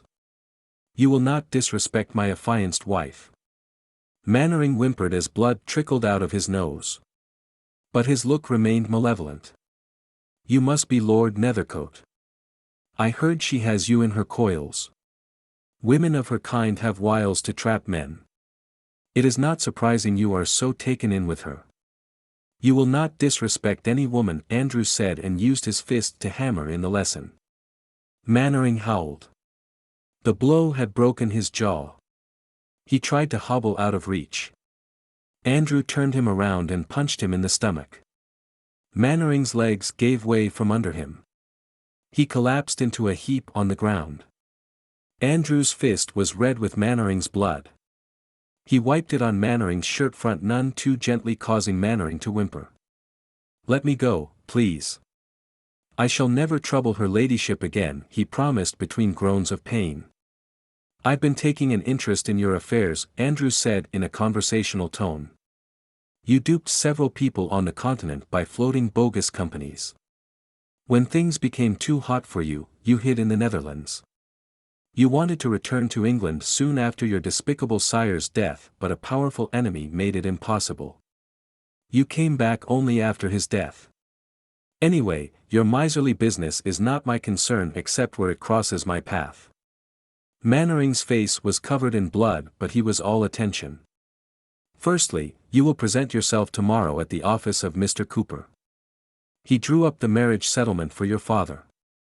You will affix your signatures wherever required. And then you will disappear from England. You will not set foot on American soil either. You will not defile the continent. You will leave India alone. I believe Australia will be acceptable. 2 days hence, you will sail on my ship to your new home. Of course, you will work for your passage. The captain will see to it." Chapter 14. Lord Mannering reported at Mr. Cooper's office in spite of a swollen jaw and a broken nose. He looked hideous. Mr. Cooper, who had witnessed many strange sights in his long career, was at a loss for words. His secretary asked Mannering whether it was the police he needed rather than the services of a lawyer. Lord Nethercote arrived soon after and stayed through the proceedings. "It is fortunate the accident did not break your hand. You would have been hard put to affix your signature," the secretary observed, and Lord Mannering blamed his injuries on a carriage accident. Lord Mannering darted a nervous look in Andrew's direction. Andrew responded with a sinister smile and said, Lord Mannering would not have let such a trifling matter stop him. He would have insisted on using a thumb impression if his hand was injured. "Mr. Cooper, is there a legal procedure for executing a document if a person's hands are cut off?" Mr. Cooper's lips twitched. "Lord Mannering, let me assure you that there is a procedure for such an exigency. If you ever lose your hands, I would be pleased to guide you." "What nonsense is this? Why would I lose my hands?" "In a carriage accident." "How else?" Andrew said facetiously. The next day, Mr. Cooper met Lord Mannering in the Bank of England. Fanny was already there, sitting in a private chamber with Bathsheba. Lord Mannering sullenly operated his family vault. A fortune in jewels, cash, share certificates, and property papers was transferred to a vault in Fanny's name. That very afternoon, Andrew accompanied Mannering to the harbour and handed him over to the captain of his ship destined to Australia. Mr. Cooper called upon Fanny regularly to guide her in the management of her wealth. He found her deeply interested. Andrew also called, but less frequently. Fanny asked him questions about investments and interests. "What should I do about the property and the jewelry? The thought of living in any place my late husband inhabited fills me with disgust. I cannot bear to touch the jewelry either," she said. Sell the jewelry. I know a trusted jeweler. Shall I bring him to the bank directly? That will be good. I don't want to bring those stones into the house. They will bring bad luck. There's no more bad luck in your life, Fanny. Trust me, Andrew said. It was a joke, Fanny said and shuddered. Actually, it wasn't. I wish I could fling all this wealth away. It is tainted. But I find I cannot. Does that make me a hypocrite, Andrew? You are not a hypocrite.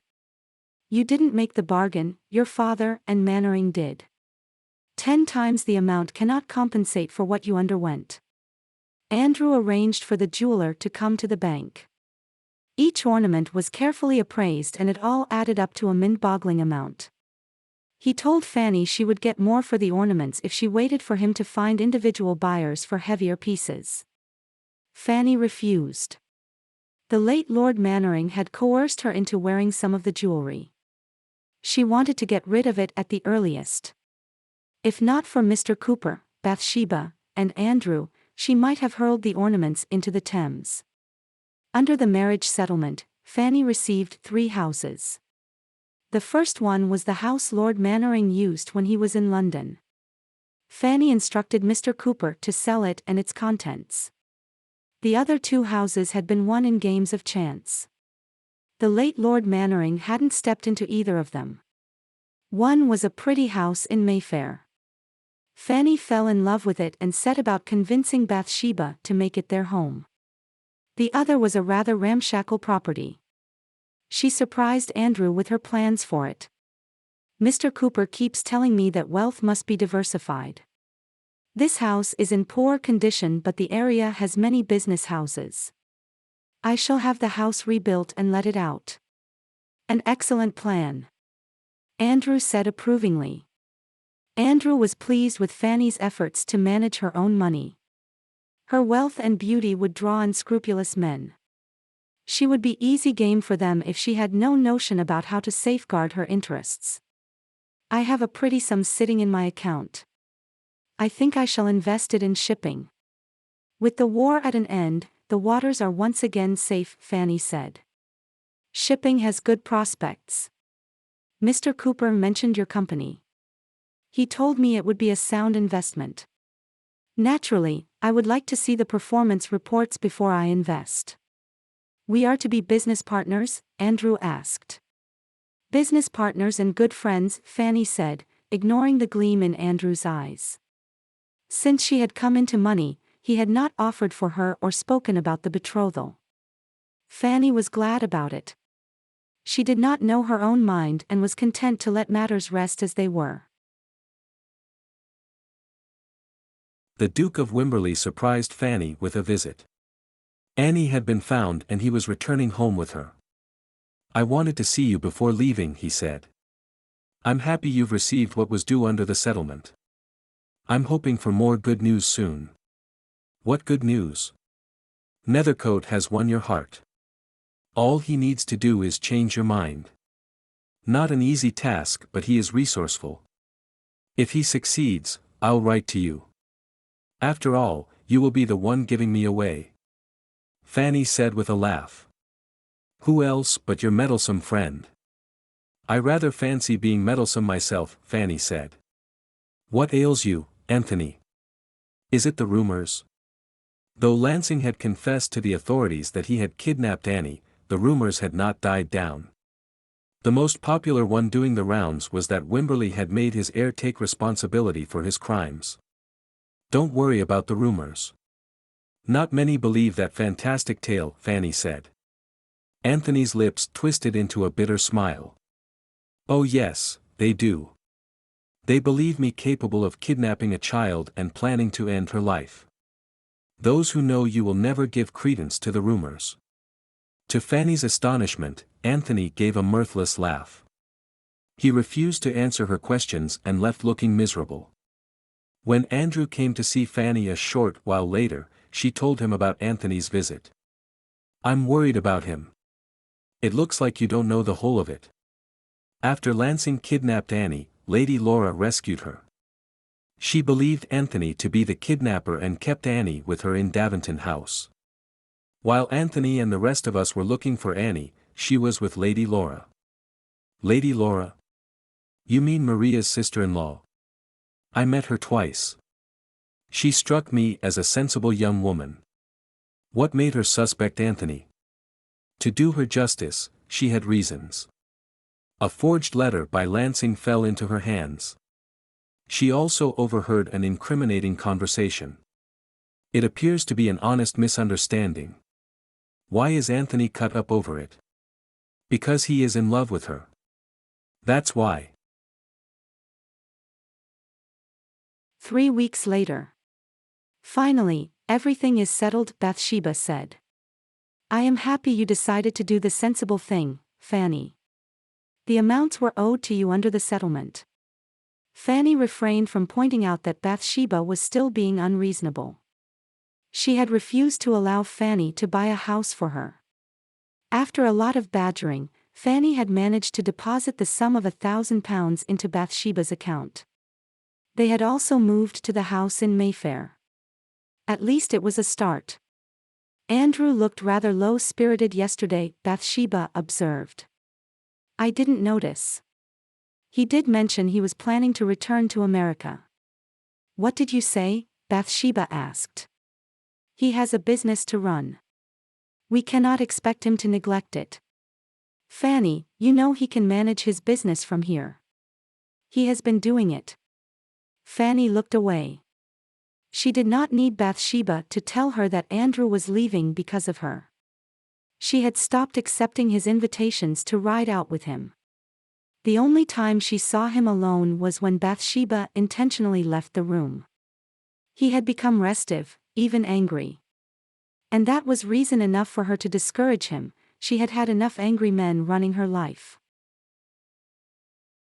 Andrew did not come calling at his usual hour the next day.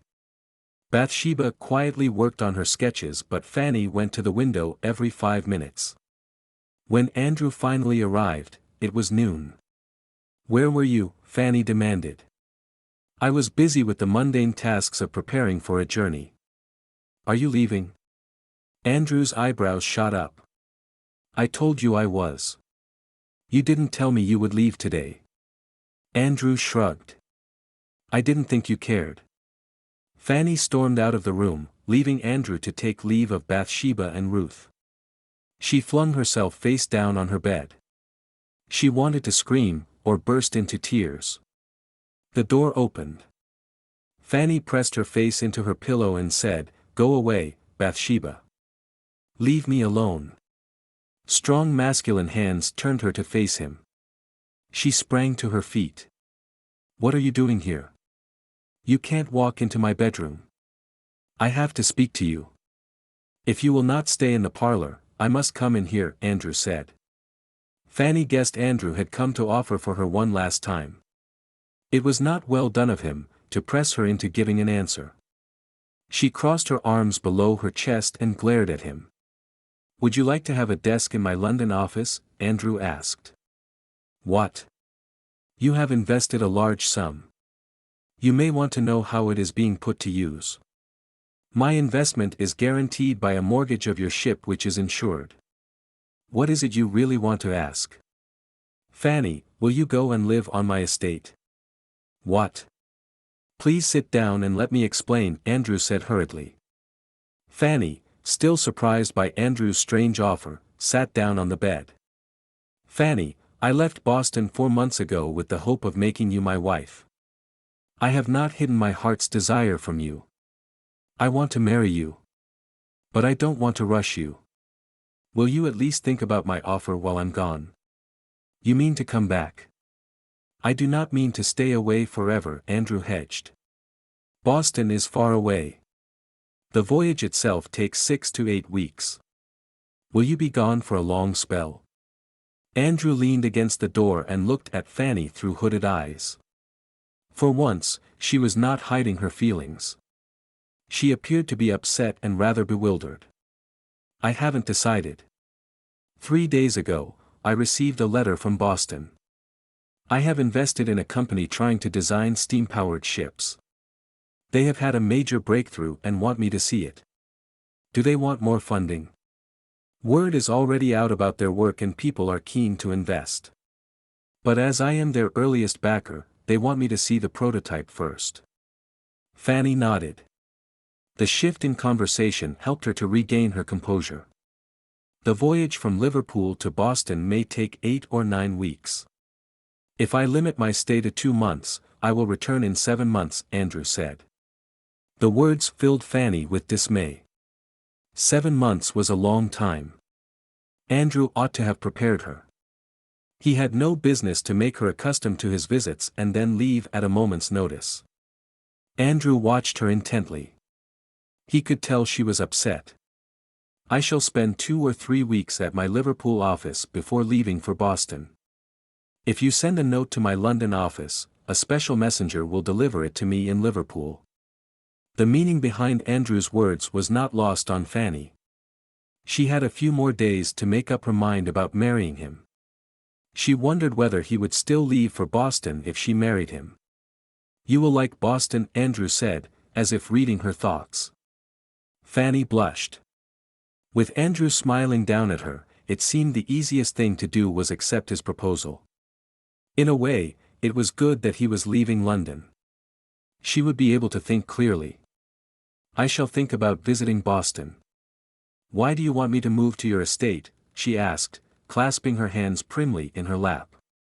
Andrew paused as if choosing his words with care and said, when the season comes to an end, most houses on this street will be shut down. You have no friends in London. Your servants are also new. It would be better to move to the country. Fanny knew Andrew was right about London being unsuitable after the season came to an end. Bathsheba had also mentioned it. Even if that was not the case, she had no desire to live in London when Andrew wasn't going to be there. You would be doing me a favor, Andrew said, watching her face. What do you mean? Fanny asked suspiciously. You know about the debts and everything being auctioned to satisfy the creditors. During the last 4 years, I have put money back into the land. The old mill has been restarted and houses for tenants rebuilt. Now I want to restore the manor to its former state. Would you please oversee the furnishing of my family home? Fanny stared at Andrew. He looked guileless, but she knew his request was a ruse. He did not need her help. He only wanted to keep her safe. I don't know what to say. Living in a bare house will be uncomfortable. I think I shall buy a furnished house in the country, she countered. You don't have to live in the manor. The estate has a dower house. It is not far from the main house and it is furnished. How far is your estate from London? Is it remotely located? It is a day's journey, that is all. I won't say it is remote. A village surrounds it. Will I be free to leave whenever I want? Fanny blurted out, suddenly remembering Mannering Lodge. It was far easier to be made prisoner in the country than in a town or city. Andrew clasped Fanny's hands in his own. Fanny, if you fear to live on my estate, may I suggest you move close to Daventon Manor? Lady Maria will be happy to have you live in her neighborhood. Fanny flushed scarlet. Andrew thought she did not trust him. Living in remote places frightens me, she confessed. You can put your fears behind you, Fanny. I will not have anyone and anything harm you again. You have nothing to be afraid of. Least of all me. Andrew, I shall speak to Bathsheba. If she agrees, we will move into the dower house. You must move into the manor after it is furnished, Andrew said. Are you sure you want me to select the furnishings? I don't know anything about furniture and fabrics. I want it above all, Fanny. Fanny nodded and looked away. The minutes ticked by in silence until Andrew said, I must leave now. Have you decided on your date of return? I haven't. You have many friends in Boston, don't you? They will be happy to have you back. I dare say they will. Fanny twisted the ring on her finger. Andrew, I want you to move on with your life. If you find someone suitable, don't hesitate to marry her. You don't owe me anything. Do you mean to remove the ring, Fanny? Fanny covered the ring with her other hand. In a few weeks, the ring felt a part of her. I'll wear it until you find someone you mean to marry. That day will not come, Fanny. Fanny went to the spindle-legged rosewood table and withdrew a small box from its drawer. I bought this yesterday. I am a woman of wealth now. It is only right that I buy gifts for my dear friends. Andrew raised an eyebrow at the epithet and his lips quirked in amusement. Fanny was inept at hiding her feelings. She used words to distance herself even as her eyes betrayed her true feelings. He took the box. It held a coat pin of great beauty, its large sapphire a match to Fanny's ring. Does it please you? Fanny asked nervously. Only one thing can please me more, Andrew said and gently drew Fanny into his arms. Fanny raised her face and sighed. From the moment Andrew had walked into her room, the kiss had simmered in her being. They had talked of other matters, but she had become increasingly aware of his proximity. For almost 2 months she had avoided being alone with him. He had stopped asking her to marry him, but she had been aware of the way his eyes followed her. Many nights, alone in her room, she had been tempted to tell him she would be his wife. Before long, some old pain would resurface and she would change her mind. She would not deny herself any longer. Andrew was going away. An ocean would soon separate them. Fanny raised herself on tiptoe and cradled Andrew's face in her palms. And then she kissed him as if he was the breath of life itself. Andrew crushed her to himself and returned the kiss with equal fervor. Fanny, dearest. Fanny placed her palm on his mouth and shook her head. Andrew pressed a kiss into the hollow of her hand and gazed into her eyes for a long moment. Fanny, he murmured and brushed his lips against hers. His lips traveled to her forehead and her eyes and the arched column of her throat. His hands caressed her arms, her hair, the hollows at the base of her neck. The words that Fanny had stopped him from saying found expression in his gentle kisses. His touch was worshipful, reverential even as he removed the pins from her chignon and buried his face in her soft hair. Fanny was lost to everything except Andrew's touch. Each caress fed her parched soul. She didn't want him to stop. But he did. Goodbye, my love, he murmured against her lips and left the room. Chapter 15. The next morning, Fanny consulted with Bathsheba about moving to Andrew's estate. She did not want to inconvenience her cousin. It will be no trouble at all, Bathsheba assured her. I can work from there. If there is need for any consultation, I can make the journey to London. Ruth came in just then to inform them that Lord Andrew's valet had come. He wanted to speak to Fanny. Fanny told Ruth to show him in. Has your master not left? She asked, hope springing in her heart. His lordship left yesterday. He sent a note, my lady. Fanny took the note and read its brief contents. Evans is the son of a tenant and most trustworthy. I hope you will take him with you when you leave London. I can assure you he will be of great help. He is efficient and unquestionably loyal. I would trust him with my life and with the one I hold more dear than life itself. Fanny's face heated up as she read the last sentence. If Bathsheba noticed her confusion, she did not comment on it. We shall be leaving for your master's estate by the end of the week. His lordship wants you to go with us, Fanny said. Evan's face split into a broad smile. Yes, my lady. Please leave everything to me. Do you have family there? You look uncommonly pleased, Bathsheba said. Evans mumbled something about being happy for his master and escaped. Evans was truly a great help. He saw to the shutting of the house and the arrangements for the journey. He assured Fanny that he had sent word about their arrival, they would find everything made ready for their comfort. He seems to think of everything, Bathsheba remarked when they made their first stop at an inn and were shown into clean rooms. I don't care for him. Ruth announced. What did he do? You don't have to hide anything from me. Did he misbehave with you? Fanny demanded. Ruth stared at her mistress. Lor. Not him. He treats me with respect. When Sammy tried to pinch my cheek, he boxed his ears. Sammy. The footman at the Mayfair house. Why didn't you tell me? It was nothing.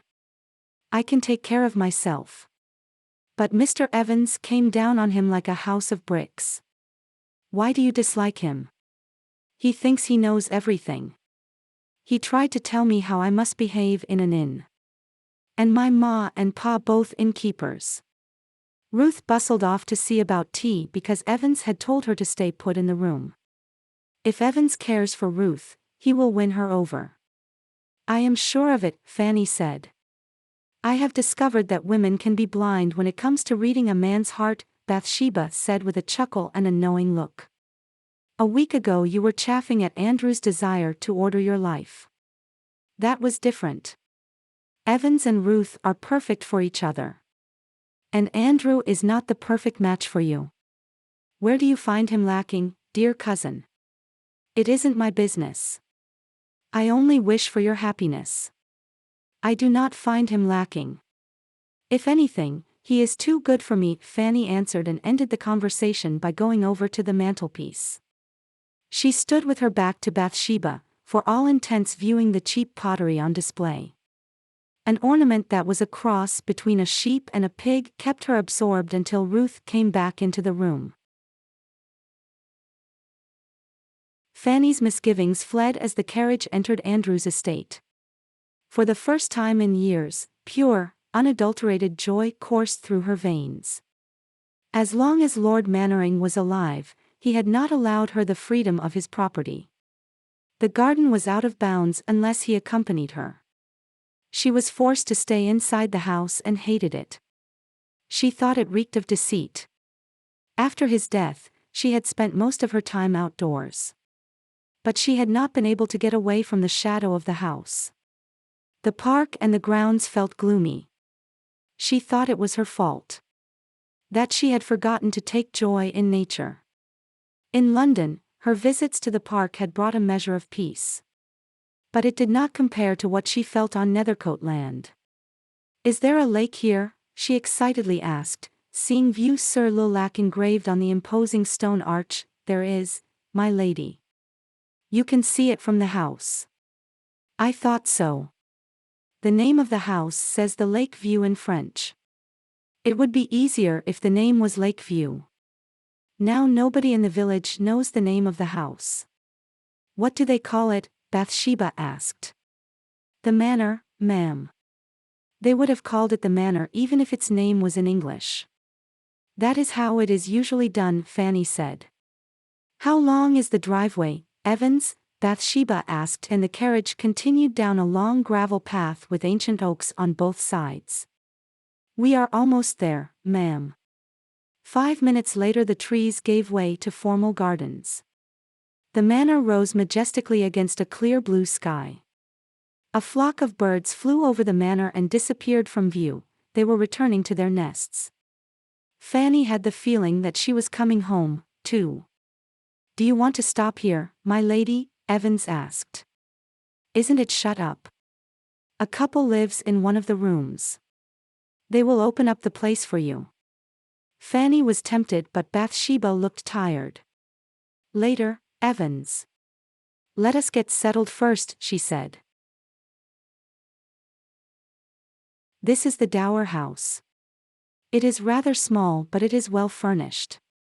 His lordship saw to that, Evans said, shooting a worried glance at Fanny's face. It is adorable. I did not expect anything so picturesque. Bathsheba, do look at the rose vines over the trellis. Faith!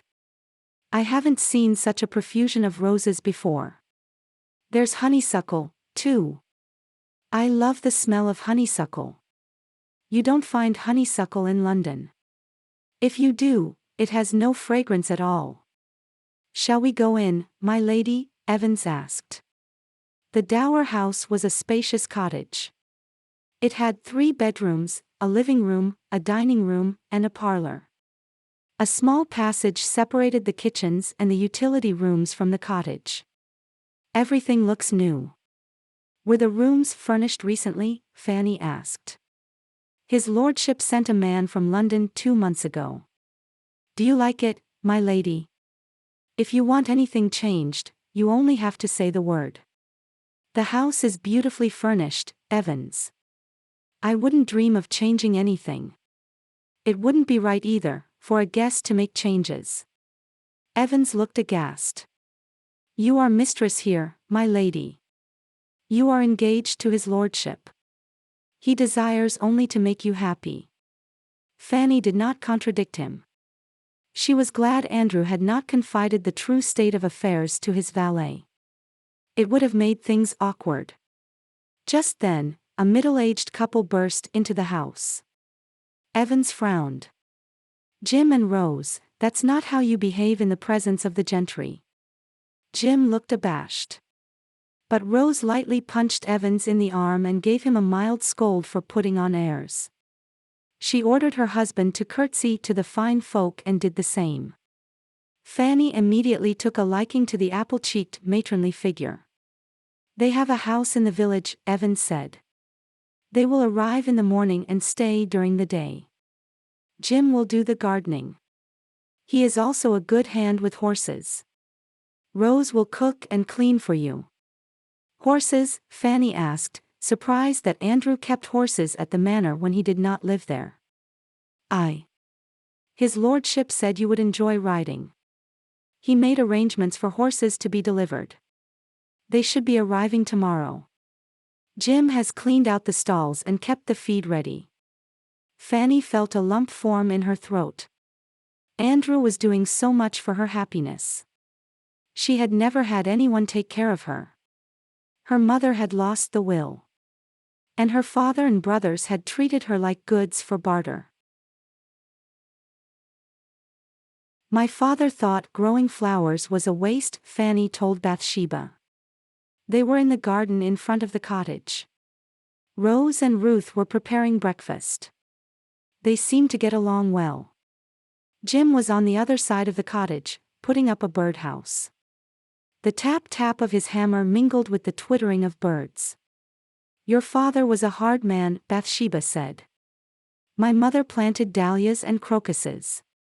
He had them dug out. He said pumpkin flowers were as pretty. My mother hated the vegetable patch outside her bedroom window. The Baron only liked money. Lord Mannering had a walled garden. I visited it once, after his death. It had no roses. The flowers were waxy without any fragrance. Mostly, the garden had shrubs from some foreign land. Now you have a profusion of flowers. Jim told me the honeysuckle was already here. Everything else was planted 2 months ago. The roses were removed from a patch behind the manor. He tended them carefully because it was Andrew's express wish. Did Andrew intend all along for you to come and stay here? I don't know, Fanny said, and then she remembered what Andrew had told her on the morning after Lady Carter's ball. I only want to take measures to protect you from slander and from harm. I want to keep you safe from the world and give you a chance to live without fear or anxiety. I want to fight your battles for you, Fanny. She had already refused his offer of marriage. The next best thing he could do was have her live on his estate. Shall we visit the manor this afternoon? Bathsheba asked. I confess I am curious to see Andrew's boyhood home. Evans has told us so much about it. Fanny readily agreed. It must have been beautiful, Bathsheba said, pointing out the traces of paintings and tapestries on the wallpaper. The manor yawned with empty spaces. Without any furnishings to muffle the sound of footsteps, their presence echoed in the enormous halls and long passages. What a terrible tragedy, to simultaneously lose one's home and family, Fanny said, remembering the bleakness in Andrew's eyes when he had told her about it all. She had felt his pain then. Now she realized the magnitude of his loss and how well he hid it. How old was Andrew? 12. I believe this is the room he told me about. It gives a view of the hall. He watched all his family possessions being auctioned away from here. The visit to the manor left Fanny in a somber mood. She sent for Evans. Do any of the old servants live in the village? I would like to take their help in restoring the manor to its former state.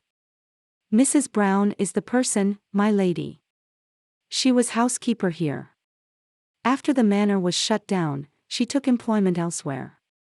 Last year her arthritis took a turn for the worse and she returned to the village, to live with her daughter. Arthritis can make walking painful. Do you think she will come if we send the carriage to fetch her? She will come, my lady. She will do whatever she can to bring the manor back to life. She, and the village, has strong ties with the manor. Many tenants left their homes after the tragedy. They had nothing left to do here. But his lordship made it possible for them to return. Now the village is a hive of activity. There is work for everyone and food on the table. I speak for everyone in the village, my lady. We are eager to see his lordship live here. It will be like old times again. How long have you worked for his lordship? Fanny asked. His lordship rode into the village 8 years ago. He wanted to visit the manor before enlisting. I did not know anything about being a valet, but I wanted to serve him. I told him to take me along. Master Andrew, I mean his lordship, said he couldn't pay me a decent wage. But I didn't care. I followed him all the way to the manor. His lordship asked about the village and the tenants. We spent the night in the manor, sitting on the floor and talking. I never thought the gentry did that. Master Andrew changed his mind about leaving. We moved into 2 rooms. For 2 years, Master Andrew tried to improve the estate. But he didn't have the blunt. The old steward had run away. There were no books about rents and taxes due. Fanny nodded. She knew the rest. Andrew had come up to London to marry an heiress. Instead, he had left England. On her account, he had exiled himself from his home. Evans, we must start work immediately. It is nigh time your master returned to the manor, she said. Chapter 16. Andrew's engagement was common knowledge in Boston much before his return to the city. A merchant from Boston was in London when the news of the engagement appeared in the Gazette. He preserved the paper and no sooner than his ship docked in Boston, made his way to the offices of the Boston Herald. The news caused ripples among the elite. Andrew was a prominent citizen and a most eligible bachelor. Matrons speculated about the betrothal. There was much disappointment that the handsome lord was no longer available. But there were no broken hearts. Andrew had never held out hope to the women who had pursued him. Without demeaning them, he had let them know that he was not in a hurry to change his single state. All in all, there was goodwill for him and for the mysterious woman who had captured his interest. The one exception was Lady Dorothea, sister of Lord Baxter. She and her brother had come to Boston recently. Lord Baxter was the one who had told Andrew that Lord Mannering was deceased and Fanny was free. It ought to have been me, Lady Dorothea fumed after returning from a luncheon. Everyone had told her how eager they were to have a real countess in their midst. Lord Baxter quirked an eyebrow. Doing it rather brown, Dor. You barely know the man. He had a tendre for me, Baxter. He danced with me twice at the charity ball and stood talking to me at the bazaar. I could tell he was interested. He may have been.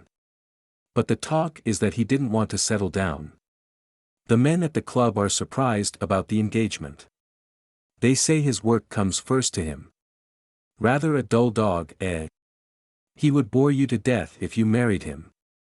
Lord Baxter despised sullying his hands with work. At present, his financial situation was quite precarious, but he was not worried. He had confidence in the Baxter luck.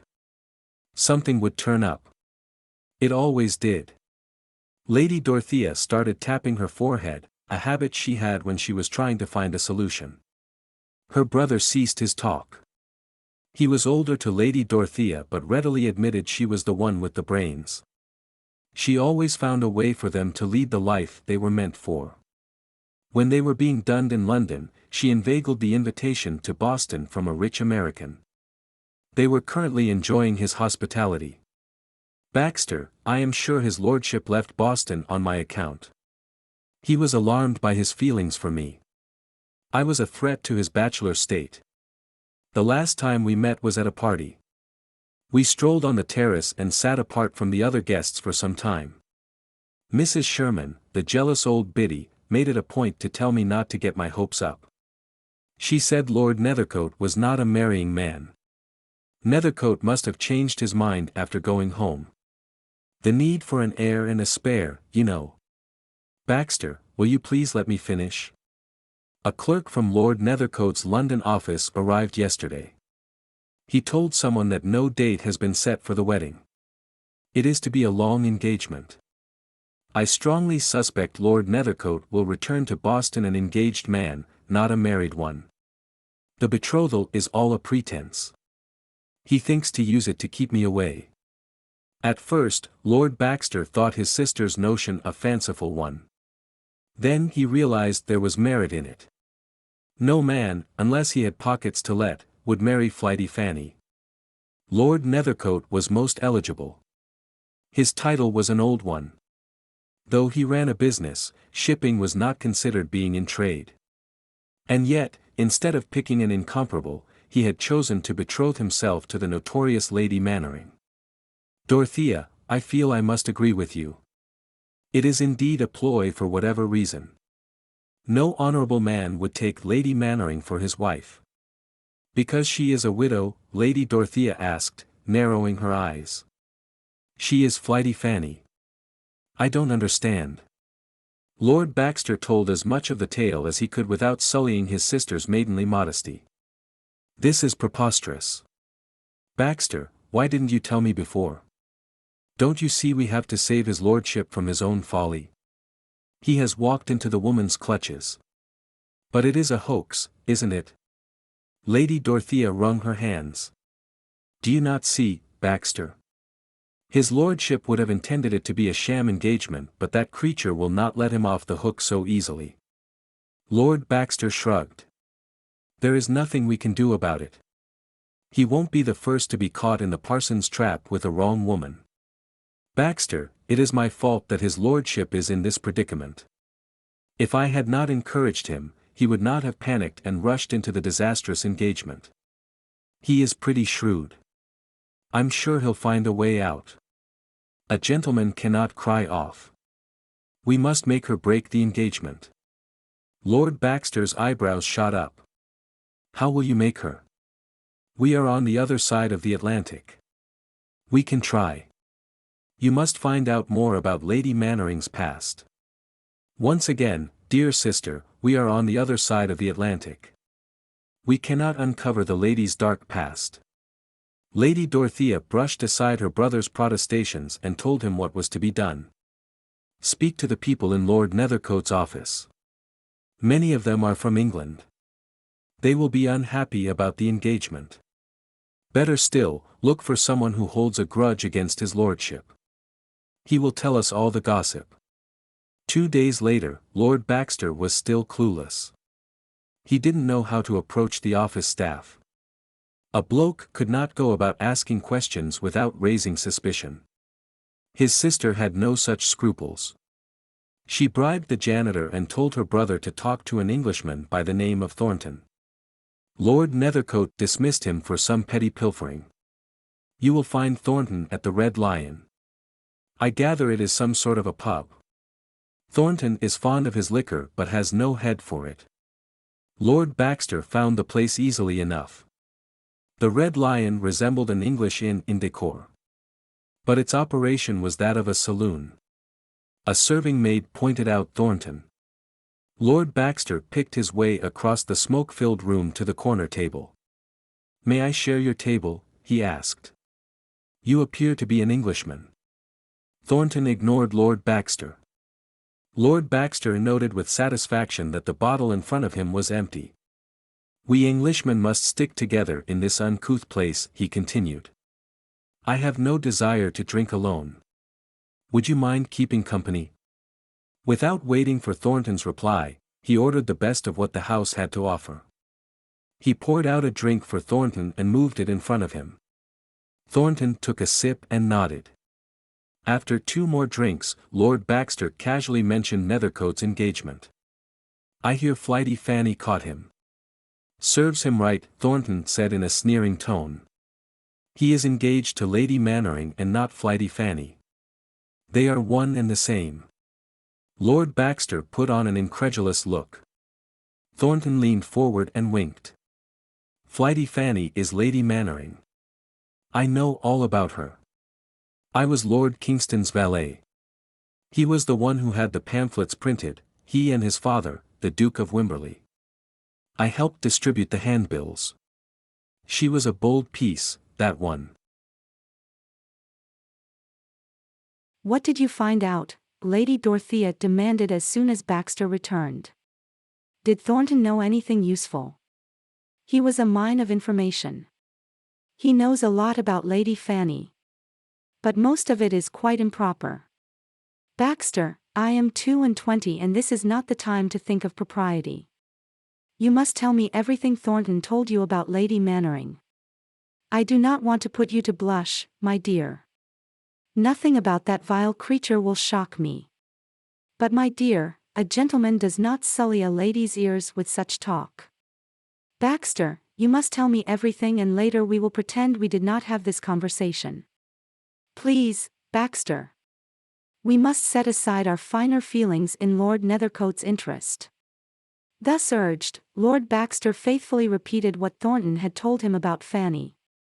That she had seduced Kingston at the age of 15 and a year later, lured him into a runaway marriage. She was a danger to gently bred women and eligible gentlemen. Kingston had offered her carte blanche because she deserved no better. When she refused, he and his father wanted to teach her a lesson and drive her from London society.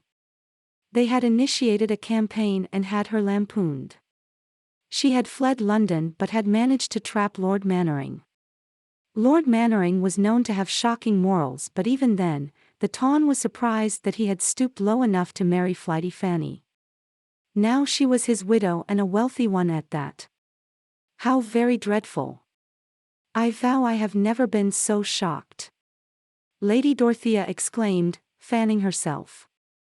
Lord Baxter took the fan from her and moved it vigorously until she snapped that he was disarraying her curls.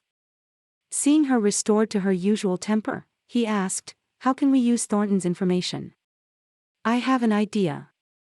Do you know of a gentleman who would not mind marrying that creature for her fortune?" Lord Baxter rubbed his jaw. "Our cousin Maxwell might. He is in dire straits. You are so kind of think of him. After his father's death, his brother has treated him abominably. He is in sore need of a wealthy wife and not in a position to quibble about the lady's past." "I shall write to him tomorrow," Lord Baxter said. "We will have quite a few letters to write.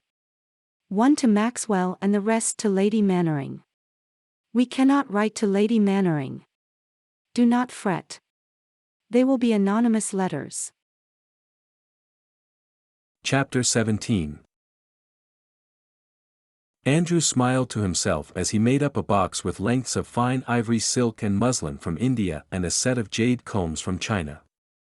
He also added a fan and a shawl for Bathsheba, and a pretty box for Ruth. 4 days later, he received Fanny's letter. It was no less than what he had expected. She had thanked him for the gifts and had added that he was not to send any more expensive items. Andrew found some inexpensive items and curios that would make her laugh. In his accompanying note he wrote, "Do not worry. I am keeping an account and shall deduct the amount from your profits in the company. The articles do not cost as much as they would on Bond Street. The silk was from my company's warehouse. The other items were from the warehouse of a friend. At Liverpool, I have a selection of articles from different parts of the world, all available to me at a fraction of what they would be sold for in the market. I know that rules of etiquette frown upon such vulgar talk of money. But you are an investor in my company. You have a right to know about my spending habits.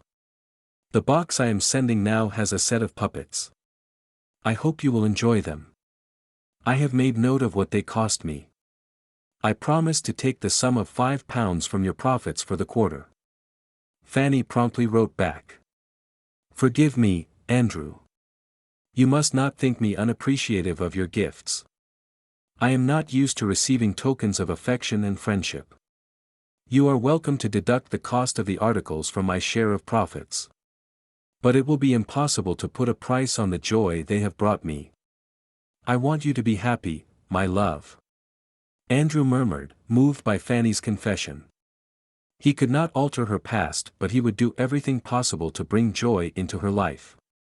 And if she did not want his love, he would still offer his affection and friendship.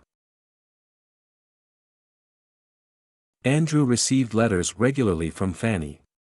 Bathsheba also wrote, but less often. Fanny's letters were light-hearted and witty. She poked fun at her fashion sense and warned Andrew that he would have to live in a bedroom decorated with pink flounces. Bathsheba, who had become as dear as a sister, gave him news about Fanny. My cousin is a changed person. She is lively and happily occupied with the furnishing of your home. Mr. Sorrel, the person from London engaged by you, is constantly whining that Fanny drives a hard bargain and is likely to beggar him. I must say there is some truth in his words. Fanny sent back some bolts of fabric because they were of an inferior quality. She refused to pay what she termed a fancy wage. Instead of having an army of workers from London, she wants to engage men and women from the village. Andrew's 3 weeks in Liverpool were fast coming to an end. Every time he opened Fanny's letter, he hoped to read that she had accepted his proposal. He knew it was still early. After 6 years of living in dread and fear, she deserved to enjoy herself. She also needed to heal. But Bathsheba's letters brought hope to his heart. She wrote that Fanny was again riding bareback and insisted on swimming in the lake. She was so full of life and energy that Bathsheba was hard-pressed to keep up with her. Andrew smiled at the picture Bathsheba painted. He grew confident that Fanny was finally coming out of the shadow of her painful past. Very soon, she would seize the present and agree to become his wife.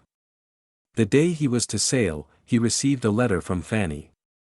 It could have been sent by a sister or an aunt. She alluded to some wallpaper patterns that were the rage and went on to describe Ruth's attempts to learn to ride. And she wished him a safe voyage. He did not know what to make of it. Andrew did not know that Fanny had almost written the letter he longed for. And that a spectre from her past had made her decide that she could never marry him.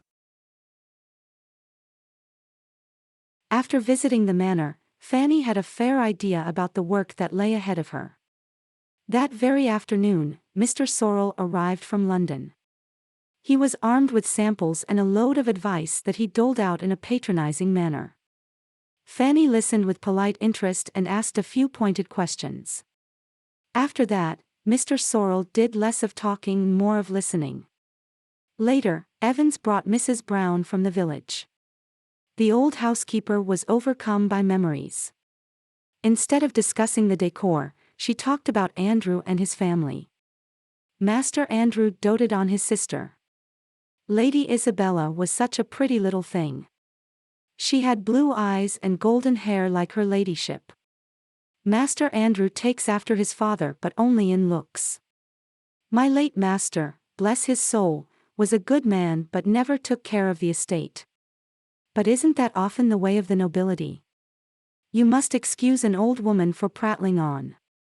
What is it you want to know? I must tell you about the time Master Andrew sneaked into the kitchen. Fanny was only too happy to listen to Mrs. Brown's stories.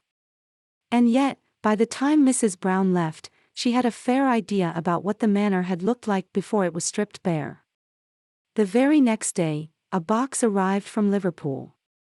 Andrew had sent gifts. For a moment she thought she ought not to accept. Not because it would be improper, she did not care about that, but because she had not made up her mind and did not want to give Andrew false hope. But the parcel also contained other gifts, a Pashima shawl and a Chinese fan for Bathsheba, and a pretty box for Ruth. It would be awkward for them if she returned her gifts. She wrote to him and told him not to send such costly gifts in future. His reply, that he would deduct the cost from her share of profits, made her laugh. Actually, everything made her laugh.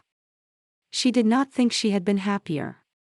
With each passing day, she was convinced that her happiness lay only in marrying Andrew. She ought to write and accept his offer. She knew he would return immediately and they would be married.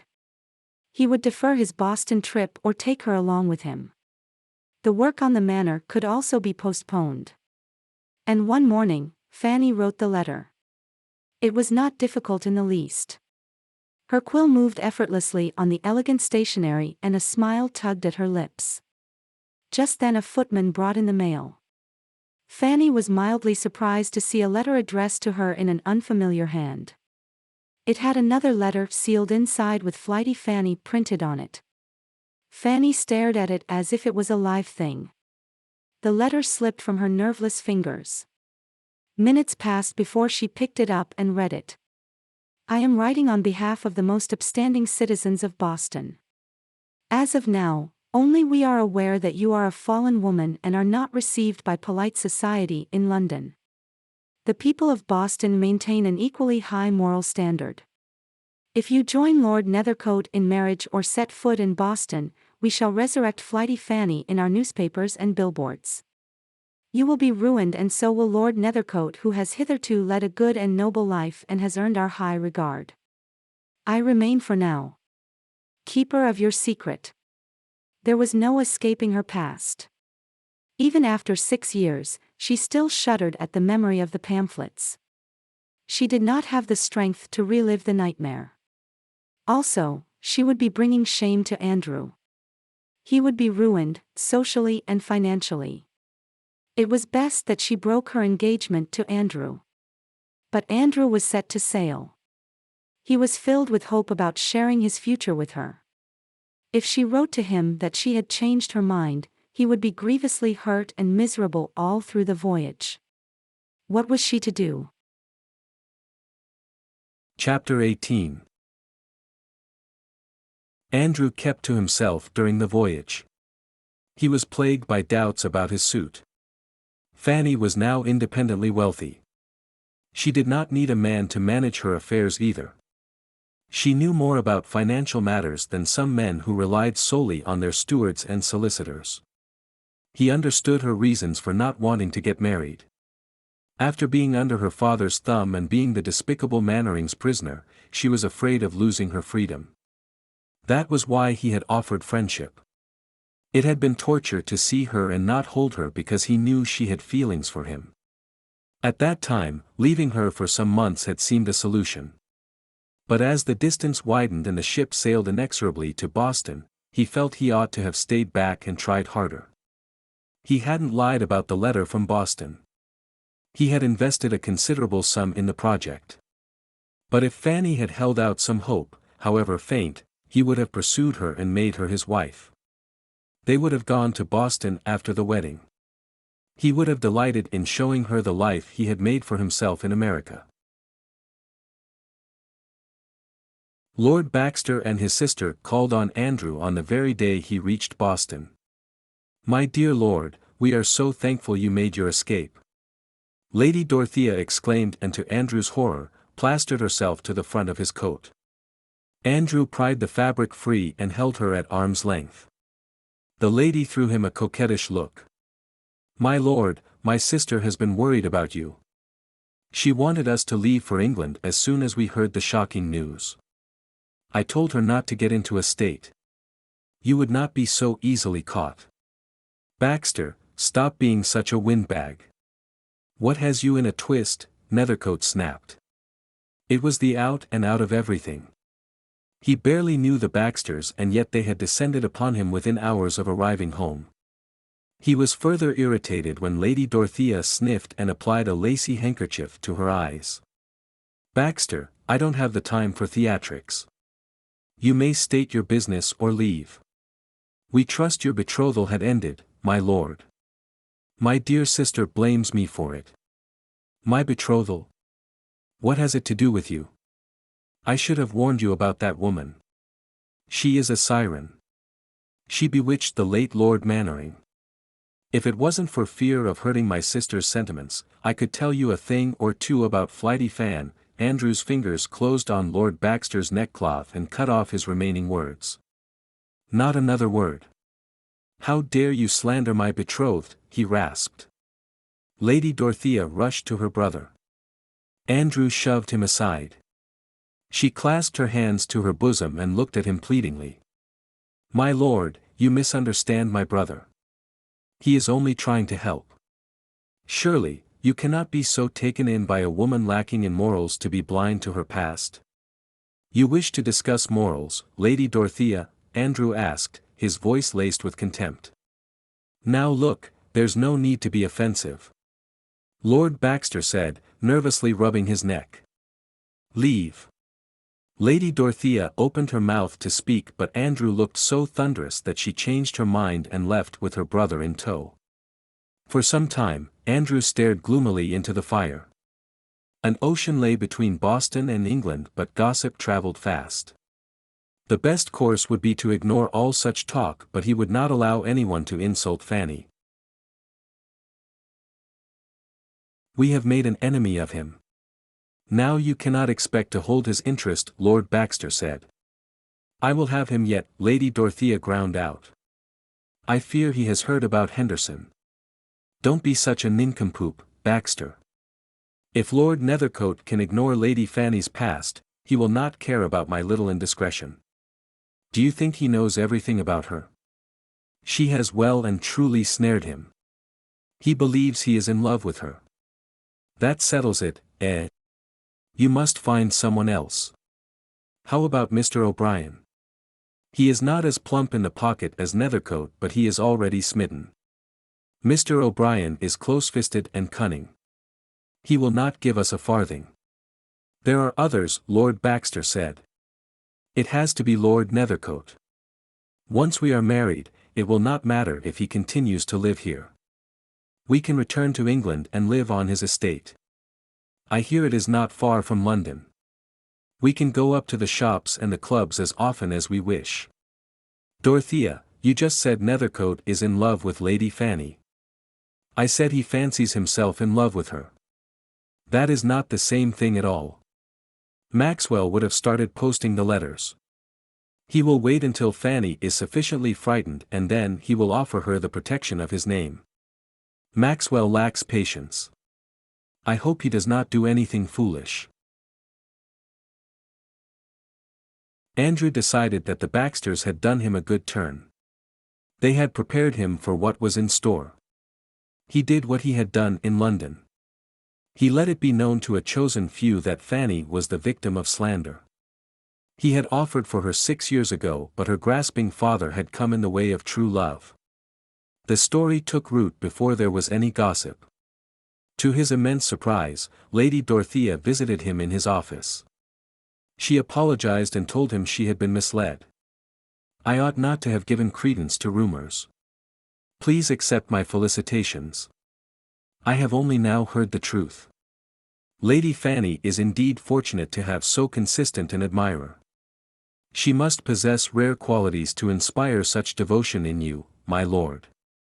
Pray tell me a little about her. What is she like?" Usually, Andrew was reticent even with close friends. But he was in love and happy to talk about Fanny, who was never far from his thoughts. He told Lady Dorothea that Fanny liked to ride and swim. Fortunately, his home had a lake and the woods bordering it were delightful. Lady Dorothea left Andrew's office in a troubled state of mind. She had not expected Fanny to be living in Andrew's home. "Do you think Maxwell knows it?" she asked her brother. "Our plan will fail if he does not know where to direct the letters I wrote.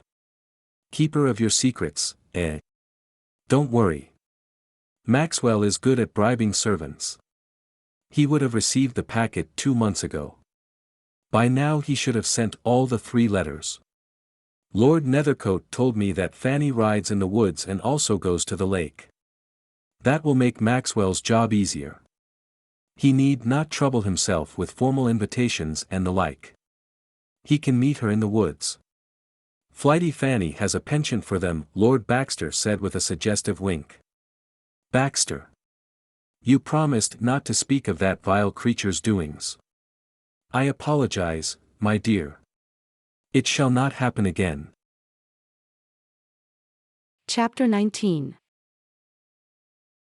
The letter Fanny had written to Andrew was still in front of her. How happy she was a few minutes ago. She had pictured Andrew's joyful face while writing that she would marry him. Now he would never know. He would think she did not care. If you join Lord Nethercote in marriage or set foot in Boston, we shall resurrect Flighty Fanny in our newspapers and billboards. Tears came unbidden into Fanny's eyes as she slowly tore her letter to bits. She wiped her tears and set to write another letter to Andrew. She had to refuse him and did know how to do it without breaking his heart. Have you finished the letter? Evans is waiting for it, Bathsheba said, coming into the room. But when she saw Fanny's face, she was immediately concerned. You look pale. Are you unwell? She asked, taking Fanny's hands into her own. They were cold. My dear, what is the matter? She asked. Fanny shook her head. She was unable to speak. It is Andrew, isn't it? You don't want him to sail. Fanny moistened her lips. I have a headache. I did not realize Evans was waiting. Would you please tell him my letter will be ready soon? Fanny started to write. She adopted a chatty tone and quickly wrote about some inconsequential matters and wished Andrew a safe and pleasant voyage. 2 days later, Andrew's letter arrived. He had sent it just before boarding his ship. Fanny was not surprised that he did not reproach her or allude to his disappointment. Andrew has a long voyage ahead, Bathsheba remarked. It will be dull for him. He will miss your letters. He wants me to write every week. In fact, he wants me to send a reply to his letter immediately so that he will receive it soon after reaching Boston. That will be 2 months. The letters Andrew writes from Boston will start arriving after 2 more months. We have become accustomed to hearing from him twice a week. It will seem strange not to receive any letter from him for 4 months. Fanny suddenly realized that the busybodies in Boston had not wasted much time. Andrew had announced the engagement 5 months ago. Having made up her mind not to marry Andrew, Fanny stopped worrying about the threat from Boston. She busied herself with the work at the manor. She rowed and sometimes swam in the lake. Lady Maria had resumed her correspondence. Fanny was delighted to know that she was increasing. Another letter brought her cheer. At Andrew's request, Anthony had taken steps to investigate Samuel Mannering. Evidence had been found that he was a traitor. He had helped the French during the war. Anthony had reported the matter, as a result of which Samuel had been stripped of his title and inheritance. He would be taken into custody in Australia. 3 weeks later, a second letter arrived. Fanny was with Bathsheba in the garden. Jim brought the mail and gave it to Bathsheba. Bathsheba glanced through the post and made a face. All are from tradesmen offering bargains on furnishing and such. Wait, there's one letter for you. It must be from Lady Maria. Who else would write to me? It was franked in London. Fanny immediately recognized the lettering. She opened it unwillingly. Who is it from? Bathsheba asked. A tradesman. He wants me to visit his store in London, Fanny said, thinking quickly, and added, have you no letter from your sister-in-law? I enjoy hearing about your nephew's escapades. Fortunately, there was a letter. For the next quarter hour, Bathsheba regaled Fanny with stories about her adored nephew. When Rose came to inquire about something, Fanny escaped to her room. She read the letter again. It threatened her with exposure if she did not break her engagement immediately. More than the contents of the letter, which did not differ much from the first letter, Fanny was alarmed that it had come from London. Hurriedly, she removed the first letter from a drawer and reeled back to see that it had also come from London. She had failed to notice the postmark. She would have missed it again if Bathsheba had not remarked upon it. Fanny dropped her head into her hands. Why would someone pretend to write from Boston? Who would go to such lengths to stop her from marrying Andrew? Fanny examined the letters again and made a startling discovery. The penmanship on the envelopes was different from that of the letters. And why had an envelope been used? Letters were usually folded and sealed. Why would anyone go to the trouble of writing a letter, sealing it, placing it in an envelope and asking someone else to write the address? Fanny racked her brains and came to the conclusion that someone in London, most likely a woman who wanted Andrew, was sending them. They were empty threats meant to scare her into breaking her engagement. The moment Fanny pictured the sender as a woman pursuing Andrew, she lost her fear. With fresh hope and joy in her heart, she went out into the garden. The roses were in bloom and she wanted to smell them. 3 months later. I wish you would come with me. It will be a change for you, Bathsheba said. She was going to London to discuss the illustrations of Professor Martin's new book. I can't. The material for the curtains might arrive today. Fanny, you have a housekeeper now. In the 2 months that she has been here, Mrs. Heather has proved to be a capable manager. Surely, you can entrust her with the task of checking the material with the patterns you had selected. Mrs. Heather is a treasure. I don't know how I would have managed without her. But she has so much to do. Now that the walls have been papered and the carpets laid, she had set the maids to polishing the banisters and the doors. She is also getting all the new linen washed and ironed. I know. Mrs. Heather is having the storeroom and the pantry stocked, fruit preserves made, and is also putting in herbal tinctures.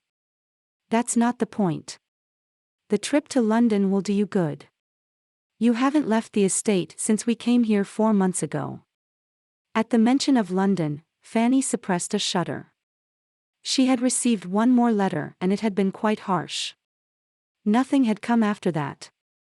Her tormentor had either given up or was lying low somewhere in London.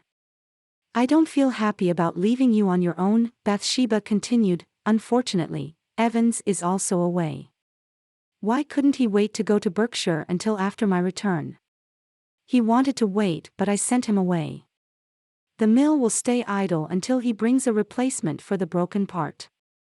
You worry needlessly, Bathsheba. Evans will be gone only for a day or 2.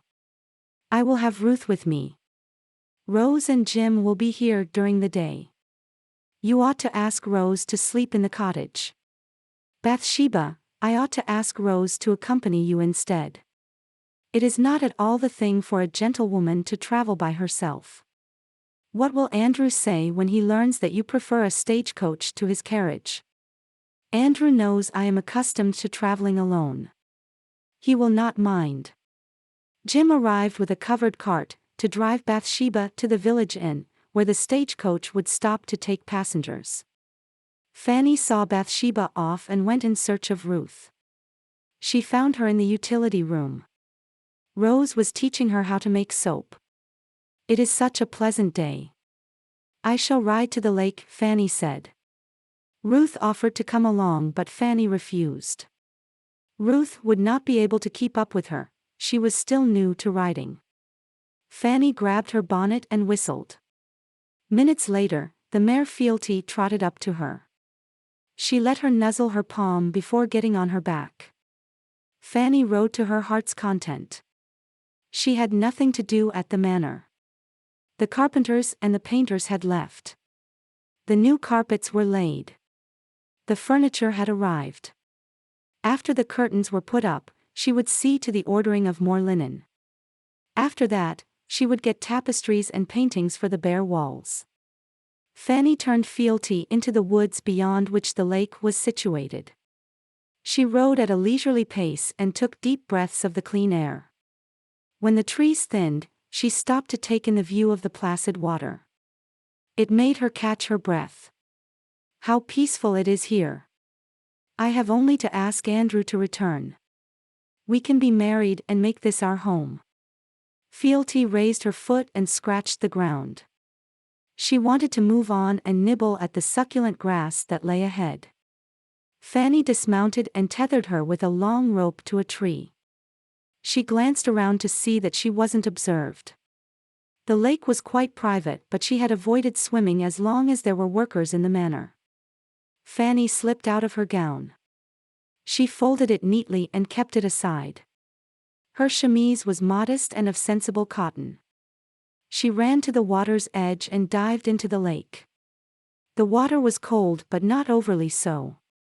After swimming for some time, Fanny reluctantly came out. She had to be getting back. Summer had ended and the days were getting shorter. Rose and Jim would want to leave before it got dark. As Fanny walked back to where she had tethered the mare, she felt a prickle of unease. The feeling persisted as she quickly got dressed. She did not need help with the gown, it had buttons in the front. But her chemise was dripping wet. Usually, she wrung out as much water as she could and waited for it to dry before wearing her gown. But the feeling of being watched drove her to panic. She pulled on the gown anyhow. Even though she told herself she was being foolish, her fingers trembled as she thrust the buttons into the holes. The mare stood watching her with placid eyes. But when she hoisted herself on her back, she broke into a startled gallop. Perhaps she felt Fanny's panic. The woods that had seemed idyllic an hour ago now felt sinister. Fanny's old fears gripped her.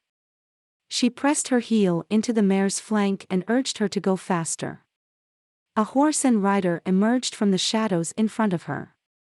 The path ahead was narrow, with no place to turn back or ride past the other horse. The mare reared up her legs. With the greatest of difficulty, Fanny managed to keep her seat and stop the mare from bolting.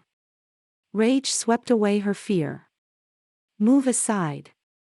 These are private woods. I can have you arrested for trespassing. Is the lake private too?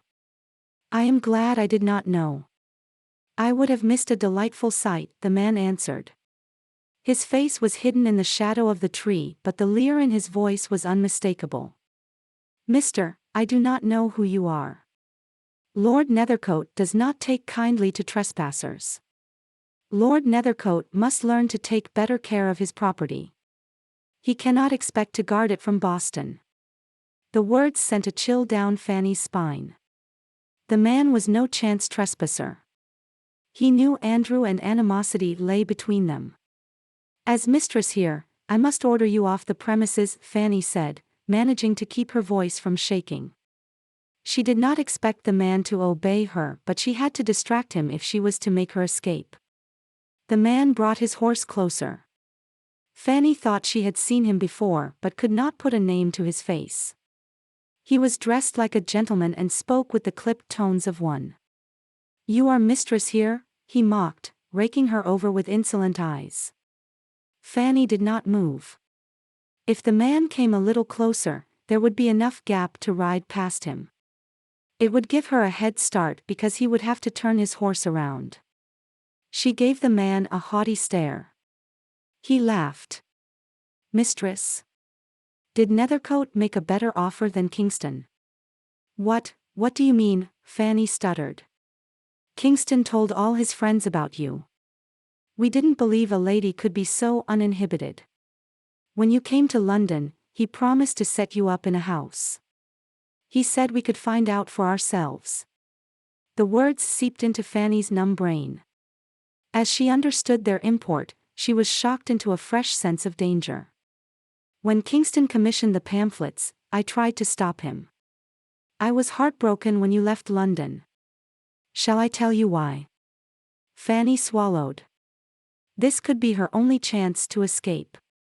"Have we met, my lord?" She forced the words past her dry throat. The man gave a wide smile. He touched the brim of his hat and jumped down from the horse. Fanny kicked her heel into the mare's flank and leaned forward. "Go," she screamed. Fealty faltered for a moment and took off like the wind. Fanny kept urging her on.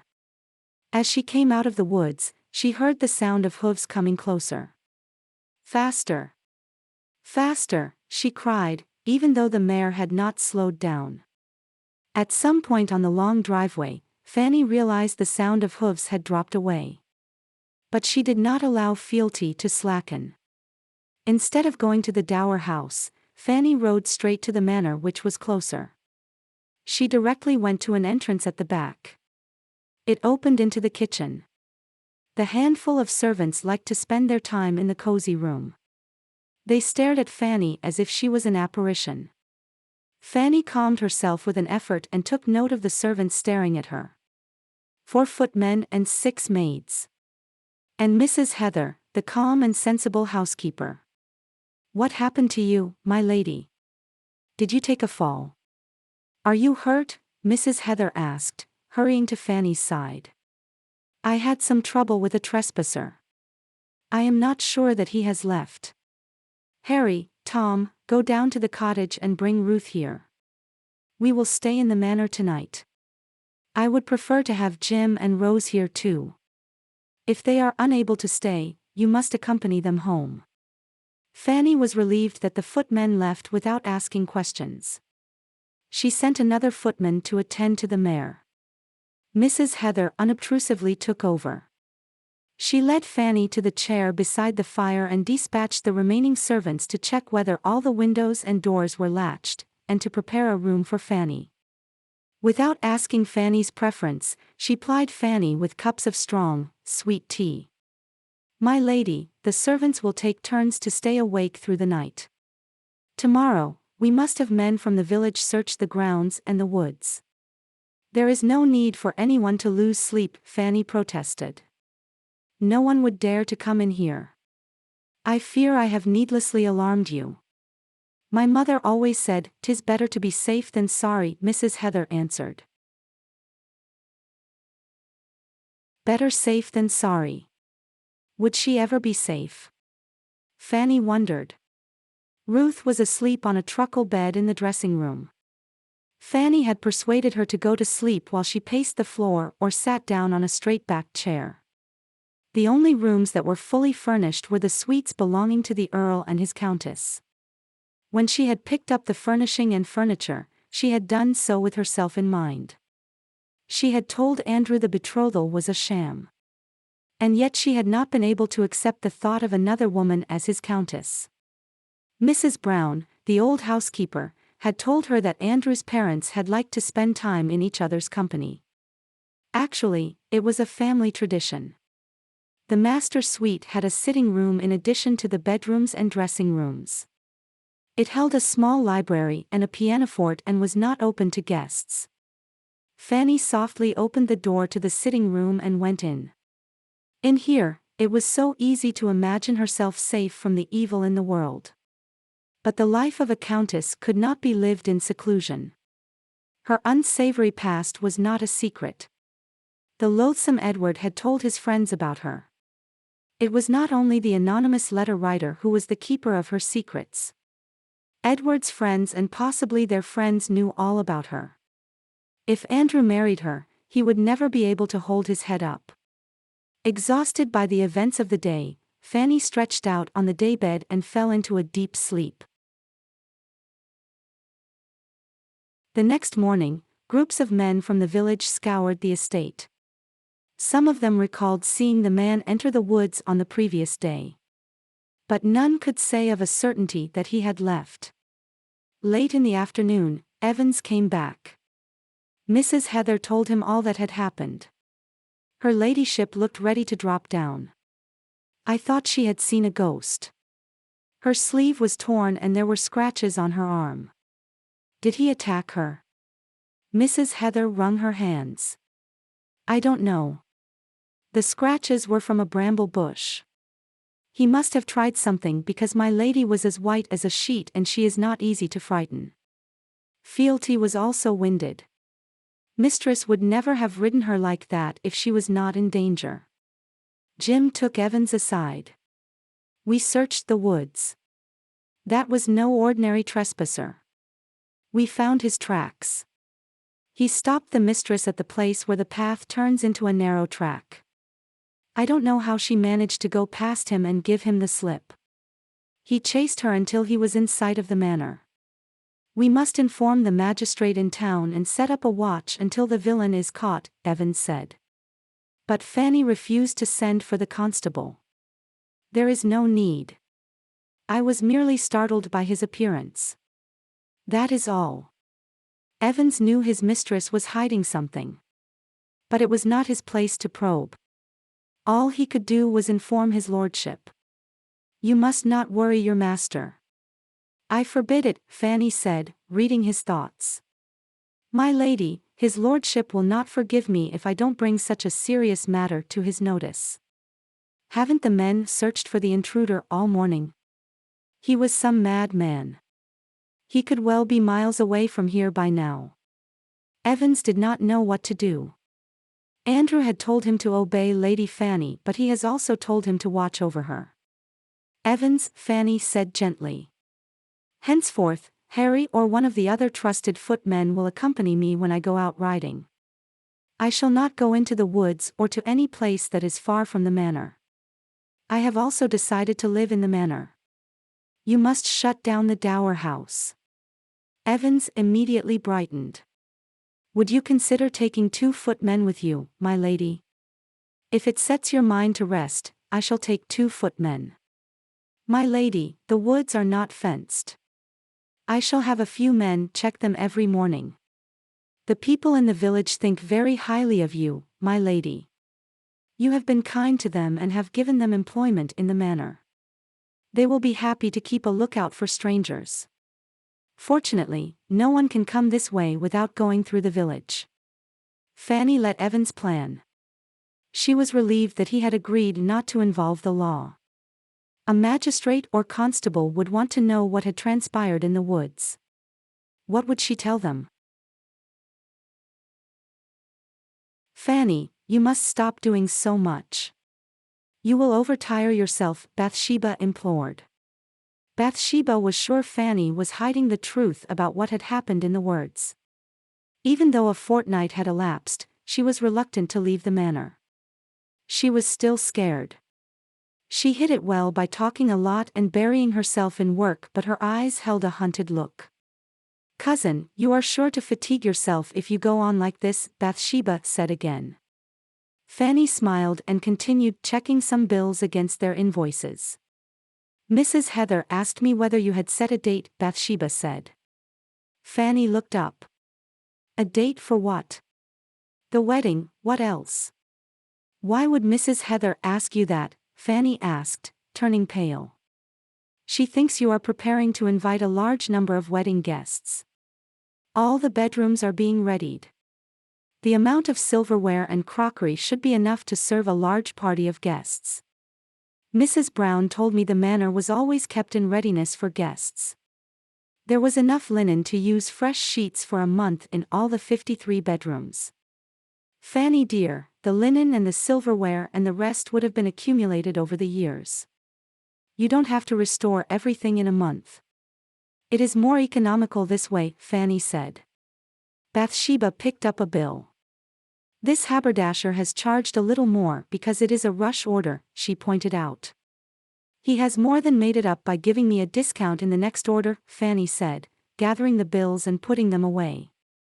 Fanny, Andrew will not mind the expense. But he will not forgive himself if you ruin your health. You have not stepped out of the manor for 3 days. I am an early riser, but you are already working when I come down. Can't you leave the ordering and the bills to Mrs. Heather? She has her hands full with the material coming in, Fanny said. You mean, pouring in?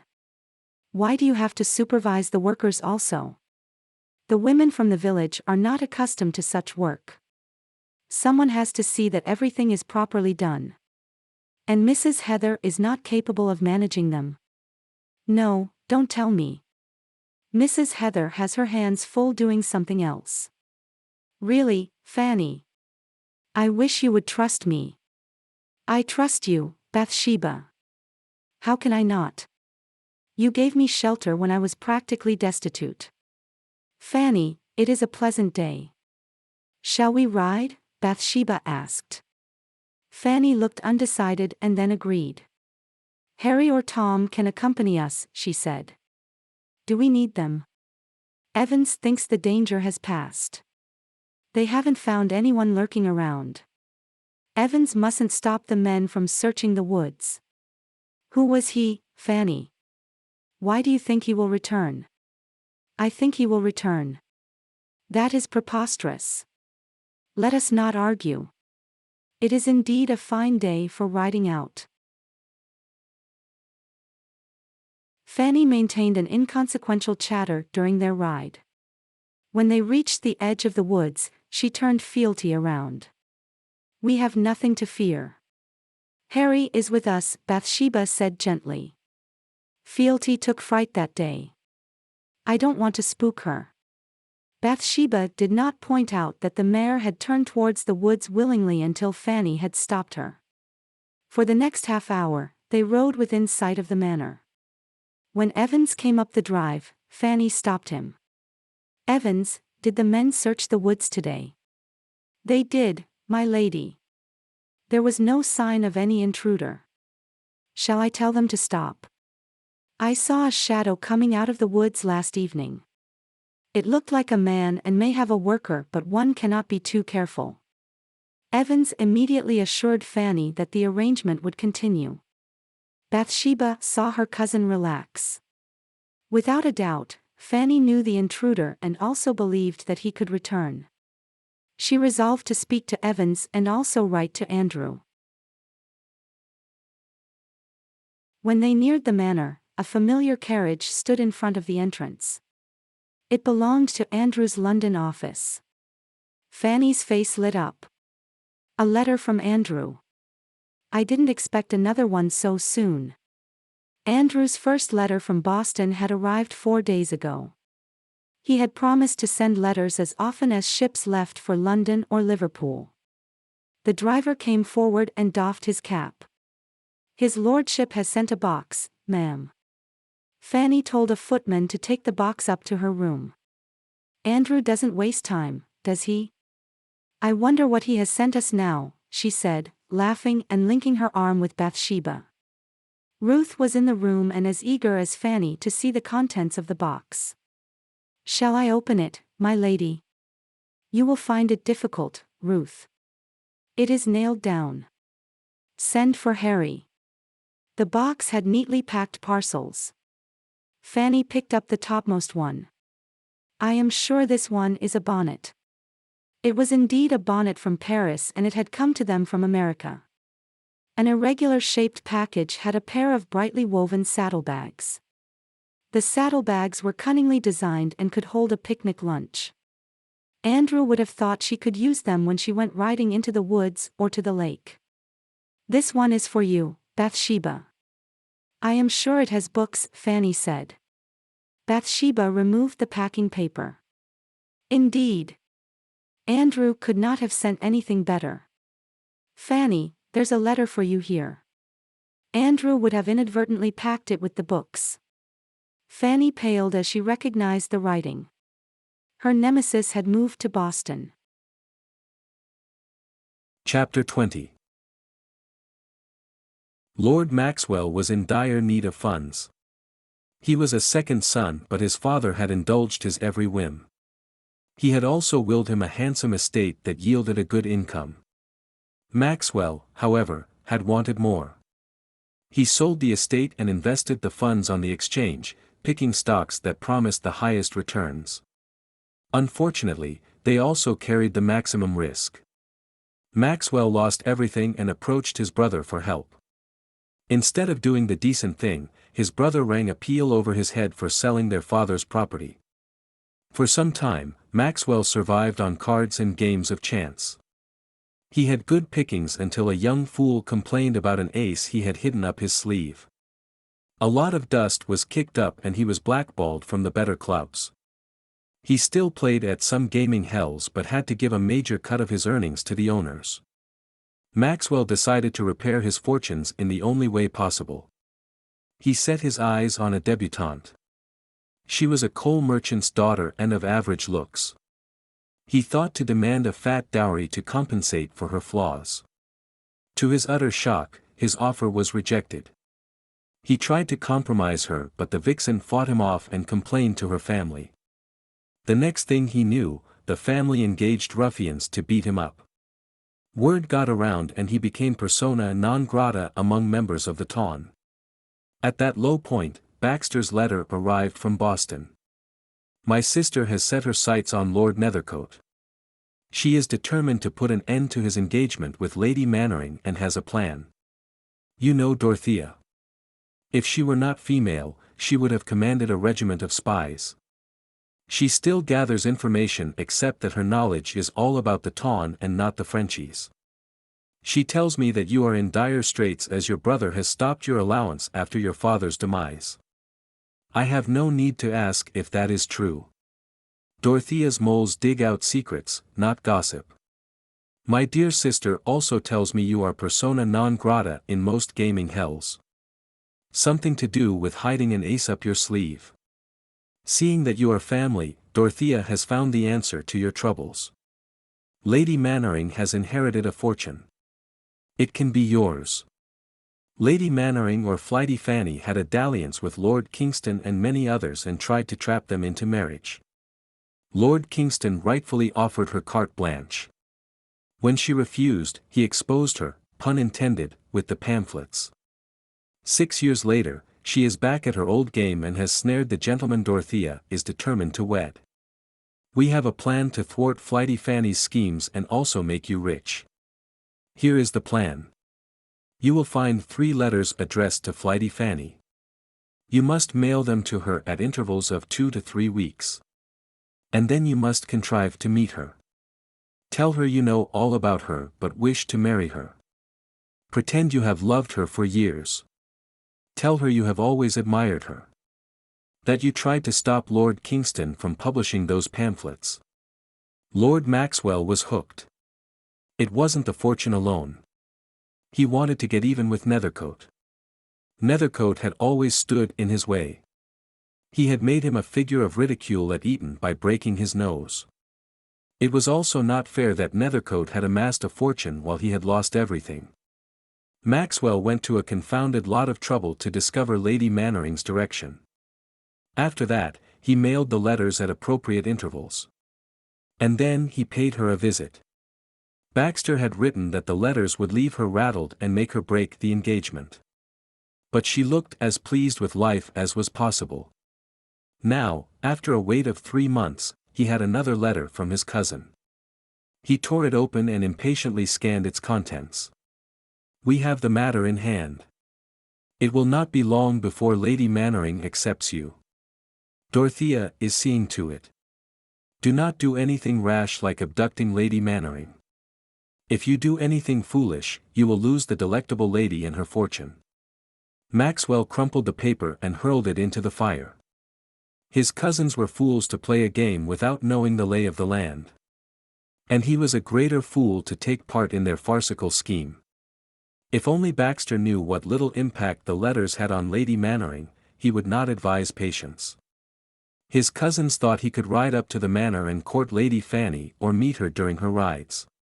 But Lady Fanny was not one to succumb easily. She would raise an alarm if he went near her. Already she had the tenants guarding the road to the manor. They were also in the woods, calling out to each other loudly. He had observed them from afar. He was thankful to his cousins for showing him a way out of his troubles. But he would not rely on them. He would wait for an opportunity to snatch up the lady. She was without family or friends. Once he had her in his power, he would browbeat her into accepting him. If she refused, he knew of a vicar who would ignore the small matter of a bride's unwillingness. Procuring a special license would cost a pretty penny but he would do it. Lord Baxter idly watched his sister as she composed the letter. If Nethercote comes to know we are using his parcel to threaten his lady love, he will have a fit, he remarked. Lord Nethercote's secretary was a loyal young man. He was also a man in love. His fiancée worked in the same building. Princeton liked to meet her during the lunch hour. Being a conscientious secretary, he requested a clerk to be available in his office when he was absent. The clerk, Jimmy, was neither loyal nor troubled with a conscience. He readily agreed to slip in envelopes into the parcels for $1. Lady Dorothea's lips twisted into a cruel smile as she signed the letter. "Read it," she said. Lord Baxter sauntered across the room and took the letter from his sister. "Your luck has run out, dear Fanny. You lured Lord Kingston into a runaway marriage at Gretna Green. But Lord Nethercote has friends who watch over him.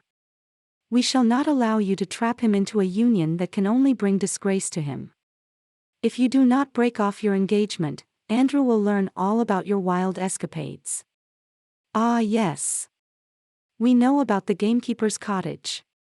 For now, I remain keeper of your secrets." Lord Baxter whistled. "Excellent. Thornton told me Lord Kingston's brother talked him into the wedding. But you have blamed Fanny for it. I hope Maxwell is meeting with Fanny regularly. He must convince her at the earliest. He needs the blunt. He'll do whatever it takes. Seal the letter, will you? I'll take it to Jimmy." Dorothea attended to the job and reminded her brother about the evening's program. "We are attending the pedant's garden party. Their daughter turned 21 yesterday." "Oh yes, the horse-faced Martha Pedant. How lovely. I suppose I must dance with her." "You would be a fool not to." Mrs. Pedant wanted a wealthy, handsome, and titled Englishman for her daughter. In other words, Lord Nethercote. If you play your cards right, she might settle for a handsome and titled Englishman. You can't be serious. I just told you the girl looks like a horse. Have you seen the way she rolls her eyes? As of today, Martha Pedant is richer by £30,000. Her father gifted her shares worth the amount. He kept it quiet to ward off fortune hunters. Oh. Oh yes. I want you to gain a march before word gets around." "Do you think Nethercote will be present?" Lord Baxter asked. "He is coming. I found out. I can't figure how you did it. 2 weeks ago, Nethercote threw us out of his house. Now he dances with you. How did you do it? After Henderson, I thought you had lost your touch. Will you stop bringing up the infernal man?" Baxter threw back his head and guffawed. "Did you lose your heart to him in addition to everything else?" he taunted. Dorothea bit back a retort. The Duke of Henderson had cast her aside like a used glove. She still smarted from the defeat, but her blockhead of a brother kept rubbing it in. Baxter wagged a finger and chortled. "What about Nethercote? Are you in love with him too? Stop playing the fool and see that the letter goes into the parcel." "I was merely teasing. It matters not whether you love Nethercote. You will captivate him, I am sure of it." Lady Dorothea glared after her brother. He was an imbecile to think Nethercote was an easy catch. Fanny had him in her clutches. Flighty Fanny. She detested her. Thornton had painted the picture of an innocent who had been corrupted by Kingston, but Dorothea did not believe a word of it. Fanny was a scheming piece of baggage. It was no coincidence that she had netted Kingston and now Lord Nethercote, who was a most eligible bachelor. With the fortune that Fanny possessed, she could easily find a husband in England. But she, Dorothea, was quite penniless, and an exile from London society. She had come to Boston to catch a wealthy American. But very soon she discovered that wealthy Americans like to hold on to their money. Or get their money's worth by aligning themselves to more money or a title. Her only chance was Lord Nethercote. If he slipped away, She and Baxter, her irresponsible brother, were doomed. Andrew loosened his tie and flexed his shoulder muscles. It was after office hours. The staff had left. There was nothing that needed his immediate attention, but he did not feel like going home. An empty office did not feel as gloomy as an empty home. It had been a long day. 5 hours of negotiations followed by signing the contract. He ought to be pleased. The contract was on his terms. But all he felt was a vague dissatisfaction.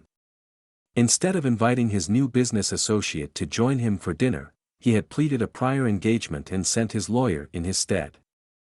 Andrew leaned back in his chair and propped his feet on the table. Fanny's letter had arrived that morning. He had already read it more than once but proceeded to read it again. Once again, he was filled with unease. The letter was dated a week after he had left Liverpool. It seemed stiff. Forced. What was she hiding? Had she undergone a change of heart? Had she made up her mind to end the engagement? He had thought to give her time to heal. To enjoy life without any care. Now he knew he had made a mistake in leaving England.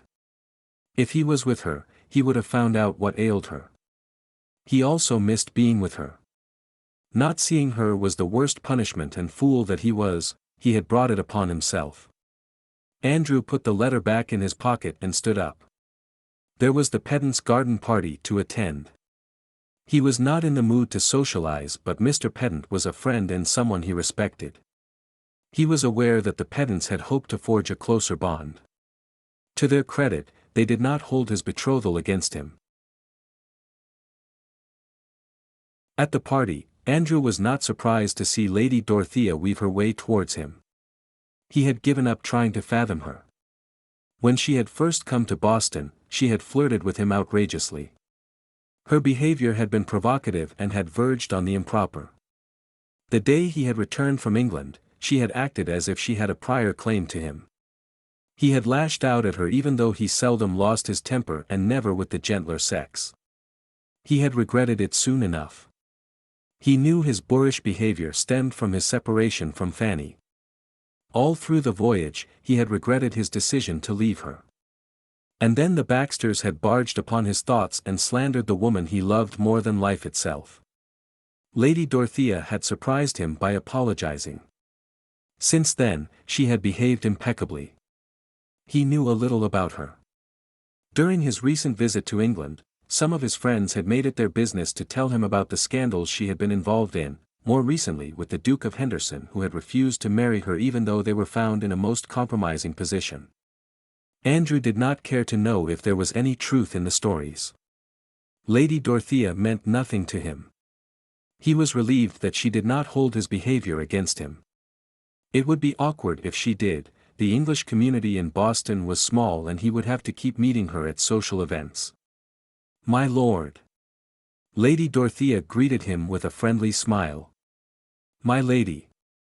I had almost despaired of seeing an English face. But pray, is anything the matter?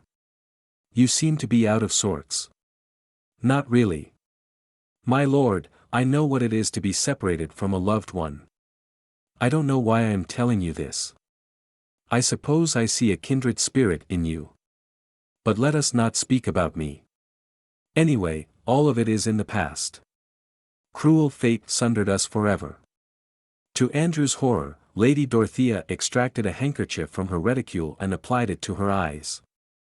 She looked quite overcome. But then she made a visible effort to compose herself. "My lord," she said, placing the tips of her fingers on his arm. "For years ago, the man I loved was cruelly snatched by death. My father was a hard man.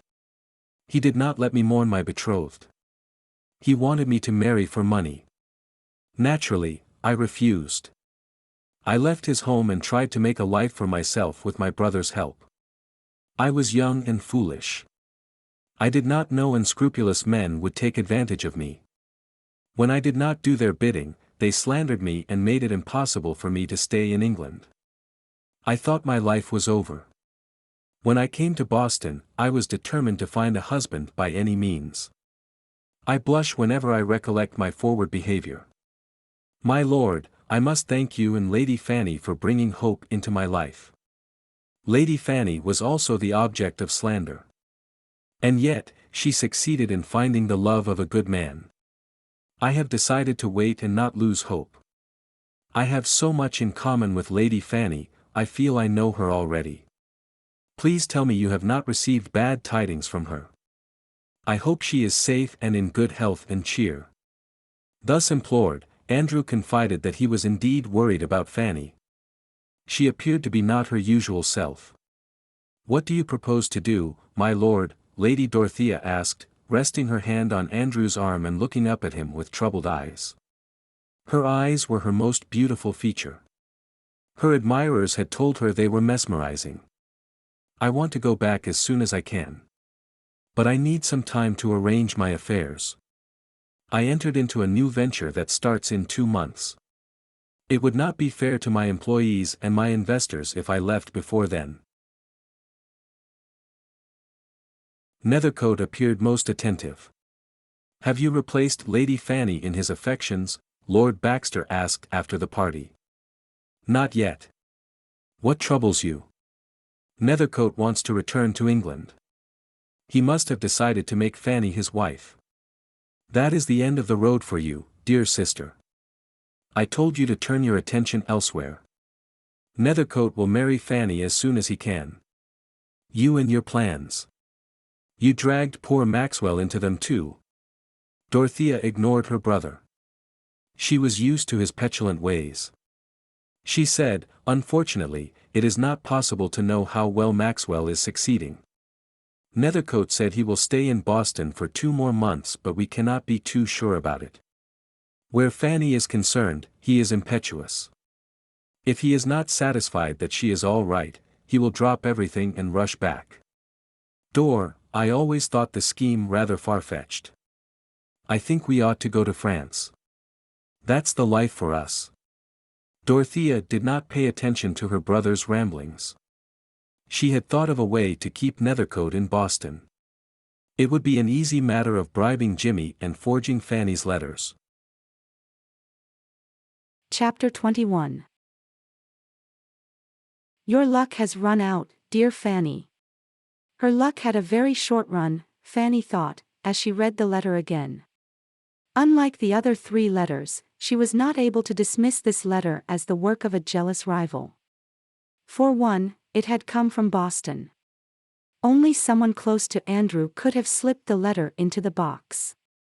It was a daring act. Whoever had done it was determined to break the engagement at any cost. The letter was also different from the earlier ones. Those letters had threatened to expose Flighty Fanny. Flighty Fanny was a wit's creation. She wasn't real.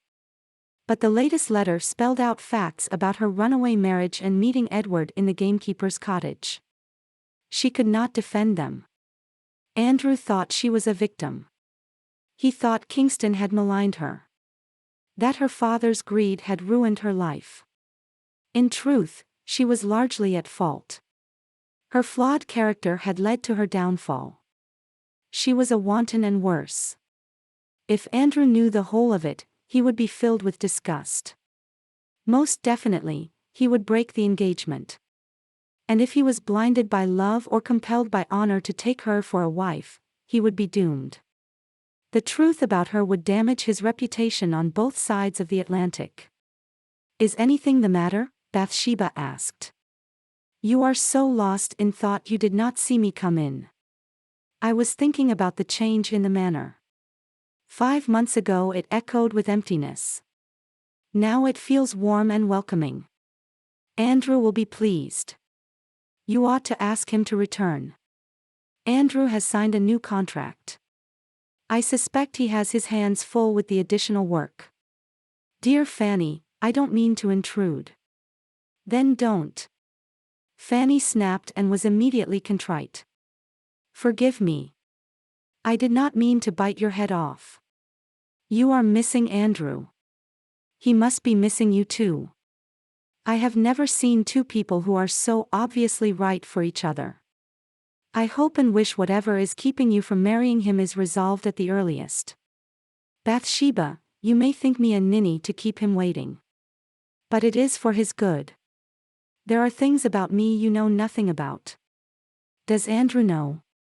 Fanny shook her head. Do you think your past matters to him? He worships you, Fanny. He deserves to know why you are not setting a date. Some things are better left unsaid. Bathsheba dropped the matter. Andrew was right. Fanny needed time. She would not try to rush her. At least she had got over her fears. She was no longer jittery.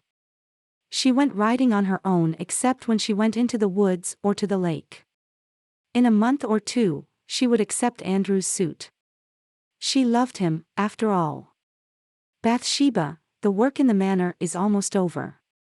I expect the workers to leave in a fortnight. I want us to leave too. Bathsheba was stunned. Have you written to Andrew? She asked. Not yet. I shall write to him soon. Is that why you told Evans not to hire more servants? Yes. Mrs. Heather and the small number of housemaids and footmen will suffice to take care of the house. If Andrew decides to live here, more servants can be hired at that time. Fanny, are you sure? Andrew hopes to live here with you. He mentioned it to me. He wants to settle down, Fanny, and start a family. He had the manor furnished for you. Fanny gave a wry smile. She had thrown herself into restoring the manor because it was Andrew's home. But she had also dreamed of starting a new life in the manor as Andrew's countess. From the moment she had stepped on the estate, her spirits had lifted. The peaceful environs had given her hope that Flighty Fanny would be put to rest. Her dream was just that, a dream. She had thought the estate a sanctuary.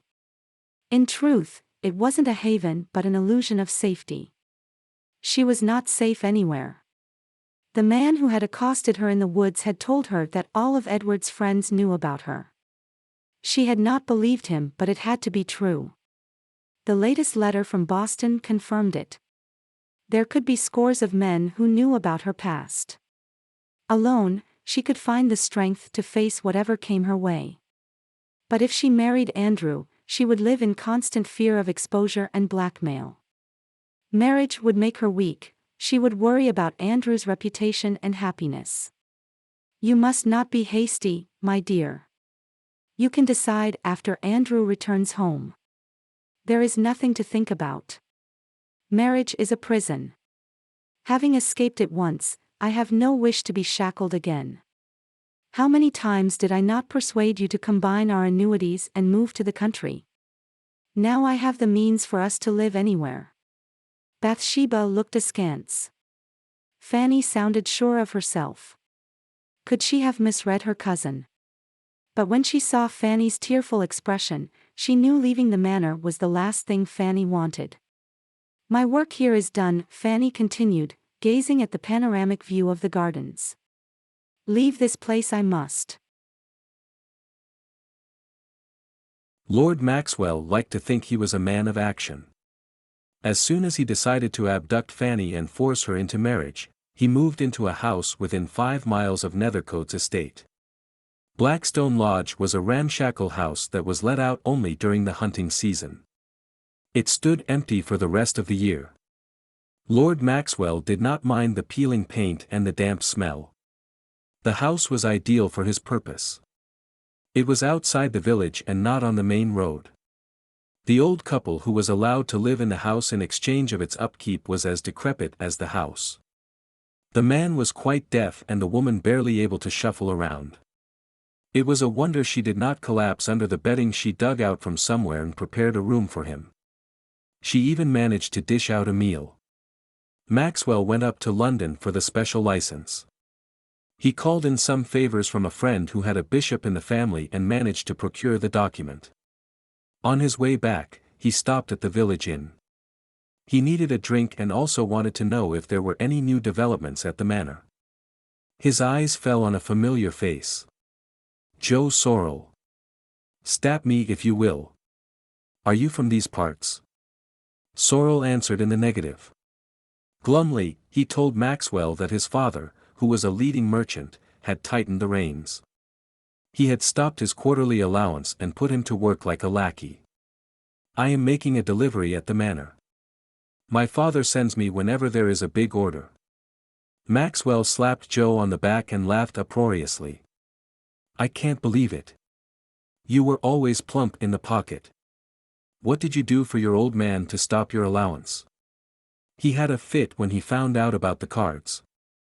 I told him how much I made at the gaming tables and that he ought to be proud of me, 'cause no business gave such high returns. Maxwell nodded. Sorrel could play with the best. Not being nobly born, he was not allowed in the better clubs, but Maxwell had taken him to private parties. They had made a good team. What about playing a hand? For old time's sake, he asked. Can't stop now, Sorrel said ruefully. Shall I come along? I have nothing to do.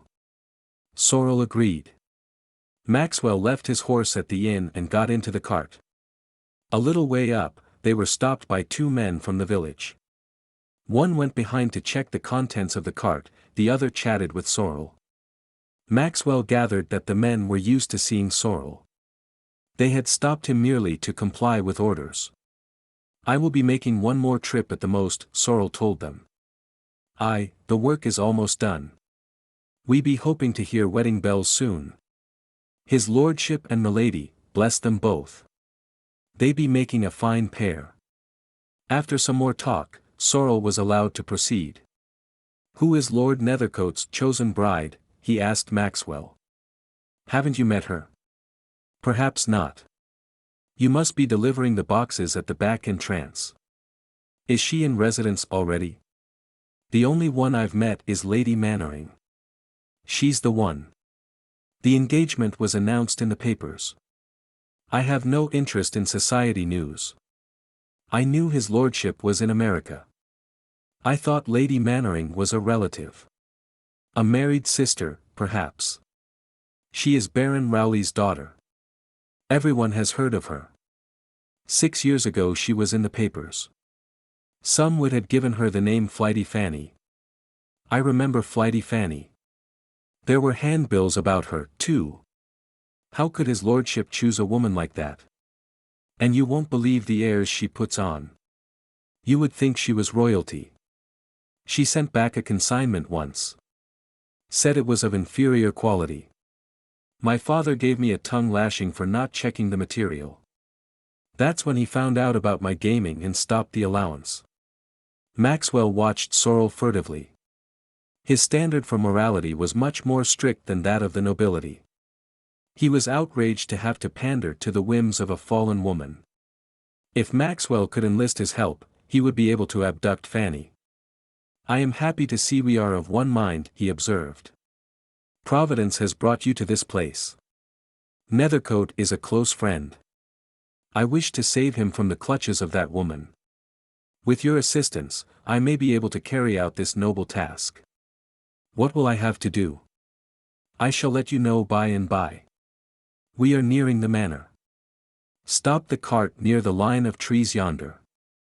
I shall get down and you can take me up again on your way back. Maxwell slipped behind the trees and stared up at the manor.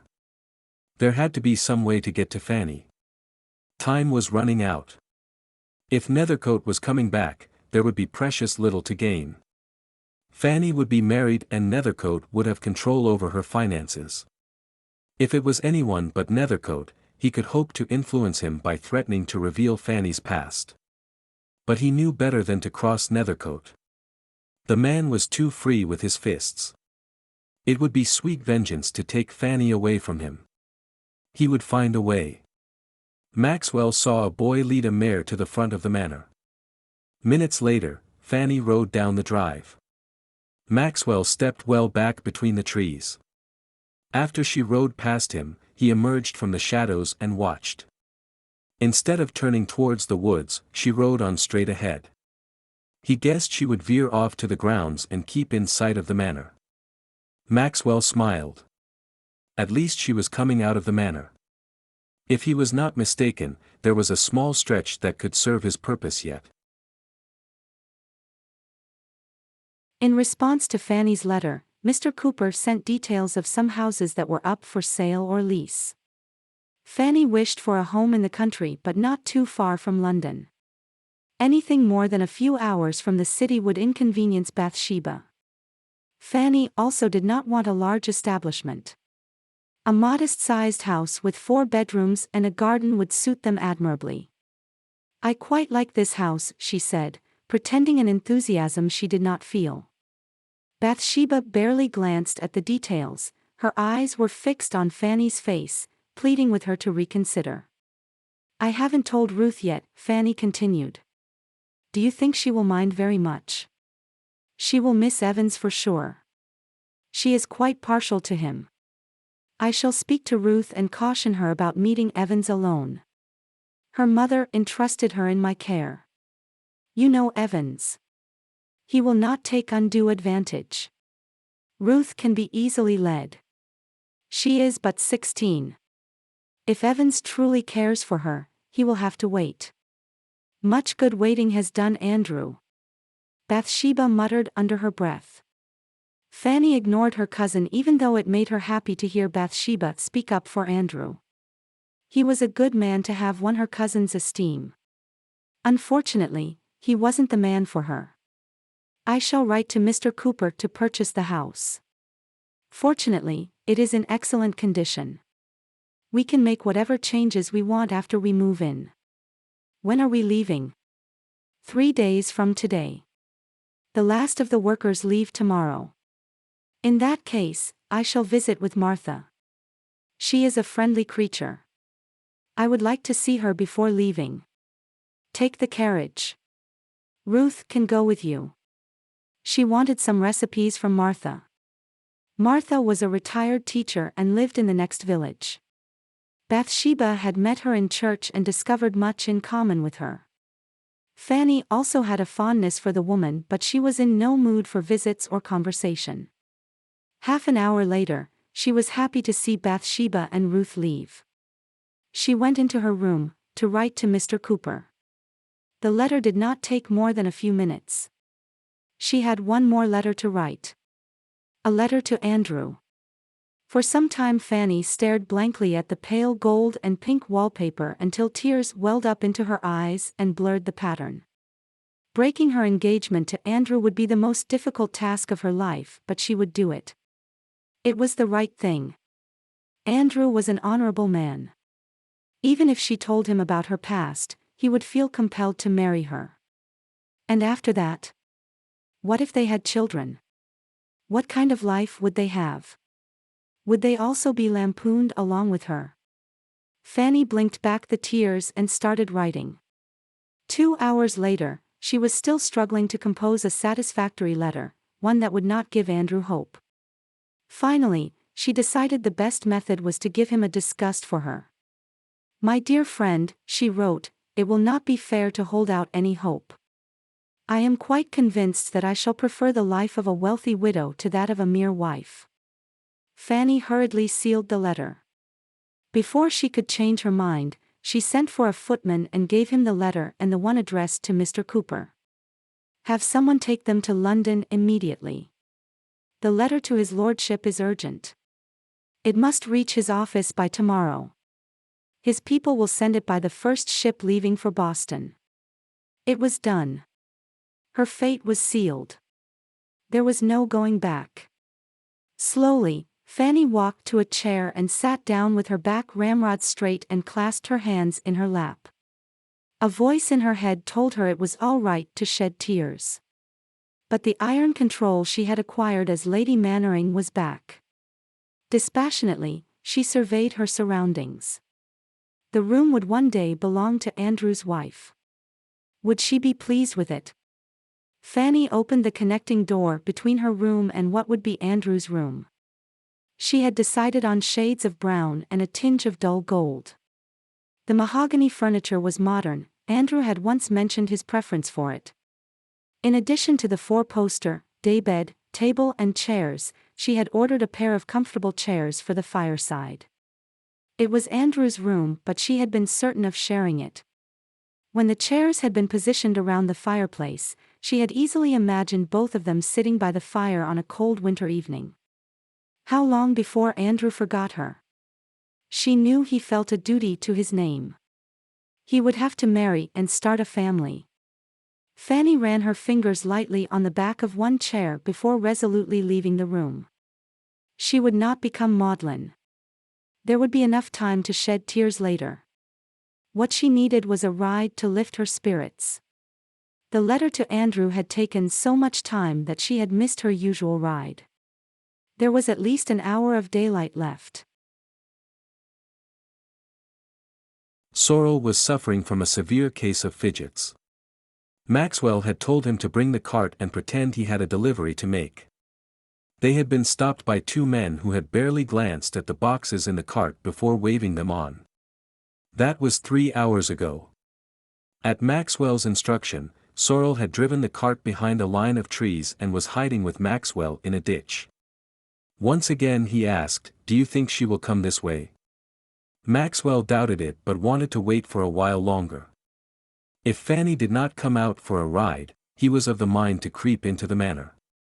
He knew she was alone. Her cousin and her maid had gone out in the carriage. The burly footman who usually accompanied her had ridden out. By the bulging saddlebags, Maxwell guessed he had a long ride ahead of him.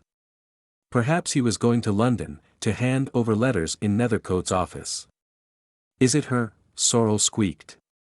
Even from a distance, Maxwell had no difficulty in recognizing Fanny. The rider, a woman, was not using a side saddle. "Quick! Take the rope and go to the other side. She won't see the rope stretched across the road. She may break her neck if she is thrown. There is no other way." Sorrel took his place but did not appear happy about it. He looked relieved when, a few minutes later, Fanny turned into a path instead of riding up to where they had laid a trap for her. "She isn't coming here. We had better leave," he said. Maxwell sprang up. "By gad! We are in luck. The wench has gone into the woods. We will get her easily enough." Without waiting for Sorrel to follow, he pulled the rope into an untidy bundle and ran into the woods. Fanny had planned only a short ride. But after a few minutes in the saddle, she changed her mind. She would go through the woods and ride as far as the lake, to see her favorite sights one last time. She had held on to her foolish fear long enough.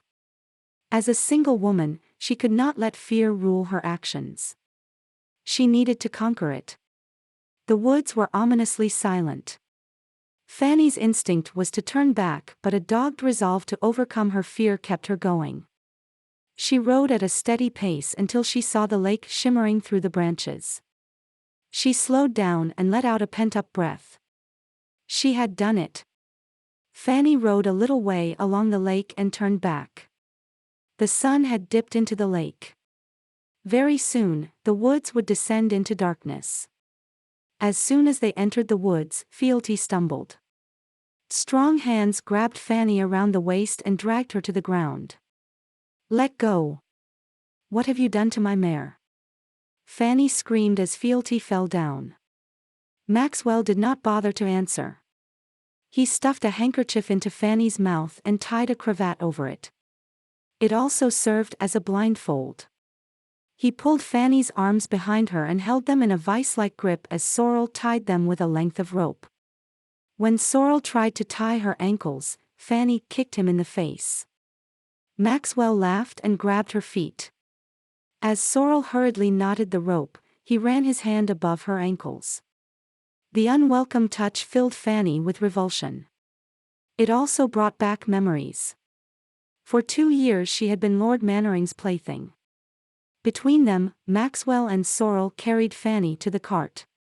They covered her with a rug and arranged the boxes to hide her from view. Sorrel was terrified someone might check the cart. "They don't usually stop me when I leave the manor, but they might. They will stop you if you wear that Friday face." Consider this a game of poker. What would you do if you held a losing hand? Sorrel gulped. You are right, he said. I'll try and act normal. A box poked into Fanny's ribs, but Fanny didn't feel it. She was trying to fight her rising panic. She did not know what the men intended to do with her. Somehow, she would have to hold them off for as long as possible. Help would not be long in coming. Bathsheba would raise an alarm on her return and Evans would set up a search party. They would find poor Flighty in the woods. Evans was good at tracking. He would find signs of the scuffle and the wheel tracks and guess that she had been abducted in a cart. One kidnapper had stopped to speak to the village men. He had sounded as if he knew them. Surely, it would be an easy matter to track the man down if he was known to the villagers. Fanny occupied herself with thoughts of a rescue until the cart came to a halt. An hour after Fanny was abducted, a messenger arrived at the manor. Bathsheba had sent him. Martha's aged mother had suddenly taken ill. They were staying the night to help out. They had retained the carriage with them. Mrs. Heather went up to Fanny's room to give the message. A maid informed her that Fanny had also left. Mrs. Heather assumed that Fanny had gone with Bathsheba. She informed the cook that there was no need to hold back dinner. Billy the stable boy could have raised an alarm. He had saddled Flighty and led her out. But Billy had other things on his mind. The cook's boy had challenged him to a mill. If he had to keep his dignity and not have the housemaids giggling at his expense, he needed to practice his punches. After handing Flighty to his mistress, he had escaped to an empty barn, to prepare for the biggest fight of his young life. Chapter 22. Though her hands and feet were tied, Fanny tried to fight the men when they lifted her from the cart. Blindly, she hit back with her head and lashed out with her feet. She was easily subdued and carried into the house. I am going to enjoy taming this vixen. Fanny knew she had heard the voice before. And then she recognized it. He was the man who had waylaid her in the woods. What will you do? Asked a second man. Marry her. What else? You can't do that. She is a fallen woman, the second man said, sounding shocked. The man from the woods laughed and said, she is a wealthy woman. This was your plan all along. You tricked me. I thought you wanted to save his lordship from her clutches. Fanny listened carefully. So there were two men. The first one she had met before. He was the one who had planned the dastardly deed. His accomplice had been tricked into helping him. If only she could get rid of the gag, she might be able to enlist his help. She started moving her head from side to side and coughing. My lord, she may suffocate if you don't remove the gag. Fanny heard the accomplice panicking and made the most hideous sounds until the offending cloth and the cravat were removed. And then she pretended to fall into a dead faint. I don't want any part in this. My father will disinherit me if I get into trouble. You are already in trouble. You helped kidnap a dowager countess. You didn't say anything about abducting.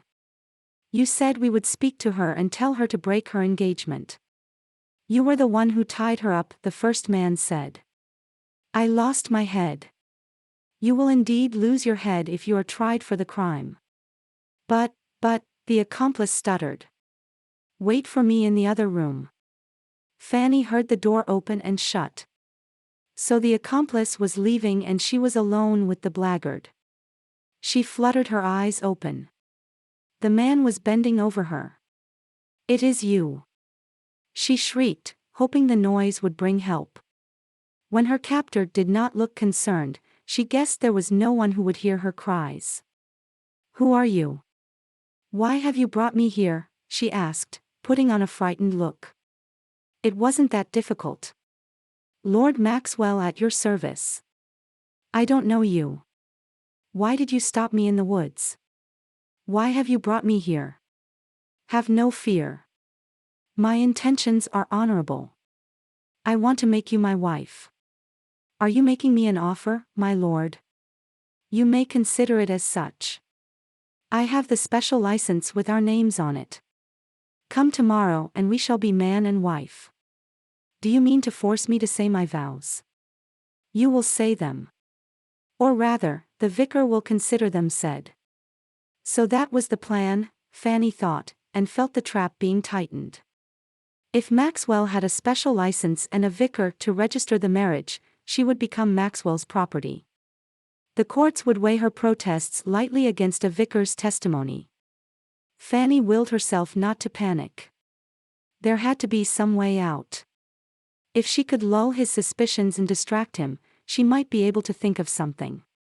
My lord, she said, fluttering her lashes. It wasn't easy to play the coquette with her hands and feet tied and her hair in disarray, but she had to do it. You cannot be serious, my lord.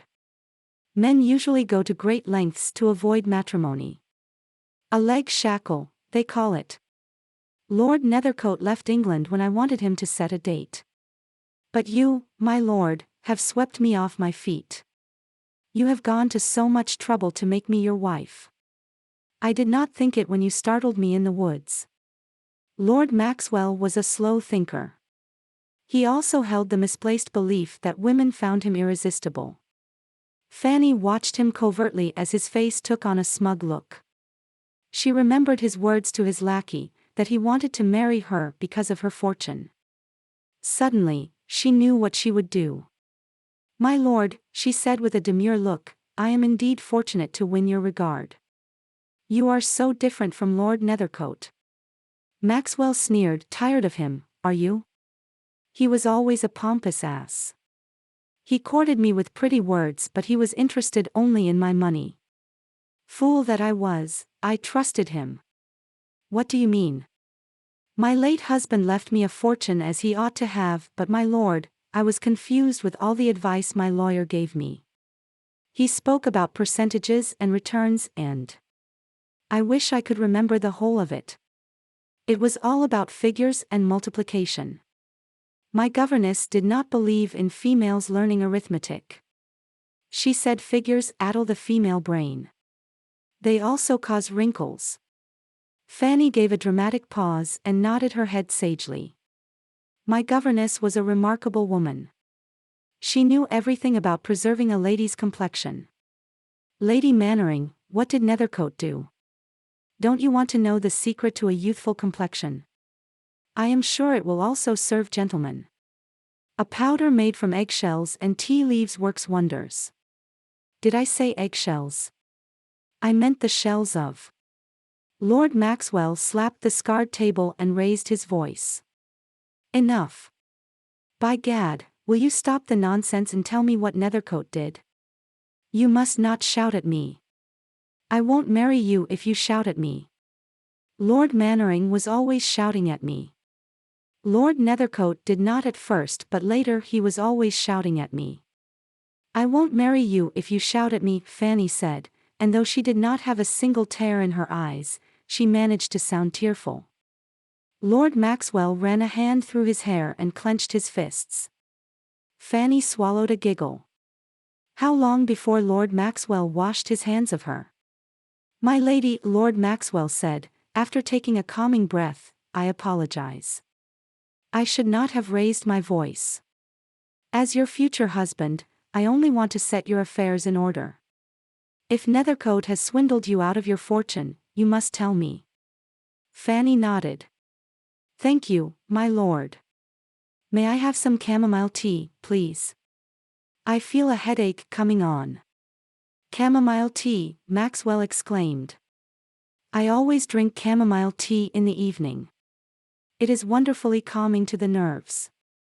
You should try it, my lord. Begging your pardon, but you seem to have a nervous disposition. Lord Maxwell stared at Fanny and this time pulled his hair and gnashed his teeth. Fanny waited until he regained control.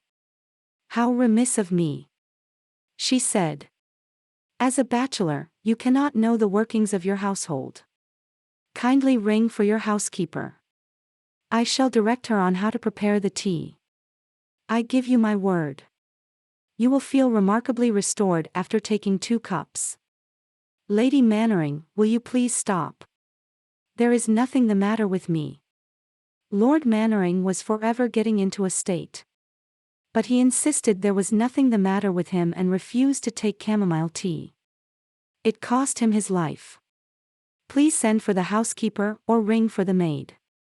Do you think this dump of a place has servants? It's an old pile of stones. I can't understand why nobody burnt down the eyesore. Surely you jest, my lord. It cannot be as bad as that. It is hideous. I don't think I've seen such a virulent shade of green before. Fanny stored the information. She was in a ramshackle house about 5 miles from the village. Its outside was painted green. Are there no servants at all? She asked. An old couple takes care of everything. Please send for the old woman, my lord. She is sure to know the efficacy of chamomile tea. Madam, you must forget the tea. We were in the midst of an important discussion. Do you recall it? Lord Maxwell ground out. Of course. I was telling you about the mixture of tea leaves and eggshells, Fanny said and added, and about Lord Nethercote. Did he take all your money? Fanny wrinkled her forehead. He said it would still be mine, but I would not be able to use it. He was buying a new ship. He said it made no sense to borrow from outside. Mr. Cooper, my lawyer, told me it was a good offer. Oh, and there was something else too. He took my money and gave it to someone in Boston who is trying to make a new kind of engine. Are you saying he invested it and did not spend it? Maxwell asked. He spent it. He used it to buy a ship. My lady, please try to remember. Did he say anything about stocks and bonds? I don't know. I signed some checks and papers. I trusted him. But my cousin is of the opinion that Lord Nethercote has taken my money. She says I am a widgeon to believe he even means to marry me. But then, she is of a rather suspicious bent. I know Lord Nethercote left because he was scared of getting legs shackled. Most men are like that. But you, my lord, remind me of the hero of my favorite novel. Edmund, that was his name, hid in the woods until the heroine came out of the manor and then he abducted her. Did you read the book too? Lord Maxwell mopped his forehead. Fanny refrained from further speech because he looked sick. The last thing she wanted was to have him cast up his accounts. The door was pushed open and a stout woman shuffled in. What are you doing here? I didn't send for you, Lord Maxwell said, stepping in front of Fanny. I prepared a meal for one. You said nothing about guests, the woman said. Put out something for 3. I don't care what it is. My dear woman, Fanny called out from behind Lord Maxwell, forcing him to move aside. My dear woman, may I have chamomile tea? The old woman's face remained impassive, but Fanny guessed she did not miss much. She had come in without knocking to check on her. She looked trustworthy. Help me, Fanny mouthed. The woman gave an imperceptible nod. I don't expect you are often asked to make chamomile tea, Fanny said. It will be better if I write down the proportions because I am particular about the strength of the tea. Will you please bring in some writing material? There is no need. I mean, this place is a dump. There isn't any writing material, Lord Maxwell said. We do have something that will serve, my lord, the woman said and went out. My lord, Fanny sang out. Lord Maxwell stopped wearing out the carpet and glared at Fanny. Did you read the book? What? The book I told you about in which the hero Edmund abducted the heroine. He tied her wrists and when the meal came, he fed her with his own hands. Do you mean to feed me, my lord? You must also write down the recipe for chamomile tea for the dear woman. What is her name, my lord? It is rude not to address her by her name. She is Mrs. Sampson. Thank you, my lord. Will you please write down the recipe for Mrs. Sampson? I will perish if I do not get chamomile tea. Lord Maxwell gnashed his teeth and untied Fanny's wrists. He was none too gentle about it. Fanny's arms were aching and her hands had become numb, but she did not take notice of them. Instead, she said, "You must tie them back after I have had supper." Lord Maxwell walked over to one side of the room. She could not see his face but heard him muttering about witless females being the death of him. Mrs. Sampson brought paper and a length of writing charcoal. "I could not find a sharpened quill, madam," she said with a conspiratorial gleam in her eyes. She placed the articles on the small table in front of Fanny. "Do you have sugar syrup, Mrs. Sampson?" Fanny asked. "I can make it, madam." "And chamomile flowers?" "I do, madam."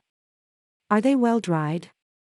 While keeping up the questions, Fanny wrote down a note.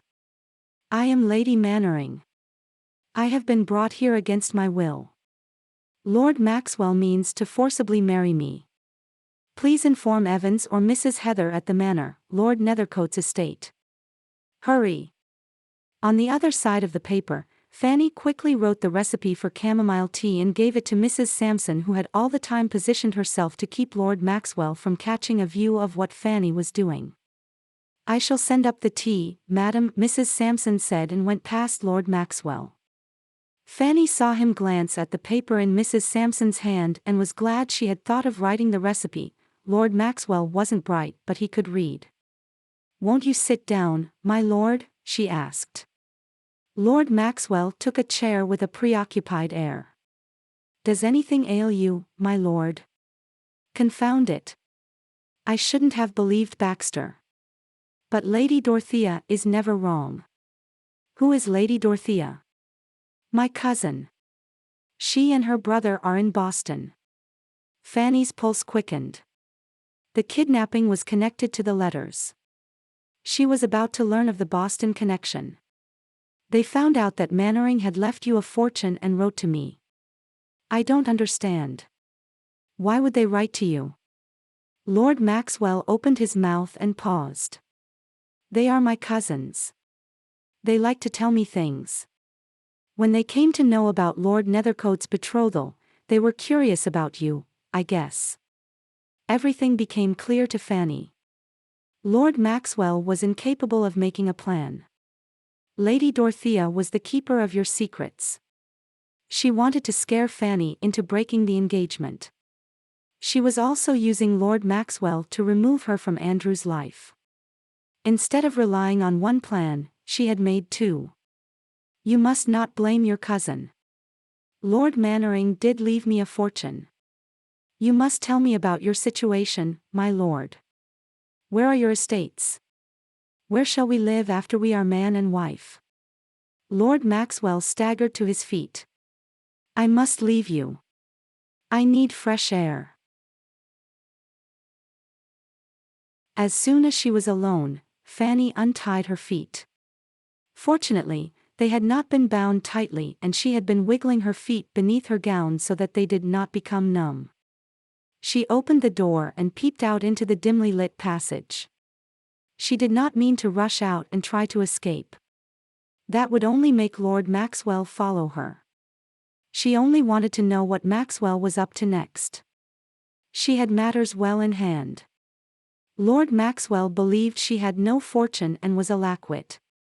If she kept up the charade long enough, he would leave her alone and disappear. Moreover, she had managed to send word to the manor. It was only a matter of time before Evans and the rest arrived. Fanny heard voices coming from a room and stopped to listen. Lord Maxwell and his unwilling helper were arguing. The door hadn't been closed completely. Fanny put her ear to the opening. "I tell you, the woman has windmills in her head. Nethercote is no fool. He saw his opportunity and fleeced her," Lord Maxwell said, sounding exasperated. "I don't believe it," his accomplice said. "She is a woman. She does not understand figures. She told me she had a governess who gave her chamomile for figures." "What? Blast it. Her governess gave her a mixture of tea leaves and egg shells, which were not eggshells but something else for her complexion because figures are bad for the female brain. Lady Mannering has played you for a fool, my lord. I have seen her check invoices and bills. She can do calculations in her head, the accomplice said with a laugh. Don't try that gammon. I've never seen a woman do that. You have. We played poker against a woman who kept up a silly chatter and cleaned us all out. My guess is Lady Mannering has played the same trick. You think her fortune is intact? Lord Maxwell asked. I can bet upon it. Fanny did not wait to hear more. For a moment she thought to make a dash for freedom. But she did not know where the passage led.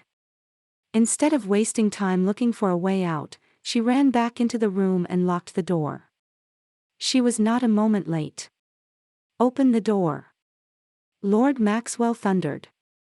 Fanny dragged whatever furniture she could and piled it against the door.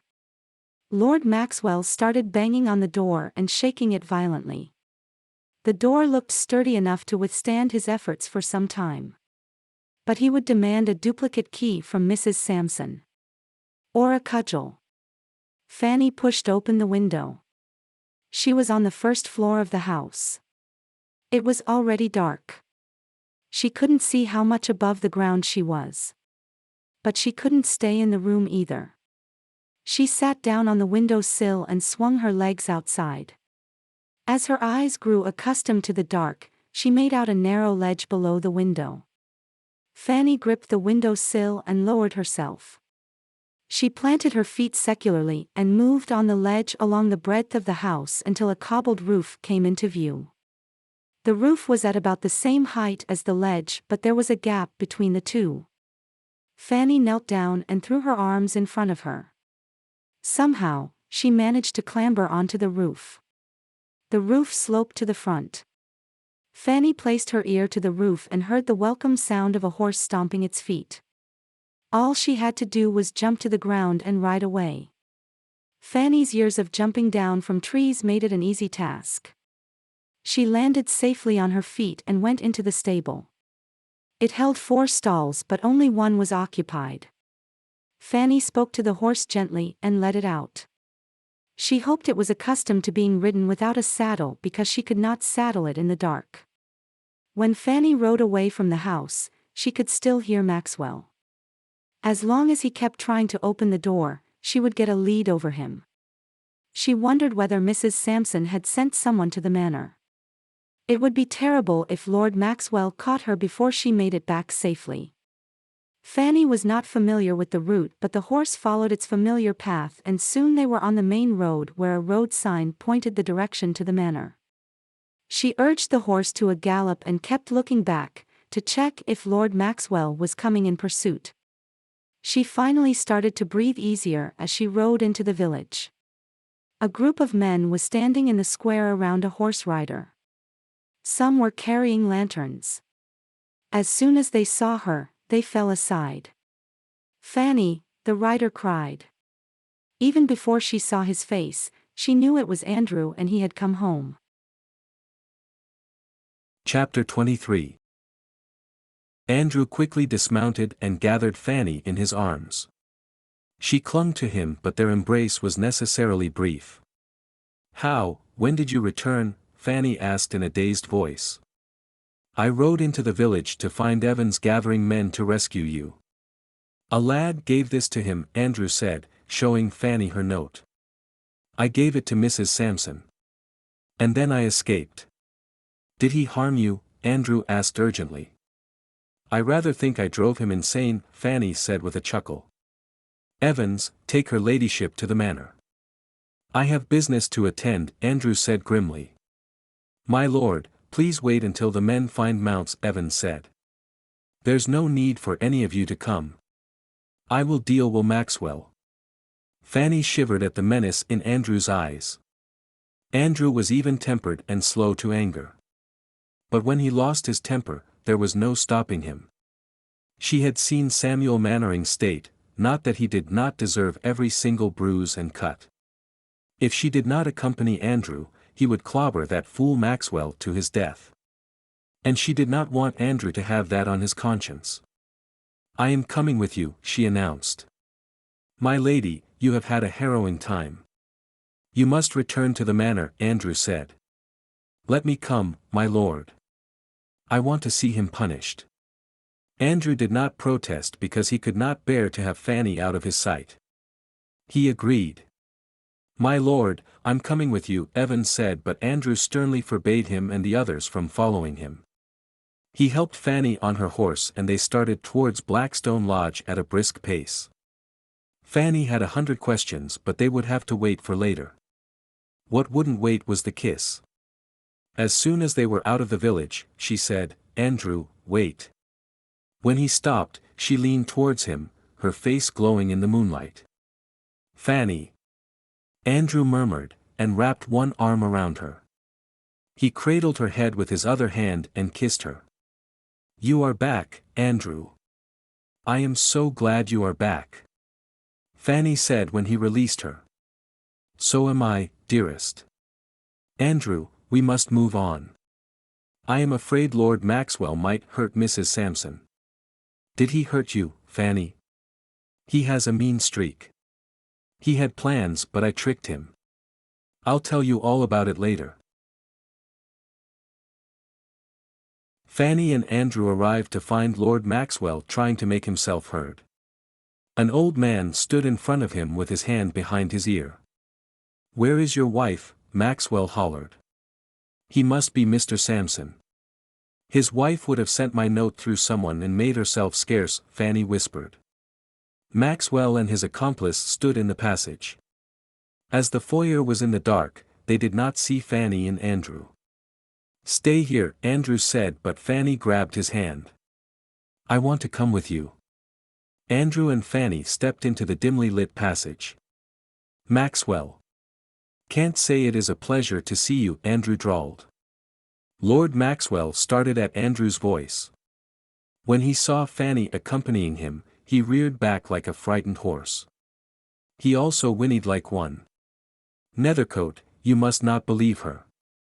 She threw herself at me. You don't know a thing about her. She was Kingston's." Maxwell hit him on the mouth. Maxwell raised his fists. Fanny thought he would fight back, but all he did was protect his already crooked nose. Andrew punched him in the stomach. Maxwell bent double and cradled his stomach. Andrew's next blow was on Maxwell's nose. The next one landed on the jaw. A cold fury directed his fists. Before he could hit Maxwell again, Fanny held his arm. "Stop," she cried. "He isn't worth your anger. He would have harmed you, Fan. He will still do it if he goes unpunished." Maxwell waved his hands from his prostrate position on the floor and blubbered something unintelligible. The words "disappear" and "colonies" were audible. No wonder the colonies are difficult to govern. "All our riffraff head their way," Andrew observed, wiping his hands on a pristine handkerchief. Fanny noticed Maxwell's accomplice edging towards a door. She immediately recognized him. "Stop. You are Mr. Sorrel's son, aren't you?" Sorrel cringed and came back. He looked so much like a whipped dog that Fanny was sure had his ears been longer, they would have been lying flat. She wanted to laugh, but that would not do. Donning a stern face, she said, "Do you know the punishment for a crime of this nature? What will your father say when he hears of it? It will serve you right if his lordship withholds all the bills." Sorrel dropped to his knees. "No. You mustn't do that. My father will kill me." Andrew looked at Fanny. She shrugged and smiled. Sorrel had been misled, he had not meant any real harm. Andrew ordered him to get up. "I am charging you with this piece of scum. Take him to my office. He will be going to Africa on my ship. Maxwell, do you hear? You will have to work for the passage. Hopefully, it might make a man of you yet." Sorrel did not linger. He helped Lord Maxwell up. Lord Maxwell mumbled an apology through swollen lips. He had taken a terrible beating, He was limping in spite of Sorrel's support. Fanny turned to Mr. Sampson. He was smiling from ear to ear.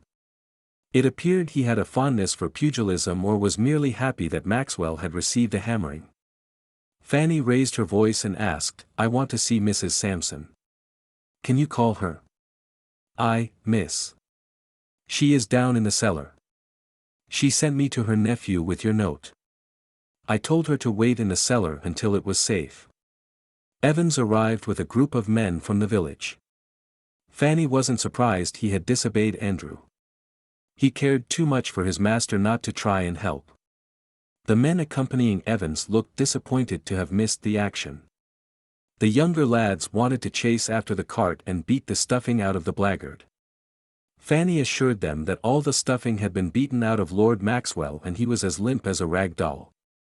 Mrs. Sampson came in and enthralled the men with her narration of the events. She had seen Lord Maxwell and the other man bring a lady in. She guessed they were up to some mischief and had listened at the keyhole. She was prepared to send her husband to bring help. But what she heard was enough to know Fanny was more than a match for her captors. Immediately, everyone wanted to hear from Fanny about how she had outwitted Lord Maxwell. Fanny repeated the story. Andrew laughed the loudest, but when she showed the window and her descent by the ledge, he looked stunned. "I still can't believe it is you. You would have reached Boston 3 months ago. And now you are back. How is that possible?" Fanny asked when they were finally alone in the drawing room of the manor. "It is possible due to the invention of steamships. Are they a reality? I thought work was still in progress. The inventors have been making trial runs. They have fitted the new engine in a small ship. This is the first time the ship has made such a long voyage. My lord, pray don't tell me you did such a foolish thing as to travel on an untested ship. But why? Why didn't you come by a regular ship? I would rather save the story for tomorrow. And I would most certainly have it now. This is the out and out of everything. The ship could have sunk." Andrew took Fanny's hand in his. "I learned that you were in danger from Maxwell. I wanted to rush to you.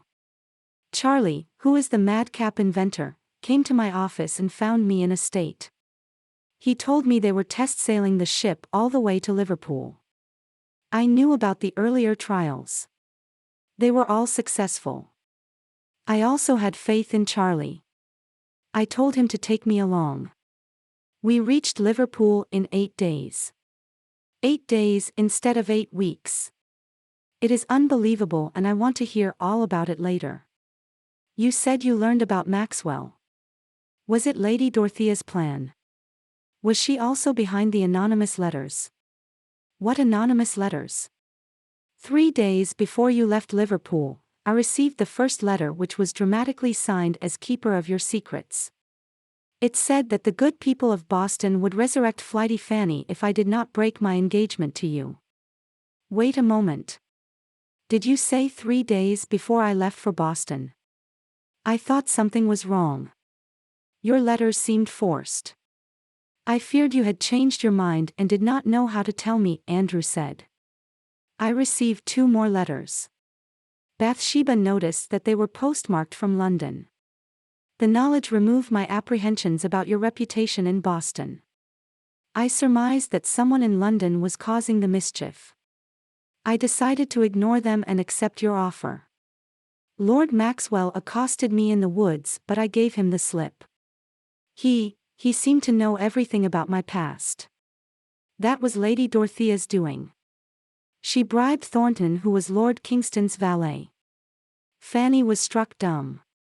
Andrew knew everything about her. When the silence stretched, Andrew asked, "What's the matter, Fanny? Are you thinking about Maxwell? It must have been a terrible ordeal. How did you give him the slip?"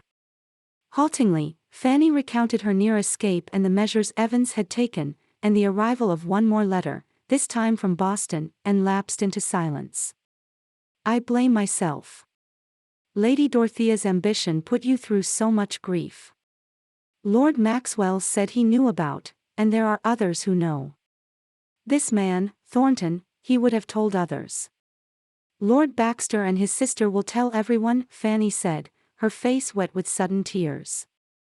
Fanny, I am not insensitive to your pain. But dearest, you have to lay the past to rest. How can you say that? The past is part of what I am. After the first time, Lord Kingston did not force me. You were 16, Fanny. You did not know better. I am sure he would have professed undying love and promised to marry you. That is how men like him prey upon innocence. If you have to blame anyone, blame your parents for not taking better care of you. You don't know the whole of it. I was a wild piece. My sisters never thought of leaving the house, but I only wanted to be outdoors.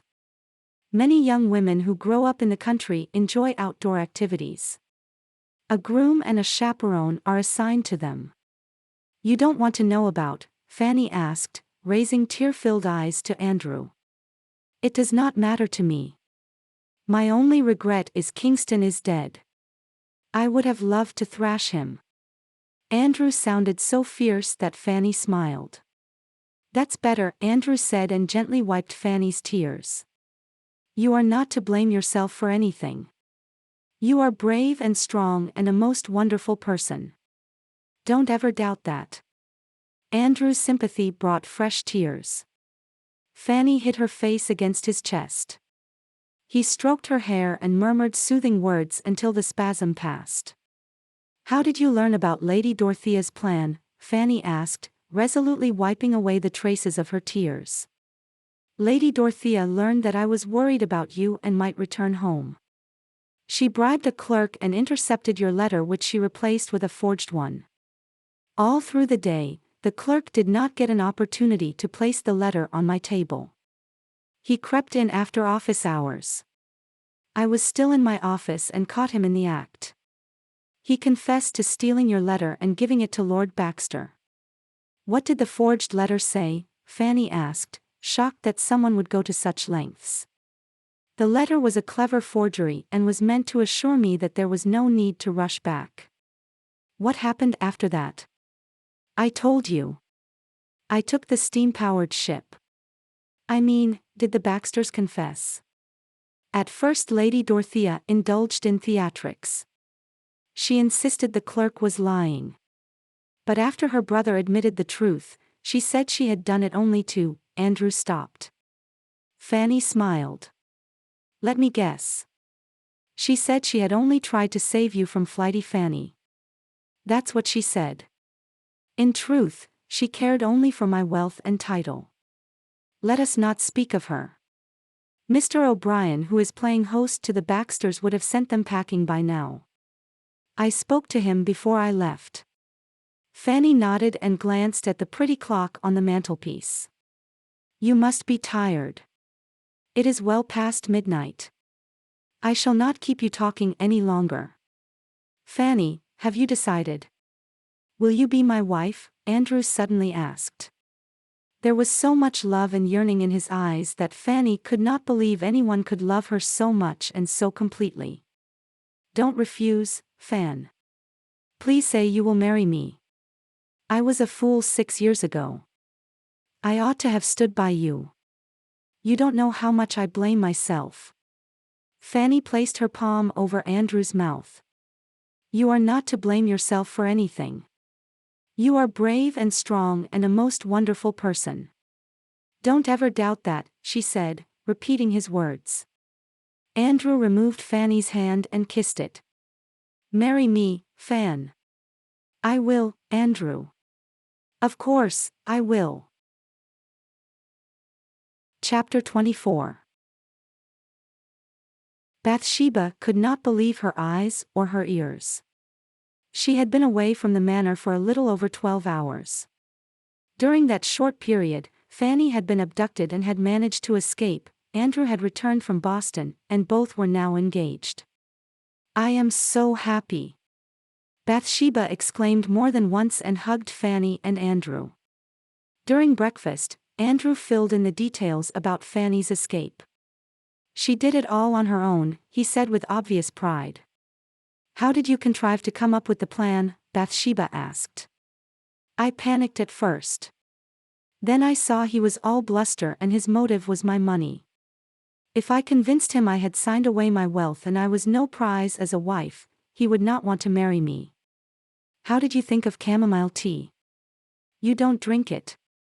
It wasn't only the tea, Fanny said, giggling like a schoolgirl. You should have seen his face when I prattled on about eggshells and complexion. My dear love, you make it sound like a game, but it wasn't one. Maxwell is quite without scruples. He would have succeeded in his nefarious plan if you weren't quick with your wits, Andrew said. If truth be told, I enjoyed myself hugely. It was like being in a play. When I was a girl, Anthony and I used to enact plays. Anthony always said I had a natural talent for getting into a character. Bathsheba and Andrew smiled at each other. For the first time, Fanny had made mention of her childhood. Breakfast was a leisurely affair. Andrew described the steam-powered ship and the wonders that could be in store for them in the near future. Fanny told Andrew about the work she had done in the manor. Bathsheba interrupted her to describe in great detail how much Fanny had done. She had everything in place for a wedding feast. So, when is the wedding to be? She asked, smiling at Fanny and Andrew. Fanny blushed and looked down. She was quite certain Andrew would want to get married within the week. She would not mind if he did. Bathsheba, that will depend on you. How much time will you need to prepare for a grand London wedding? Andrew, we don't need to have an extravagant wedding. We can have the banns called at the parish church here and get married at the end of the month, Fanny said. Andrew gave Fanny a level look. Every girl deserves a wedding to remember. Fanny slowly nodded. Her heart swelled with emotion. How well Andrew knew her. He wanted her wedding day to be unforgettable. He wanted to erase her memory of running to Gretna Green with an unwilling bridegroom and the chilling ceremony in her father's house binding her to Lord Mannering. A London wedding sounds wonderful, Andrew. Bathsheba, we shall make the arrangements together. I know it is not the thing for a bride to organize her own wedding, but there is no help for it. Andrew, we can set the date soon after the season starts. What do you say, Bathsheba? Bathsheba agreed. We will have 3 months before the wedding. That should be enough. I shall go up to London tomorrow and reserve a date at St. George's Church. I promise you will not be overburdened with the arrangements.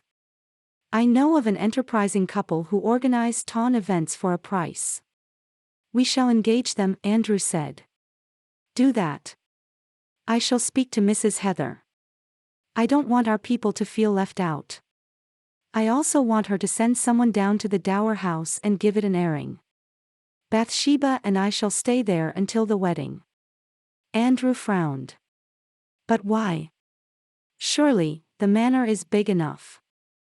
I don't want our tenants to speculate about us. Andrew understood. After all that Fanny had endured, she did not want any more talk. I can move into the Dower House, he offered. You are the Earl. It is fitting that you live here, Fanny said.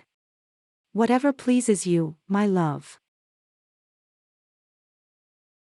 Fanny thought her cup of happiness to be full. But she discovered that there was place for more. Anthony's letter filled her with delight. Her dear friend had won the hand of the lovely Lady Laura and had married her by special license. They intended to bring up Annie as their daughter. Andrew had been sorely tempted to procure a special license, but he wanted Fanny to have a memorable wedding. A Taun wedding would also silence the gossips. For Fanny's sake, he was prepared to put up with the hardship of a long engagement. Fortunately, they would be spending time together. Fanny and Andrew rode together every morning before breakfast. It was not possible to swim, part of the lake was frozen and the water was ice cold. They left their horses to nibble on the scanty grass and walked beside the lake. Sometimes they ran. Fanny had forgotten how exhilarating it was to hold up her skirts and run until she was out of breath. Andrew never ceased to surprise her. The very second week, he suggested that she wear trousers. You will find them convenient for riding astride and also for running. Some women in America have already taken to wearing them. Bathsheba, Mrs. Heather, and Eva Ruth were quite scandalized with the trousers, but Andrew said, "Now I need not worry about you tripping on the hem of your gown and breaking your neck." Every morning, Andrew had breakfast with Fanny and Bathsheba at the Dower House. During the day, he was kept busy with estate business and with letters from his offices at Liverpool, London, and Boston. Fanny and Bathsheba were occupied with the wedding preparations.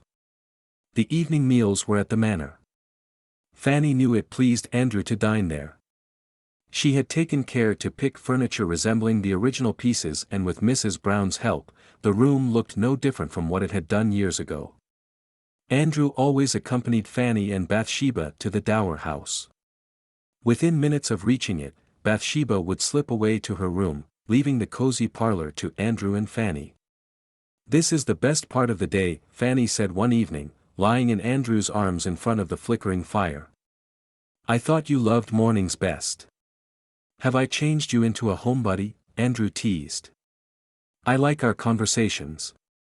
We often talk late into the night. I have learned so much about you during the last weeks." And just like that, Fanny told Andrew about the day by the pool when she was 15, and its aftermath. "Among all the things I lost, I grieved the most for the loss of Anthony's friendship." "I am happy he is giving you away," Andrew said. "He told me I was his sister by marriage. That connection ought to have been annulled along with the marriage. But it is rooted in our childhood." With the wedding just a month away, Fanny and Bathsheba were quite busy. Mr. and Mrs. Miller, the couple planning the wedding, continuously sent plans for their approval. There was also the guest list that kept growing longer. The only people whose presence mattered to Fanny were Bathsheba, Maria, and Anthony. But a glittering Tawn wedding would most likely put an end to all speculation about Flighty Fanny. That would make life easier for all of them. "Maria isn't coming," Fanny announced, looking up from the letter she was reading. She wasn't wholly surprised. Maria was in an interesting condition and would most likely be confined by then. But she had hoped against hope that her friend would come, even though she would not be able to attend the wedding in her condition. It would be outright scandalous. "That means Daventon won't come either," Andrew said. "You will have to ask someone else to be your groomsman. Barrington has sent his acceptance." "I'll tell him he is to be my groomsman." "What was Lord Barrington's nickname?" Fanny asked. "Do you mean to embarrass him by using it?" "I shall ask Anthony to tell me," Fanny said. Andrew smiled. "Anthony will do anything for you. He writes that the house at Mayfair is too small for a wedding breakfast. He wants us to use his townhouse." Fanny took Anthony's letter and read it. She was pleased to read that Laura was also coming and they were bringing the girls. "What do you say, love? Shall we accept Wimberley's offer?" Andrew asked. "I have no objection." Fanny picked up the guest list again and stared at it rather gloomily. "What's the matter?" Andrew asked. "Nothing. Is it all too much?" "You would have preferred a smaller wedding?" Andrew asked. "It's not that. I can't make up my mind whether I should invite my family." "Invite them if it will make you happy, love." "I don't know whether it will make me happy. I don't want Barbara at my wedding. But Jemima was good to me. And my sisters were fond of me in their own way.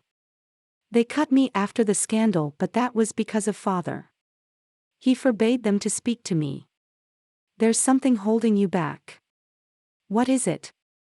"They could have written after father's death, or at least when I was free of Lord Mannering," Fanny said, her eyes reflecting her deep hurt at being ignored by her own family. Andrew leaned forward and tucked an errant curl behind Fanny's ear. "You don't know why your sisters didn't write. Their husbands might not have allowed it. Your brothers, on the other hand, don't deserve to be a part of your life. They spurned you when you asked them for help. Fanny nodded. I shall invite my sisters. If they come to the wedding, it will be a new beginning for us. Andrew was worried. Something was going on with Fanny. He hoped it wasn't fresh trouble. She and Bathsheba liked to read their letters at the breakfast table and share the news. Andrew noticed that Fanny was not opening letters from a Nicholas Hopkins.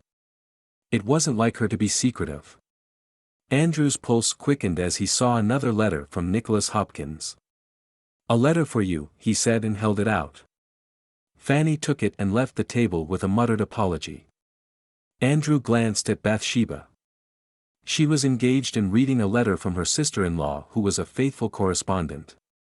Andrew wanted to go after Fanny but knew it would not be right. Fanny came back while he was still debating about what he should do. Bathsheba immediately engaged her with news about her adored nephew. What are your plans for today, Andrew? Fanny asked after breakfast. I am at your service, Fanny. Do you need me for anything? Yes. No. I just wondered where you would be during the day. I thought to ride to Berkshire. There's a man who is a wizard with machines. You must go and see him, Andrew. He may be the man to help us in expanding the mill. Andrew left with the feeling that Fanny was relieved to have him away from the manor. Was that Hopkins fellow coming down? Was he blackmailing her? Instead of going to Berkshire, Andrew decided to spend the day at the mill. It afforded a view of the road going to the manor. If any stranger went towards that way, he would follow him and see to it that Fanny did not come to any harm. Andrew spent the whole day watching the road. No stranger went towards the manor. Most were men from the village. There was one carriage from a London house dealing in tapestries and works of art. Andrew had met the driver on his earlier visits. He had become a regular visitor, with the number of paintings and panels that Fanny kept ordering. Andrew rode back to the manor feeling a bit foolish. If Fanny was in danger, she would have told him. He ought to have asked her instead of letting his imagination get the better of him. As soon as he entered the foyer, the butler said, "My lord, her ladyship wants to speak to you. She said to inform you immediately on your return."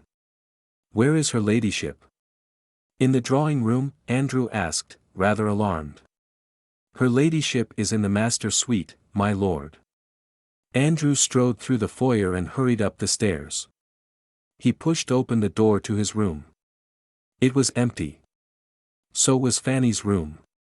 The door to the sitting room opened. Andrew stopped in his tracks as relief coursed through his veins. Fanny stood framed in the doorway and she was smiling.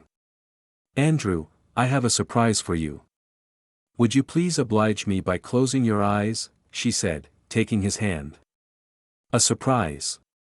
By gad, Fanny. I thought you were in some sort of trouble and wanted to speak to me. Please, Andrew, close your eyes." Andrew let Fanny lead him into the room.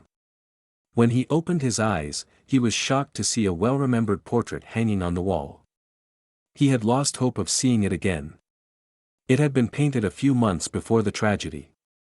His beautiful mother was seated on an ornate chair with Isabella on her lap. He and his father flanked them. "Fanny, this, how did you?" I tried. Words failed Andrew. He traced his mother's face with gentle fingers, but when his hand rested on his sister's cherubic face, he was overcome by convulsive sobs. For the first time in 16 years, he broke down and openly grieved the loss of his family. "How did you find it, love? How did you even know about it?" he asked as soon as he could speak. "Your old housekeeper Mrs. Brown told me. She remembers that you tried to stop it from being carted away. You offered to pay the men when you were older." Andrew nodded. His grandfather had also asked them to leave that one portrait. But the men were only following orders. Their employer had paid the auction house for all the paintings. His grandfather had promised to try and get the painting back. But his health had failed him and in a few weeks, he was no more. I went to the auction house when I was older, Andrew said. They could not find the records.